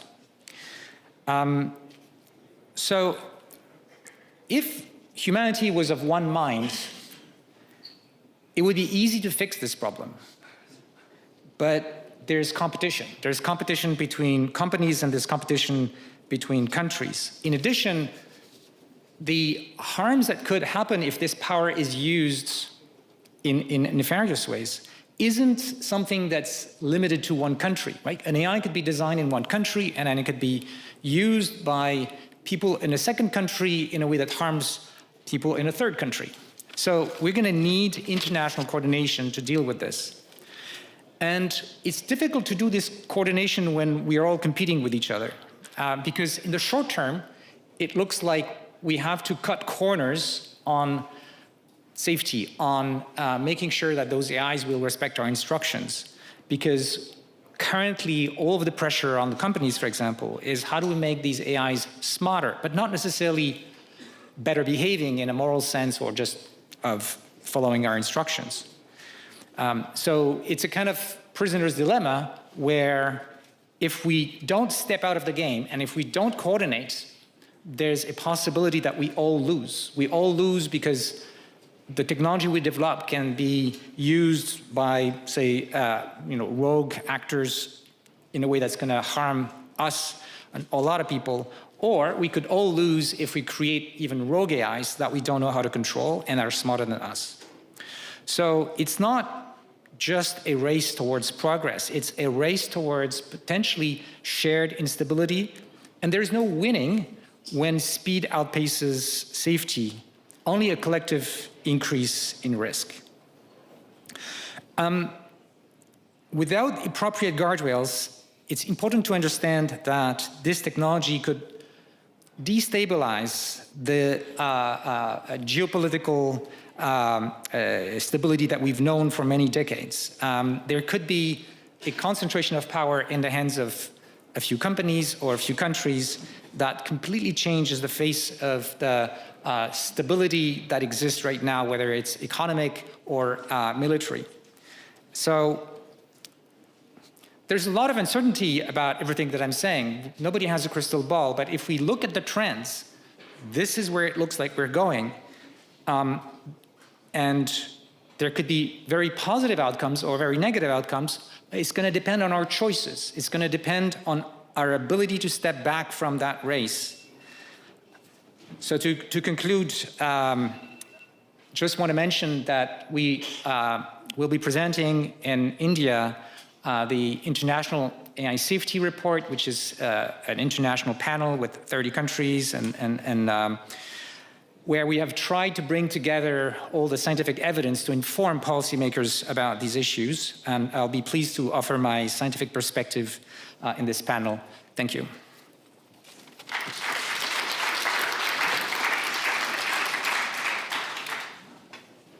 I believe we just have a brief change of scenery.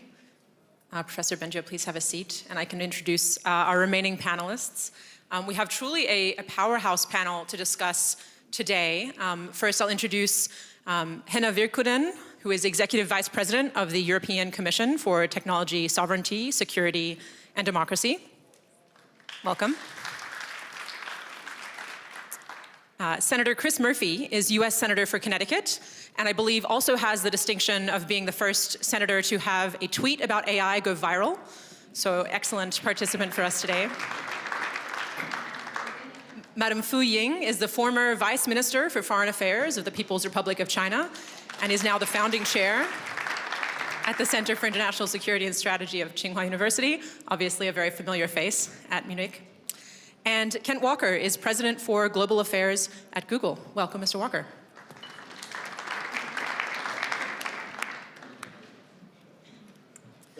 Wonderful. So our time is short and our topic is very large. So I thought I would start by laying some groundwork that I believe we can all agree on. Just by show of nodding heads so we can get it covered. Do we all agree that AI is an absolutely transformative technology and deserves the attention of this conference? I think yes. Yes. Do we all agree that AI has the potential to create enormous benefits for society if we handle it well? I believe yes. Yes. And do we all believe that it poses significant risks that we will need to manage carefully? I believe also yes. Wonderful. So as a brief level setting, I would love to see, just by show of hands in the room, who here uses AI regularly? Language models, chatbots, similar. Fantastic. Okay, so a familiar room. That's great to know. To get started, I thought I would ask our the three panelists directly next to me, our government and former government panelists. We're constantly hearing about the need to win the AI race. Would you each talk from your, I think, fairly different vantage points about how you think about what it means to win an AI race, and if you think that's the right way to think about what is going on here? We as Europeans, we see that it's very important that we have also our own capacity when it comes to AI, that we are not dependent totally on third countries or one company, because we see that this is very critical technology and we want to be able also to develop our own models in Europe and train with our content, with our languages, with our data here. But who is winning the AI race? I don't see that it's necessarily that we should have like one actor who is dominating AI. So I think those maybe who are able to really capture the productivity, also security value with the AI, they will be the winners, of course, in this race. All right, so capturing economic and security value. Senator Murphy? Well, to me, it's about finding this balance that we heard about in the opening remarks, capturing the benefits of AI, the transformations that it could make to healthcare research, energy development, basic everyday problem solving, without it causing both economic and spiritual disintegration. In fact, that might be our primary victory in the short run, is to be able to work together or separately on a regulatory regime that doesn't collapse our economy as we lose jobs at a pace that creates political disintegration, and that we don't collapse our cultures spiritually as we transition the human race away from the core basic meanings and purposes, conversation, friendship, creativity, problem solving, to machines too quickly. So to me, I think I wake up every day thinking that victory looks like preventing the worst, more so than capturing the best. But obviously, you want that balance in the end. That's victory to me. Thank you. Madam Fu. Thank you. Winning implies a finishing line. But with science and technology, it's not a short period racing. It's every latest model is the best, and the next is better. So you wouldn't say you can stay winning just by one success. But it's a legitimate question because now, obviously, China and US are leading, but they're not able to collaborate. Science and technology is meant for improving human life, improving society, but the lack of cooperation of the major countries, major companies, is hurting the progress of the advance of science, and especially if the race is going against safety, like Benjo has on many occasions talked about it, that is even more dangerous. I remember it was, I think it was 2019, Dr. Kissinger, he was in China. We were discussing about the safety of AI, and he was very concerned that the China-US could not collaborate.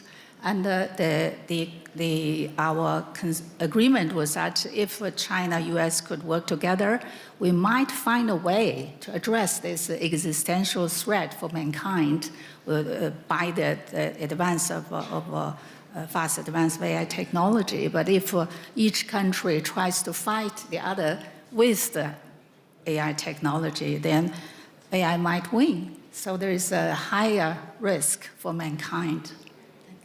Thank you.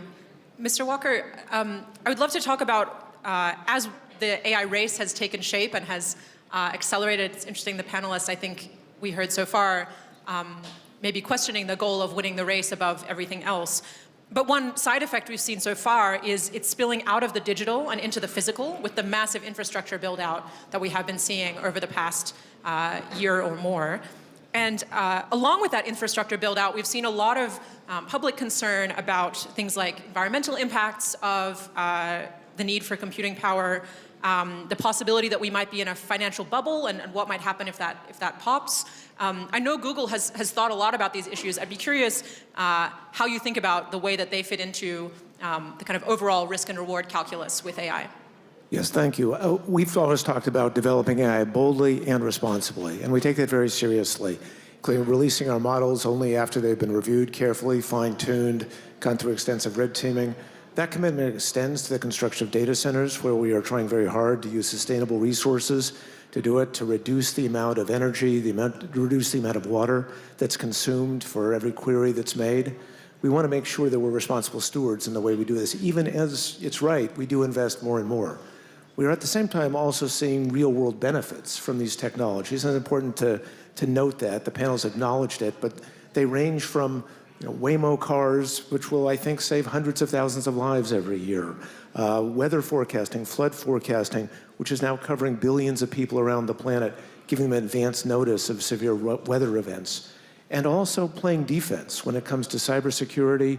Some of these tools are in the hands of terrorist groups or adversaries. We need to be able to anticipate and get ahead of challenges we'll be facing in cybersecurity with tools like Code Mender, which can self-heal networks. So it is going to be a balance, and we want to make sure we're proceeding deliberately, intelligently, and in a holistic, collective way. Some of that is thoughtful regulation.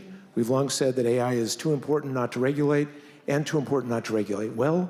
And also there's a responsibility for the private sector here, working across standards organizations, ISO, the Frontier Model Forum, and others, to come up with a definition of what does good look like, what should you aspire to, and what should you avoid. Wonderful. I'd love to turn now, there's been a couple mentions of international coordination or cooperation on AI already. I would love to turn to try and get as concrete as we can about what that could look like. Maybe Professor Bengio, starting with your thoughts. I mean, from what I've seen over the past year or two, maybe a couple of years ago, the closest thing to international coordination and cooperation was a budding effort to put out safety frameworks, frontier frameworks for the new risks that are emerging as the technology advances. So risks like as they become more capable at cyber offense, as they potentially, the AI systems become more able to help people develop chemical weapons, biological weapons, as the AI systems become more autonomous, perhaps able to contribute to AI R&D themselves. We saw a real wave of these safety frameworks being put out by companies. US companies put out frameworks. Some Chinese companies committed to putting out frameworks. I'm not sure if that's eventuated. There was some real energy behind that kind of industry-led international coordination, also around the Bletchley Summit and Seoul Summit. From where I sit, it feels like some of that energy has ebbed over the past 6 or 12 months. I'd be curious if you agree, and if so, whether you think trying to revive that process is the best chance for international cooperation, coordination, or where else sort of concretely you would push that? So, yeah, I mean, there's a balance of things that have happened. For example, there were only 6 companies that had a security framework a year ago. Now there's 12. There was no effective legislation. Now we have the code of practice in the EU. We have legislation in California and New York, and other states are coming up in various aspects of AI. So I think that there has been progress, but of course, as you said, there's been also lobbies that are trying to prevent any state government intervention. Going back to the international coordination problem and some of the things that Madam Fu said, there are lots of things that can be shared. Like if we make progress on the science of safety, for example, it's in everyone's interest to share that information, right?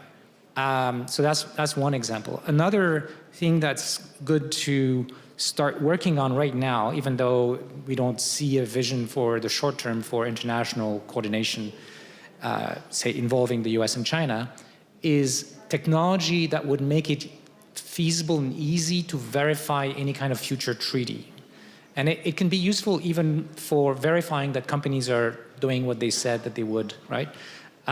So there are a number of groups trying to make sure that, a treaty isn't just going to be something you have to trust the other party to do, but that can be verified. So in other words, technologically, something that would be different in the chips and the hardware that makes it possible to check,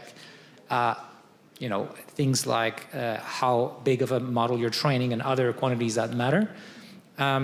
So yeah, I think ultimately the other thing I want to say about international coordination is the forces of competition are not helping, but if the awareness of the potentially catastrophic risks, whether by misuse or loss of control, grows sufficiently, then all parties understand that we could all lose if we don't coordinate. Like it's not in the interest of any of the party that these catastrophes would happen.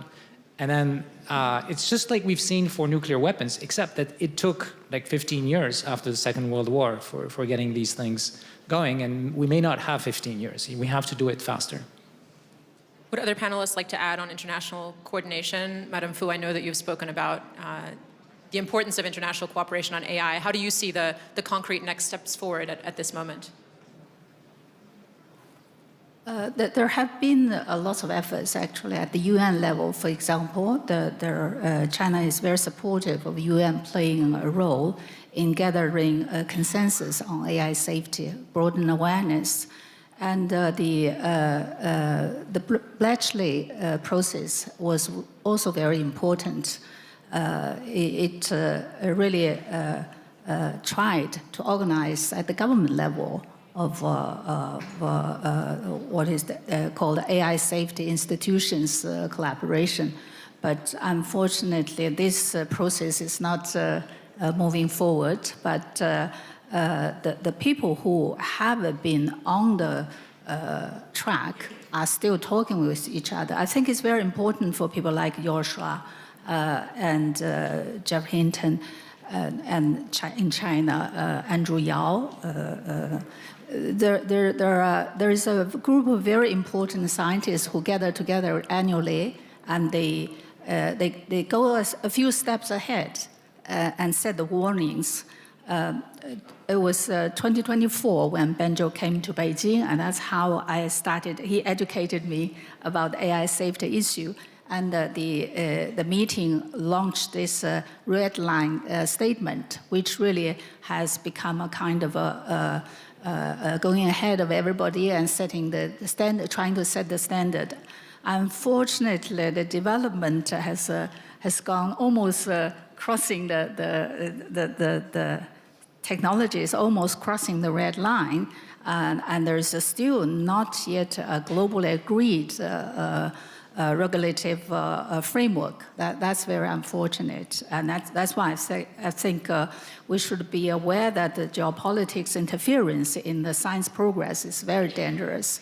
Just to reinforce this question of crossing red lines, we've seen in the last few months, as I mentioned, cyber attacks that were in great part just run by AIs themselves.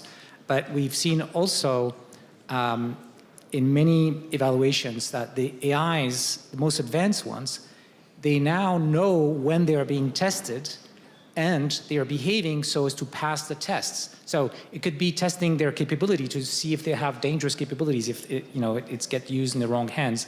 Or it could be that they have good intentions, or they won't cross our moral red lines. But now we are in a situation, the companies are admitting, where we're not really sure when we get those risk evaluations what we're getting.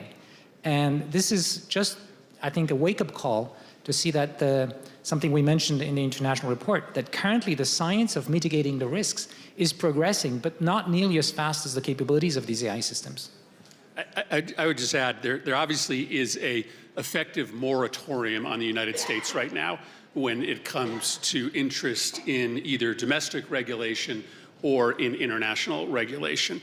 And a mandate for an American leader to prioritize working internationally to regulate AI doesn't come from nowhere.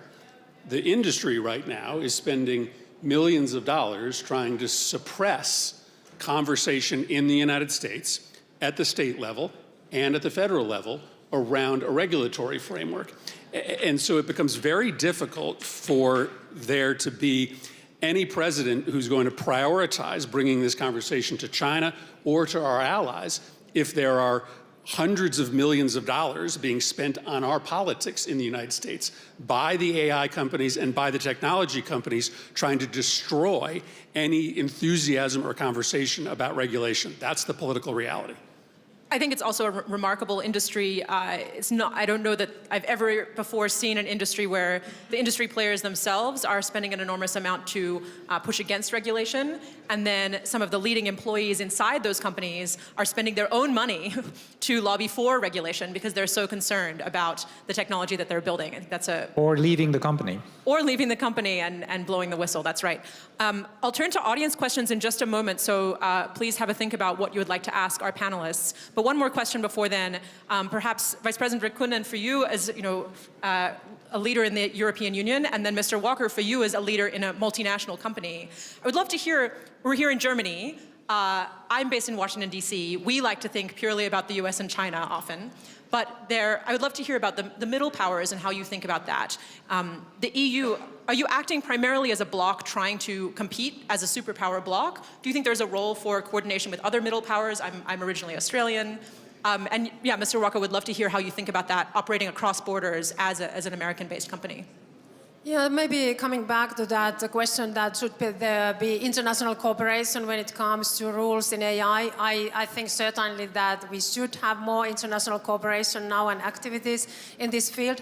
Of course, European Union was the first continent to set rules to AI, and there we have also in our AI Act, we have very risk-based approach. So we see that most of the cases, the risk is very low where we're using AI, but then when we are speaking of the user cases where, for example, AI is operating the systems in the hospitals or in transportation, when AI is deciding who will get the job, then AI is making very important decisions which are having huge impacts to people's everyday life. And those systems, they have to meet certain standards. They have to be tested before they are entering to the markets that people can also trust to these technologies. We think that it's important basis for innovations that people can trust to our technologies. And also in generative AI, general purpose AI, we have also rules there about transparency, safety, security of the systems, respect of the copyrights.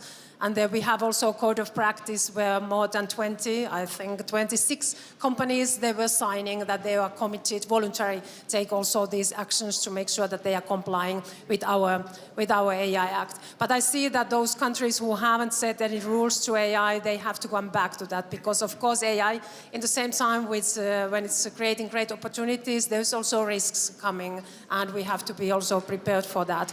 European Union is acting as a one block when it comes to our digital markets, to our single markets. We are boosting innovations and investments. We are heavily investing together with our member states now to AI infrastructure as well, setting up 19 AI factories and very soon now launching call for gigafactories. And we are doing it together with our member states and also together with the industry. And also we have digital partnerships with Canada, with Japan, with Korea, and of course these like-minded partners, Singapore as well.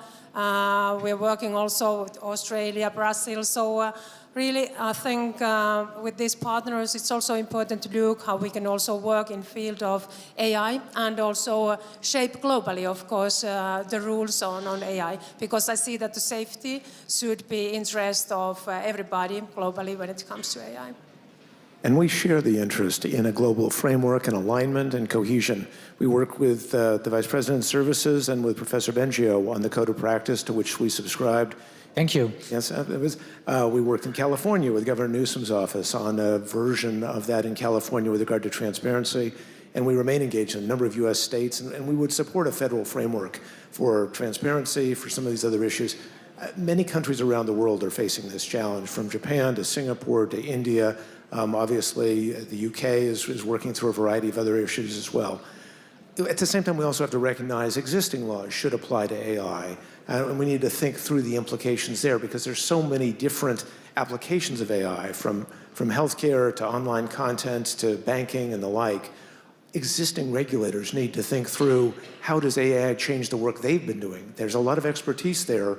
We need to revamp it and re-energize it for this new century. Thank you. In China, the regulative effort has become, is growing gradually, and it's based on a decade of internet governance rules and regulations, and now we have incorporated AI into the law. And in China, the thinking is to try to strike a balance between safety and development.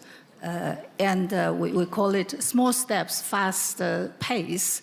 We launch AI management regulations every other year, and to try to also issue targeted measures to make sure that the regulation keep pace, but not to block the technological progress.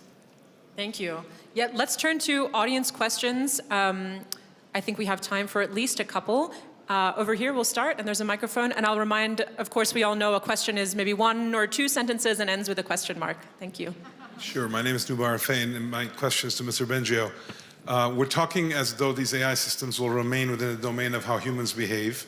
But as you know, a week or 2 ago, there was with Moltbook a system which looks a lot more like nature and evolving capabilities that I think humans will never understand. If agents gain those capabilities, how are humans going to regulate what we don't understand?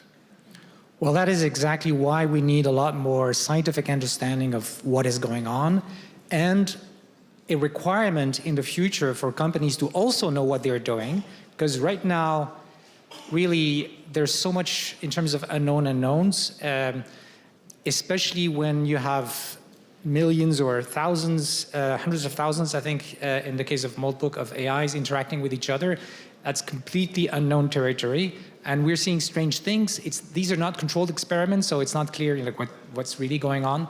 But there should be more serious studies to understand these dynamics. We also have been seeing, by the way, over the last year, especially since the summer, dynamics of the interaction between people and AIs, where people become emotionally attached to an AI and can become, completely delusional in this loop with some serious consequences already.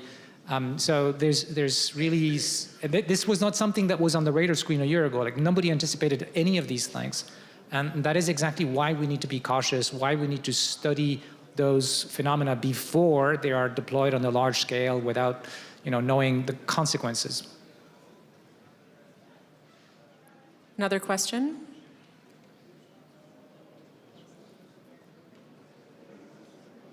I will happily keep asking questions. Wonderful. There's a question. Over here. Thank you. I was at Google a couple of days ago, and you were very proudly announcing how much more of your code is being written by AI.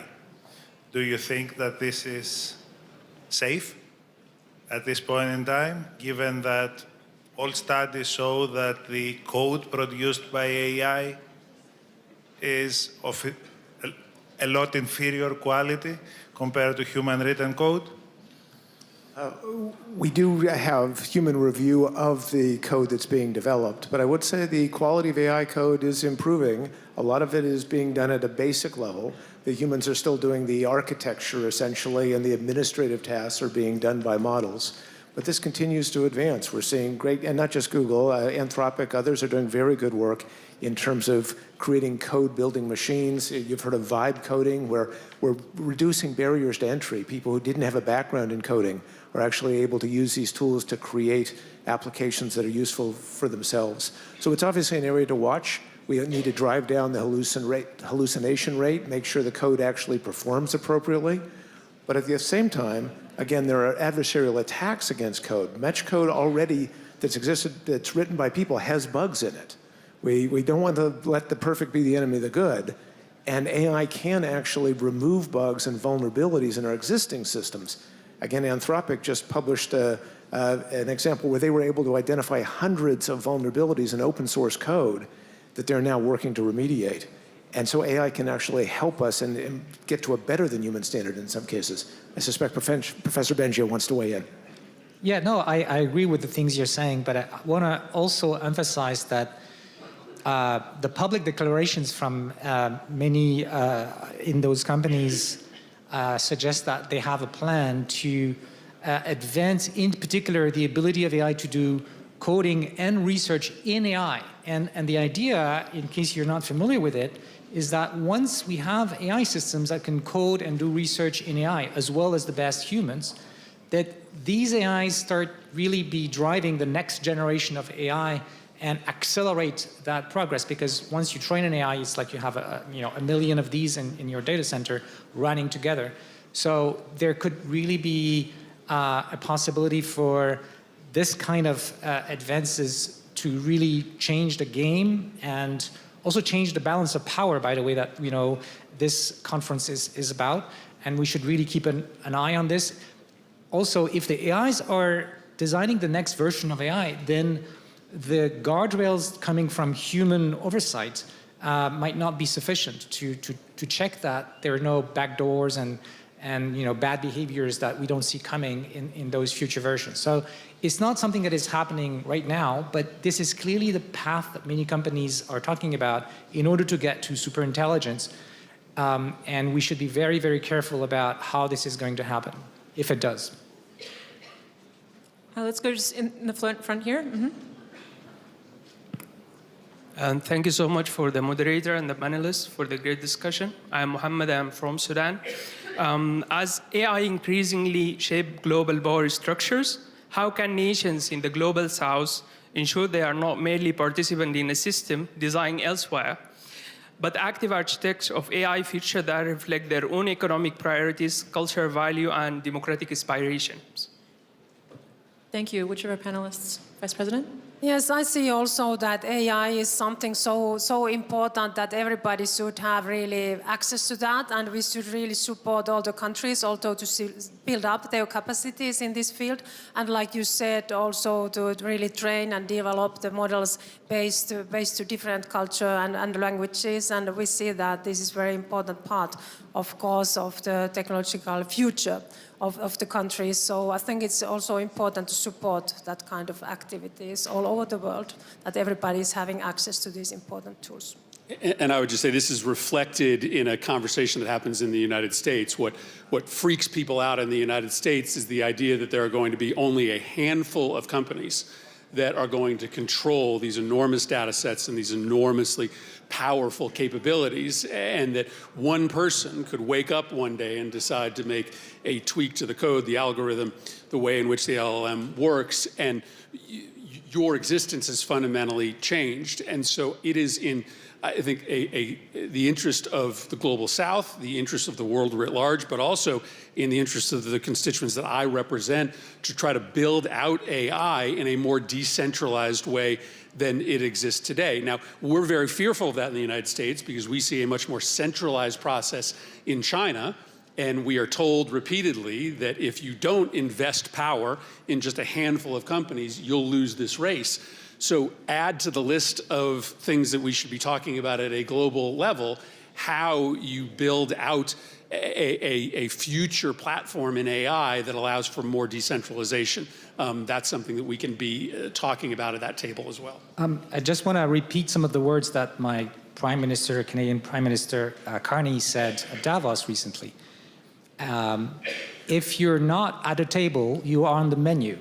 So what this means is the countries that don't manage to be in an alliance to make sure they will have a say in how AI will be developed and deployed and how that power will be decentralized, right, could end up victims in one way or another, or at least decisions will be taken without their voice. And it's not clear right now how developing countries can have any chance at having a voice, but this should be the priority because there are lots of countries that are not the US and China.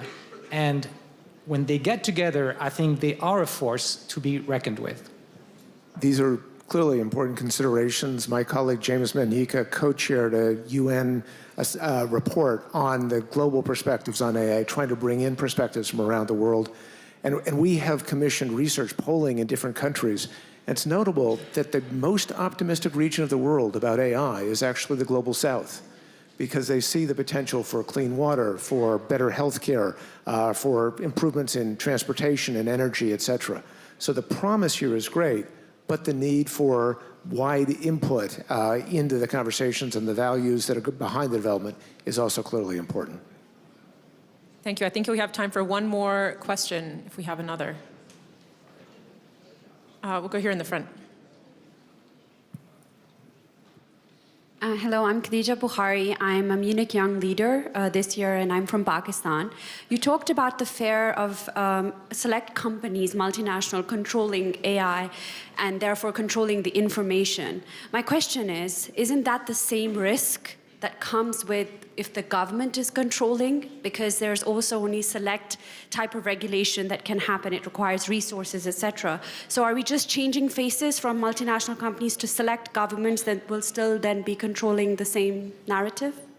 Well, certainly any time that you're talking about a robust system of government regulation, there's a risk of winners and losers being chosen by the government. But there is plenty of history in the way that the United States regulates emerging industries to show that we actually can prioritize protecting consumers, protecting human beings, rather than allocating who wins in a market or who loses in a market. If you just started with some very easy steps like requiring watermarks for AI-generated content, keeping kids away from these chatbots, that doesn't give advantage to one company or another. It just protects human beings from the immediate abuses. So your question is the right one, but there is a way to do it that doesn't put a finger unduly on the scale. And I would just add one quick thing. If we don't want to see concentration of power of the kind you're concerned about, it can't be that we allow a single company to dominate or a couple, and similarly, we can't allow a single country or a couple to dominate. It has to be a world that is multilateral, where we manage that power so that we all win. Thank you. I'm being told we need to wrap up our panel. I will thank you very much, and please join me in thanking our wonderful panelists on this important topic.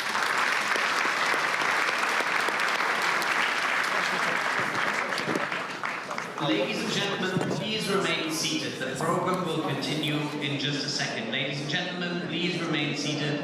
We'll continue with the program immediately.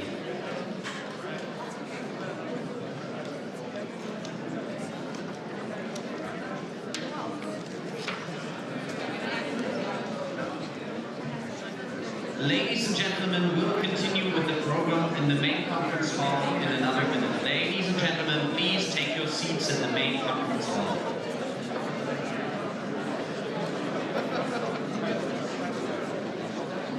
Ladies and gentlemen, please take your seats in the main conference hall now.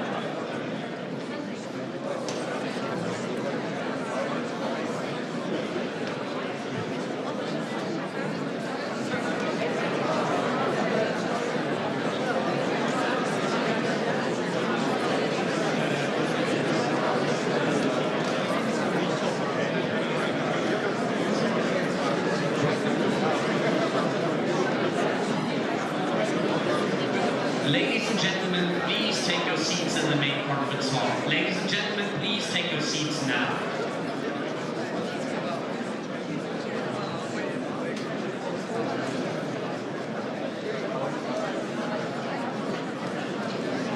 Ladies and gentlemen, we've prepped the stage. I kindly ask you to take your seats now. Ladies and gentlemen, please take your seats now so we can continue with the program.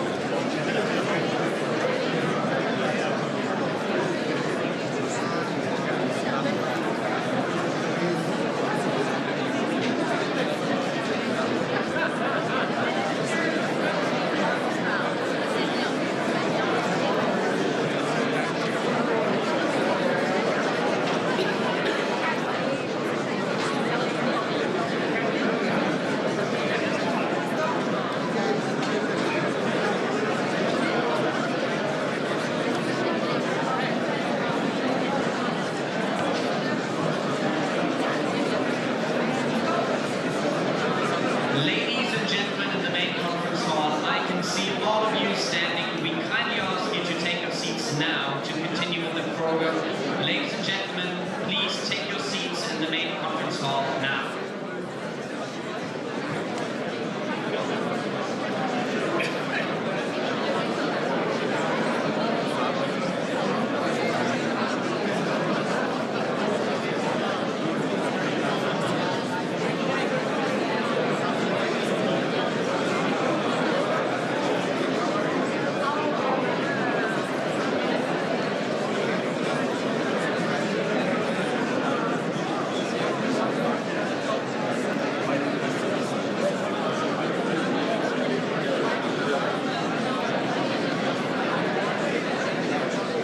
Ladies and gentlemen in the main conference hall, I repeat myself, please take your seats now so we can continue with the program. Ladies and gentlemen, please take your seats now.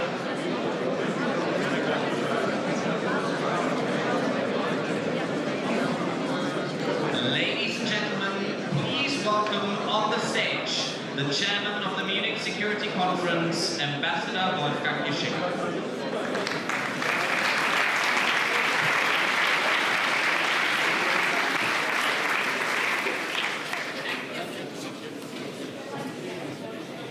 Good evening. I hope everybody is finding their seats.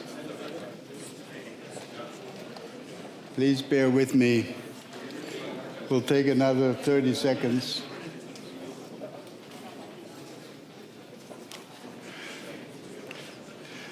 Ladies and gentlemen, it's my great pleasure before this day of intense discussion concludes to welcome a very special guest of honor here before dinner time starts. President Macron of France has been here, I hope I'm right, at least 4 times before. So if my calculation is correct, this is his 5th appearance in Munich. And we'll try to give him a special certificate of honor for this repeated loyalty to the Munich Security Conference. We are very happy to welcome you here once again, Monsieur le Président. It's a special honor to have the President of France addressing this crowd, and I would hope that you will all give President Macron a warm applause of welcome.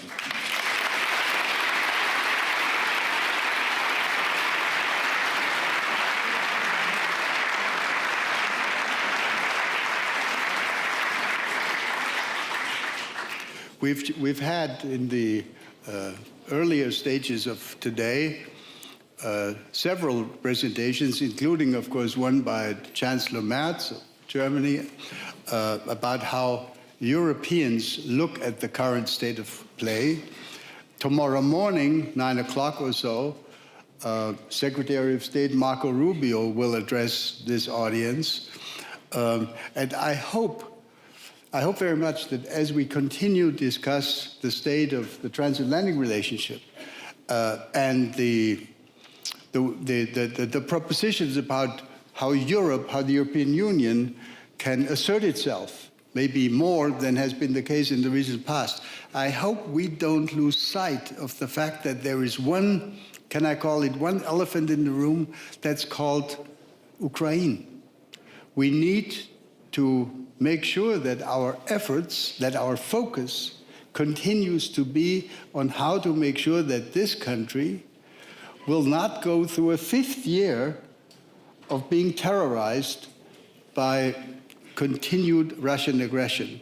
And this is why we will tomorrow evening not offer our annual Ewald von Kleist Award to an individual personality who deserves to be honored. Instead, we've decided to honor the brave people of Ukraine.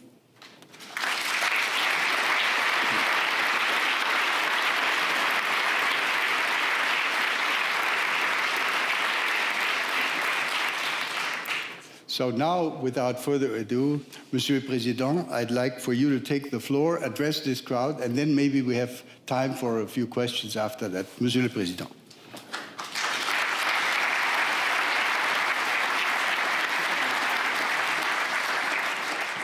Thank you very much, Head of State and Governments, Madame la Présidente de la Commission, ministers, ambassadors, ladies and gentlemen. Thank you very much, Dr. Ischinger, dear Wolfgang, for organizing the upload before the speech, which is always the best guarantee.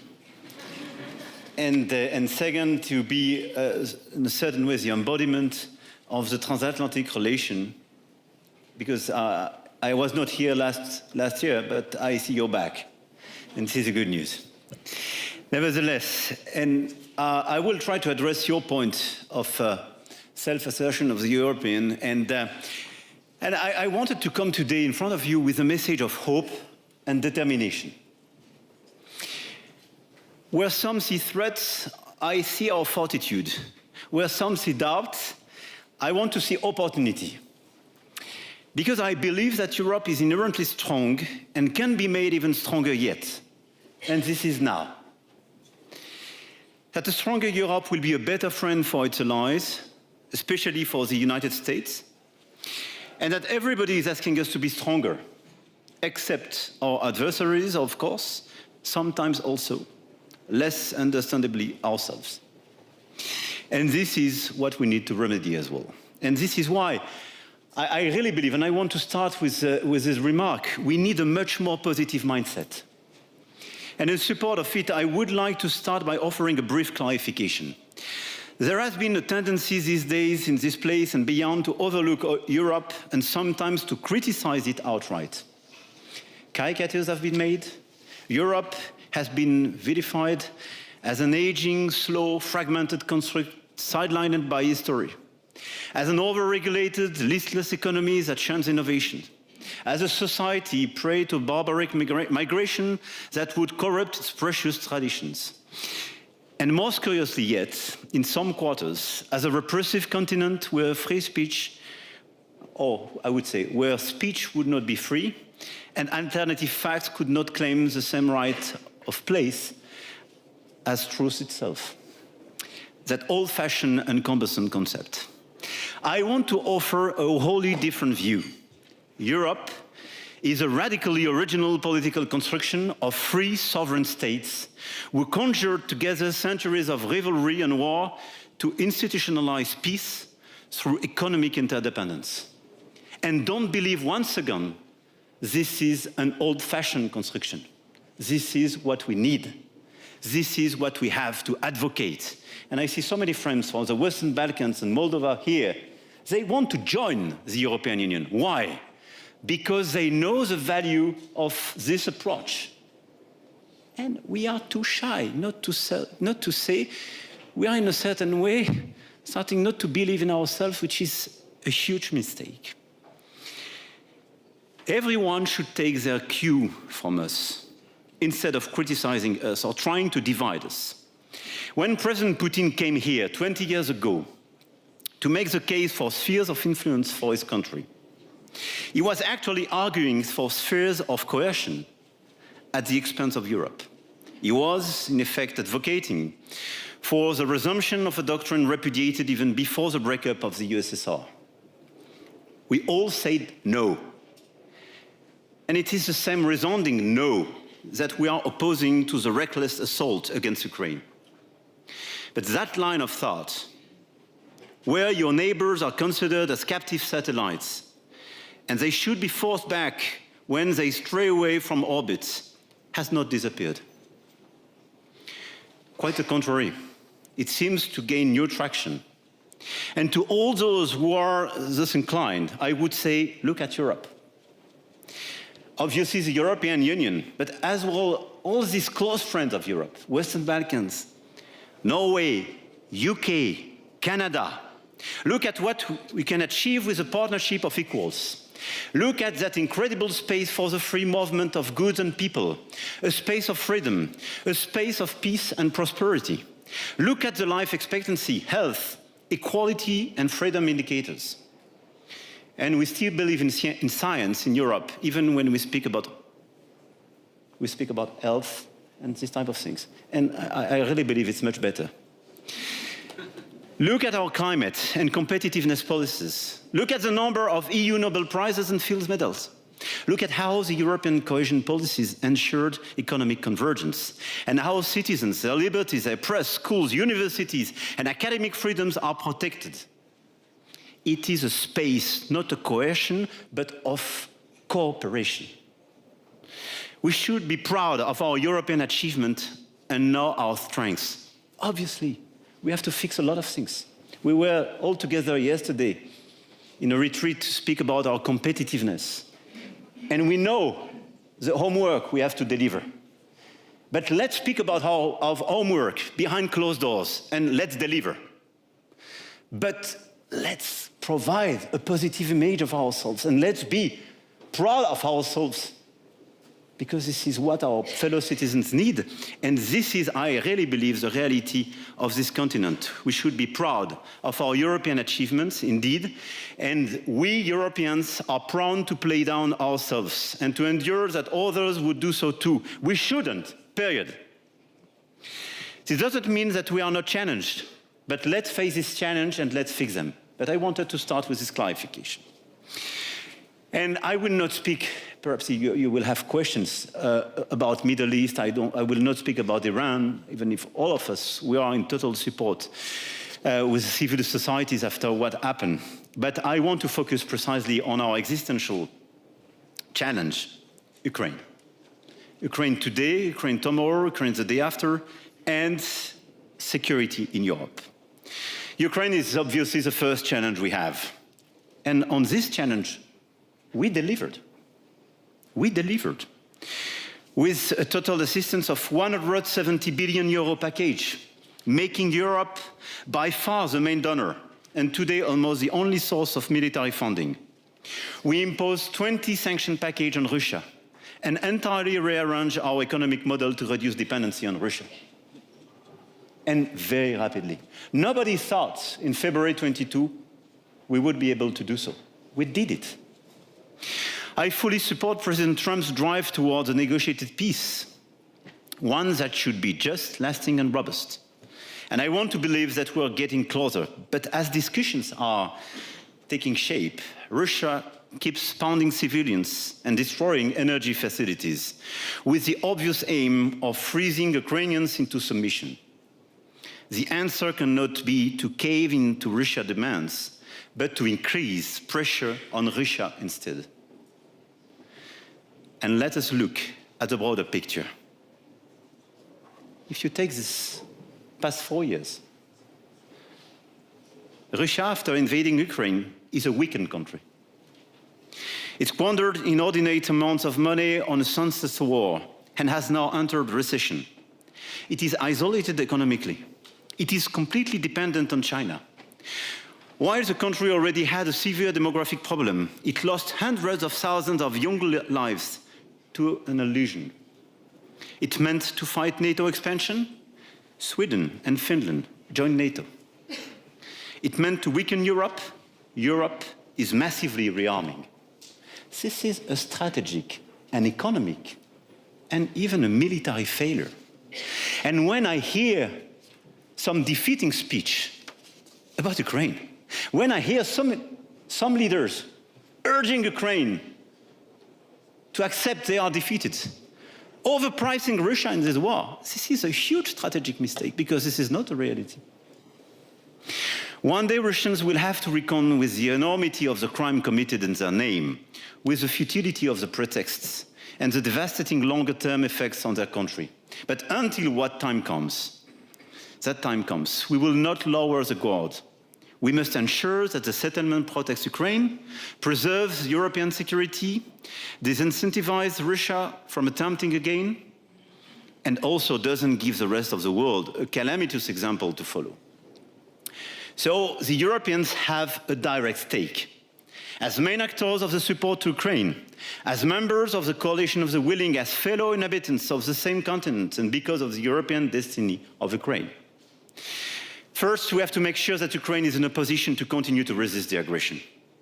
Last December, European Council decided on the 90 billion euro loan to Ukraine for 26 and 27, two-thirds of which will be devoted to military equipment, with a clear Ukrainian and European preference. And France will do its part. And I want to thank the President of the Commission for the hard work in order to deliver this package, and it will be voted in the days to come. Our Defense Minister just visited Kyiv. Our Deputy Defense Minister did the same.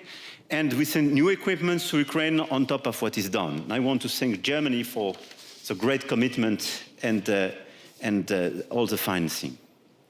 Second, we should keep going after the Russian war economy. We are preparing a 20-sanction package in the EU, focusing on the energy and financial services actors. And we should continue to hit harder the Russian shadow fleet. Russian oil revenue is down 25%.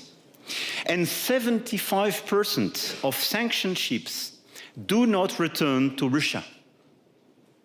We should definitely step up and generalize this effort against the Russian shadow fleet because it's efficient and it's painful for the war economy in Russia. Third, we should intensify the work carried out with the coalition of the willing on security guarantees. Imagine 1 year ago, we were just looking at the US to try to clarify if they were ready to engage on Ukraine or pushing just for the end of the war without any condition. The big change during this year, this coalition of the willing, from the Canadians to the EU, Norway, Iceland, Western Balkans country, Australia, New Zealand, Japan, we finance 100%. When some US materials is delivered to Ukraine today through the coalition of the willing, it is financed by the coalition of the willing. So it's a first wake-up call, and it worked. We organized ourselves to frame the support to Ukraine, and we did organize and finalize in January with a clear political mandate the security guarantees for the day after the peace, in order to make this peace credible and sustainable. Our military staff are finalizing this work with now a clear backstop provided by the US and a monitoring process, but a clear commitment of all the Europeans and allies in these security guarantees. Fourth, the Europeans will have to agree to any possible deal, because they will be an essential part of any security guarantees, any prosperity package, any sanctions relief, any decisions on the European future for Ukraine. No peace without the Europeans. I want to be very clear. You can negotiate without the Europeans if you prefer, but it will not bring a peace at the table. It is for the same reason that I have decided to establish a direct channel of communication with Russia in full transparency with Ukraine and our European partners and our American allies. We will be part of the solution and we should be part of the discussion. And we have our own European interests to defend in this, especially when it comes to the future of strategic stability on our continent. And this is for me the second challenge ahead of us. How will we, in the future, coexist in Europe with an unreconstructed, aggressive Russia on our borders? And we have to discuss this issue now. If we reach a settlement on Ukraine, we will still have to contend with an aggressive Russia, with a defensive industry on a sugar high and a bloated army. We will have to define rules of coexistence that limit the risk of escalation beyond current work on separation of forces after a future ceasefire. As Europeans, we will start with defining our own security interests. And this is part of such a peace deal. Should we accept the deployment of long-range missiles within distance of our borders? Should we accept Russian interference in our neighborhood? What does arms control look like in the age of drones? Will it be possible to define missile limitation arrangements in Europe, like the INF Treaty, while China has become a factor in arms control? And what about the nuclear domain, where New START, the last treaty still in force between the US and Russia, is now terminated? How will we rebuild our alliances in our immediate neighborhood when Russia is trying to maintain or increase its footprint in the Mediterranean Sea or in Africa, aligning with all the forces of destabilization? I'm clearly incomplete in this list, but all of these questions have to be carefully prepared by the Europeans, because we will have to be at the table of these discussions, and these discussions will occur, and we have to be prepared. And we all forgot that a few years ago, we just lived in an order where all these questions were partially fixed by very old treaties, negotiated without the Europeans, for the Europeans, betrayed without any consentment of the Europeans, and sometimes with the withdrawal of some allies without any coordination with the Europeans. And I still remember the end of the INF Treaty. I discovered it in the newspapers, as all the allies. We have to be the one to negotiate this new architecture of security for Europe the day after, because our geography will not change. We will live with Russia at the same place and the Europeans at the same place. And I don't want this negotiation to be organized by somebody else, as the Europeans. Even in periods of less confrontation, it took sometimes decades to craft any of these treaties that helped mitigate the dangers of the Cold War. But the Europeans must start this work with their own thinking and their own interests. So my proposal today is to launch a series of consultations on this important issue, which we have started to flesh out with our British and German colleagues, but in a broader European consultation with all the colleagues here, with a lot of capacities, a lot of strategic thinking. I see my Swedish colleague and a lot of European colleagues. We will address together these issues. We will coordinate, and we have to face it. This leads me to the third challenge. How do we build leverage to enter into such discussions in a position of strength? Europe is rearming, but we must now go beyond. Europe has to learn to become a geopolitical power. It was not part of our DNA. We conceived ourselves as a political construction to provide peace. We delivered. Second, a single market to provide growth and prosperity. We delivered. Now we have to reform it in this new order. In this new geopolitical environment, Europe has to become a geopolitical power. It's ongoing, but we have to accelerate and clearly to deliver all the components of a geopolitical power. In defense, in technology, and in the de-risking vis-à-vis all the big powers in order to be much more independent. But when I speak about Europe becoming a power, I don't speak about France or Germany becoming a power. I speak about Europe. So we have to think and act as Europeans, I would say by design. And this is what we have to do now. And if this time of rearmament is a time of dis-synergies, of separation, or national power, it would be a huge mistake. We have to think now, power at the European scale. We have to think about our defense, obviously, but we have to reduce our dependencies through policies of European preference. This must be the case for the entire value chain, from AI and cloud computing, critical minerals, space, clean tech, as well as defense industries and design of armament. Everywhere we have over-dependencies. We have to de-risk our model, and we have to endorse clearly a European preference. Targeted, perfectly designed, and I want to thank the Commission for this hard work, but this is a necessity. We will be credible only if we are able to procure and produce what we need, without foreign strings attached. We have achieved significant progress last year within the EU. We have agreed on a defense readiness roadmap to 2030 to fill our critical capability gaps with standardized and interoperable equipment in Europe. And in this spirit, I believe clearly we have to follow up.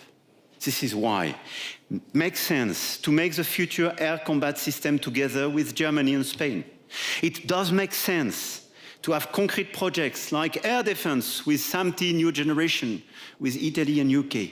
It does make sense to have early warning system like Geoeconomics, our initiative with Germany. And we have to accelerate the cooperation we organized sometimes 7, 8 years ago, and we have to build additional cooperation. And I want to warn everybody, you have a lot of money on the European market on defense and security. If this money is used just to have national solutions, or just to favor the national players without a clear European approach to build European standards, to make European simplification, and to play Europeans, and to help countries to deploy as well additional industrial footprints, we will waste our money, waste our time, and create a lot of dis-synergies. Huge mistake. So I'm an old-fashioned guy for these days, but I do believe in the FCAS, I do believe in Geoeconomics, and I do believe in SAMP/T new generation, because it's hard for me to understand how we will build new common solution if we destroy the few one we had. Sorry to say that.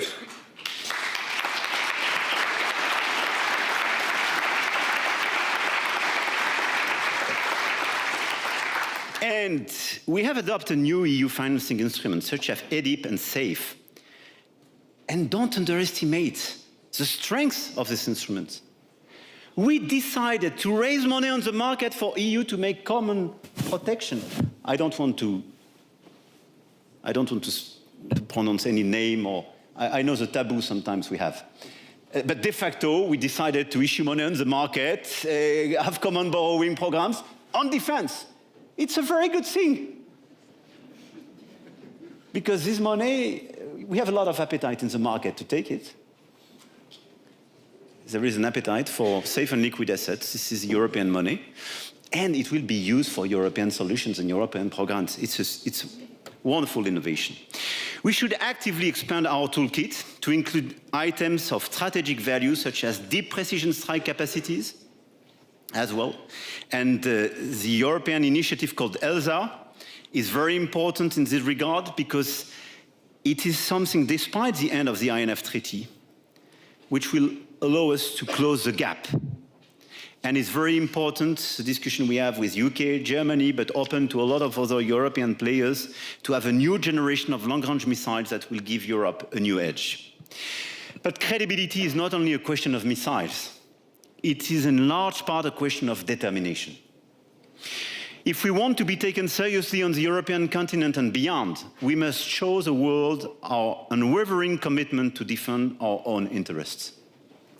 It starts, of course, with continuing to extend our support to Ukraine, but it could nicely follow with fending off unjustified tariffs and politely declining unjustified claims on European territory. This is what we did, and this is what we will do.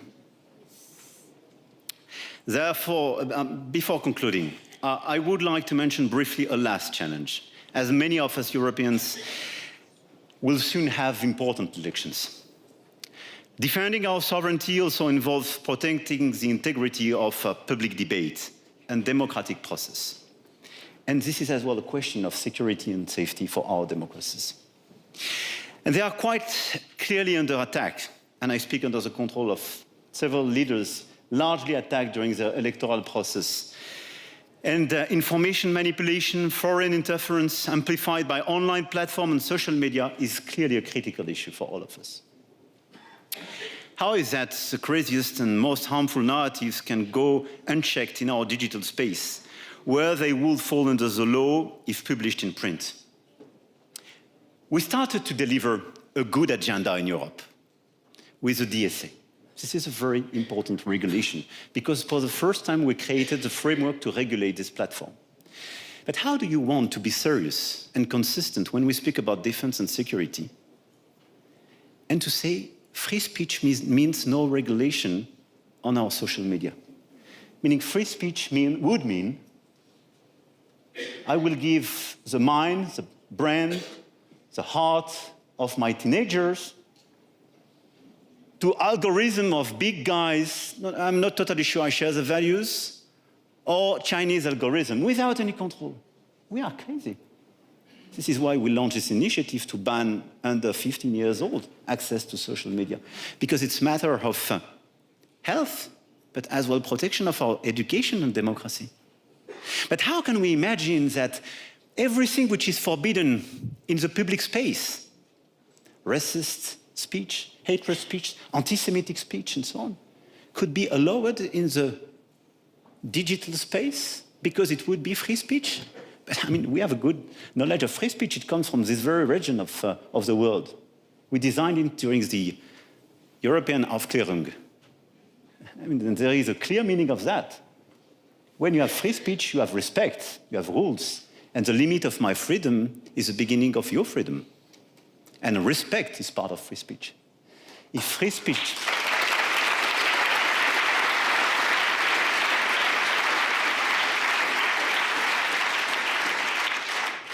And it's a matter clearly of democracy. But as well, when we are democracies, we want to respect and we want to be respected. This is where we are. This is our view as well of the transatlantic relationship. And this is the basic of a good transatlantic relationship.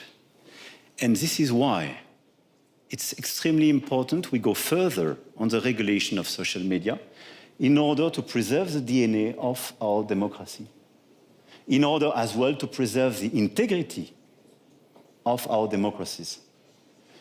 Because at the same time, we are opening the Pandora box and allowing a lot of hatred speech in these platforms and social media. We are too weak and too naive vis-à-vis external interferences and foreign interferences, no doubt. We should forbid the capacity of these guys to interfere in our public space.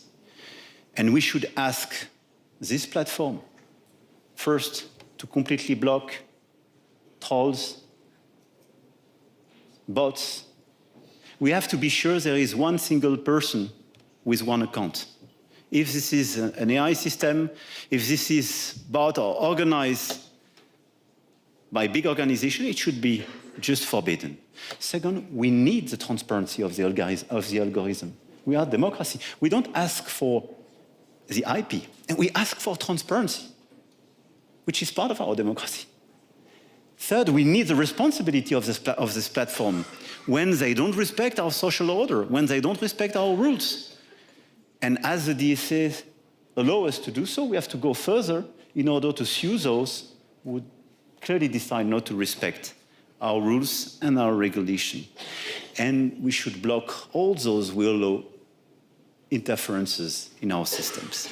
So as you can see, it's quite a menu of things to do, and I will stop here. We should exhibit strength and tenacity on Ukraine. We should articulate among Europeans our real long-term security interests in our region and give ourselves the mettle and the clout to prosecute them. And at the same time, fortify ourselves as confident democracies. These are no mean challenges, and I really believe in the power of our audacity. This is the right time for audacity. This is the right time for a strong Europe. And this is such an Europe. Clear in the support of Ukraine. Doesn't mean to support Ukraine till the very last minute. Clear on the condition of a sustainable peace. Clear on the conditions vis-à-vis Russia and building its own architecture of security. Clear on how to de-risk its model. This Europe will be a good ally and partner for the United States of America, because it will be a partner taking its fair share of the burden. It will be a partner being respected. And we have to be respected. We did a lot, and we will do more. But we will follow this path, believe me. Thank you very much.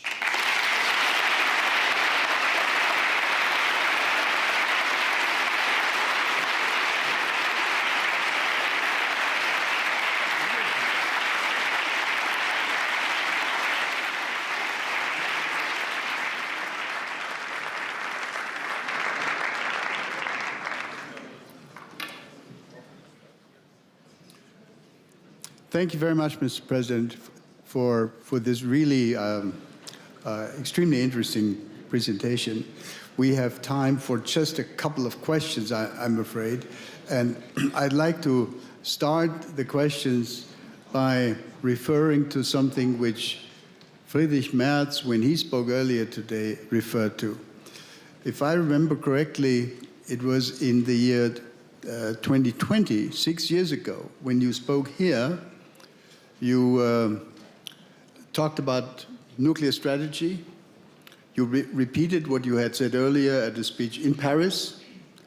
And it is now 6 years later, if I'm correctly informed, that my government is now reacting by saying, yes, we are starting to talk. Could you talk about this again, please, and tell us, have we lost 6 years? Is our answer 6 years late? And what exactly could we expect if there is now going to be a dialogue, hopefully not just a Franco-German dialogue, but a dialogue between France as a nuclear power with her European partners? Please. Thank you very much. I think it's normal it takes time because it's a very sensitive and complicated issue. But I want here to remind everybody that since the very beginning, the French deterrence, nuclear deterrence, has what I would call a European inspiration. General de Gaulle, since the 1960s, mentioned the fact that part of the vital interest of France was precisely the European footprint. So it's not new. And all my predecessors reiterate this approach. But I think in this very time and for me it's clear since 2019, and the unilateral withdrawal of the INF Treaty by the US, we have to reshuffle and reorganize our architecture of security in Europe. Because the past architecture of security was totally designed and framed during Cold War times. So it's no more adapted. Obviously, today we are 100% focused on the support to Ukraine, which is normal. But this new architecture of security will be part of a long-standing peace package, for sure. And it's extremely important in this regard to take into consideration all the capacities. Our own military capacities at the national level, perhaps some common capacities at the European scale. We should think about that. Long-range missiles and deep precision strikes. This is why I mentioned this capacity, because it's extremely important, at least to be credible in this dialogue with Russia, because they do have these capacities. So if you want to start a credible dialogue, sometimes you have to do more, even if this is to do less after a negotiation. But it's extremely important. And we have to re-articulate nuclear deterrence in this approach. And this is why we are conceiving, and in a few weeks' time I will detail that, but we engaged a strategic dialogue, obviously with Chancellor Merz, but with few European leaders, in order to see how we can articulate our national doctrine, which is guaranteed and controlled by the Constitution, with special cooperation, common exercises, and common security interests with some key countries. This is exactly what we are doing for the first time in history with Germany. And I think this dialogue is important by itself, but it's important because this is a way to articulate nuclear deterrence in a holistic approach of defense and security. And this is a way to create convergence in our strategic approach and strategic culture between Germany and France. And I think for me it's very important because this is the cornerstone of such a path forward. I want to say as well, we have obviously a specific dialogue with UK as another nuclear power. And in Northwood, a few months ago, we finalized a new treaty precisely going forward in this cooperation. And we have as well some leaders disclosed this discussion, and Ulf is part of them.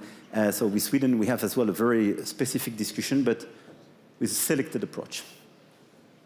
Thank you very much. We have time for maybe one more question because dinner is waiting. I'm looking for maybe the gentleman here in the third row. If you could please identify yourself. Oleksiy Goncharenko, member of the Parliament of Ukraine. Monsieur le Président, merci beaucoup pour votre soutien à l'Ukraine dans votre discours. But my question is next. We hear a lot of support here in Munich for the 4th year in a row, but unfortunately less and less Ukrainians survive during these years. So my question is, when the coalition of willing will become coalition of sending troops to Ukraine now? Because when you are saying we will send troops after the ceasefire, it's signal to Putin, don't end the war. But when you will say we are sending troops now, that's the signal there is no sense to continue the war. He will not achieve his goals in any way, because we need peace as soon as possible here in Ukraine. Thank you very much. Merci beaucoup. Thank you. And let me express my gratitude for your French words and our respect to Ukrainian people and their strength and their resistance. What you describe is perfectly true, because since day one, what we decided is to help Ukraine in this resistance war, but to refuse to engage in an escalation process with Russia, meaning not to attack Russia on its territory and not to engage boots on the ground. So we still work in this limit, and you're right. And I totally understand your frustration and what you say. At the same time, we did a lot of things a lot of people thought as unthinkable a few years ago. I mean, sending fighter jets, tanks, long-range capacities, a lot of financing, etc., etc. So 1 year ago, a lot of people were just hoping that this effort will not stop. What I can tell you is, first, as Europeans, we provided a clear message. This support is not contingent to the financial support of the US. And it's very important because it is undervalued. We are no more dependent on the US financial support. The coalition of the willing members finance 100% of the war effort. We are still dependent on some US capabilities, some equipments, but we buy it to the US. They don't even give it. We buy it to the US. With European taxpayers' money, with Canadian taxpayers' money, Norwegian taxpayers' money, etc. So we de-risk from this point. Now what we have to do is clearly, to make clarification on the ongoing discussion. I don't see any evidence and confirmation that the Russians want to finalize peace now. They still bomb civilians, they procrastinate, and what they do, quite classically, is that they bank all the concessions being made by negotiators on territories and other things. So they want to last. So we have to organize ourselves to last and to resist. Today, if we engage and send troops on the ground in this situation, we take the responsibility of escalation.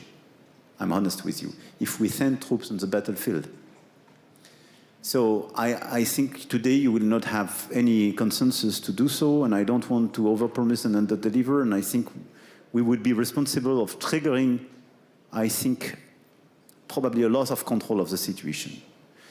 What is important to us now is to deliver the package we voted and we decided, to put your country in a situation on energy and defense and security to resist, but as well to reconverge with the US on a common perception on the situation.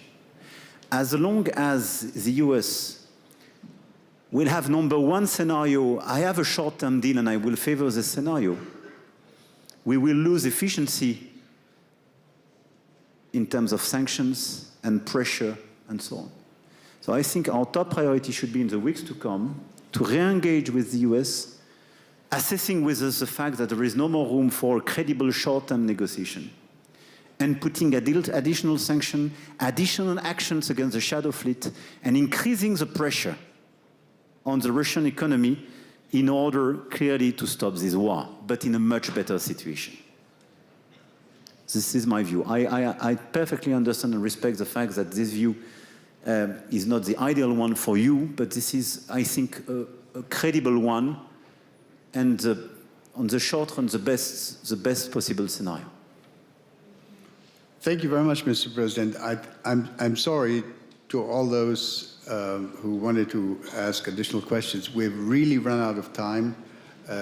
Dinner is waiting for, I hope, all of you, certainly for you, Monsieur le Président. This is why I would like to invite you once again to offer a round of applause to our speakers. Thank you.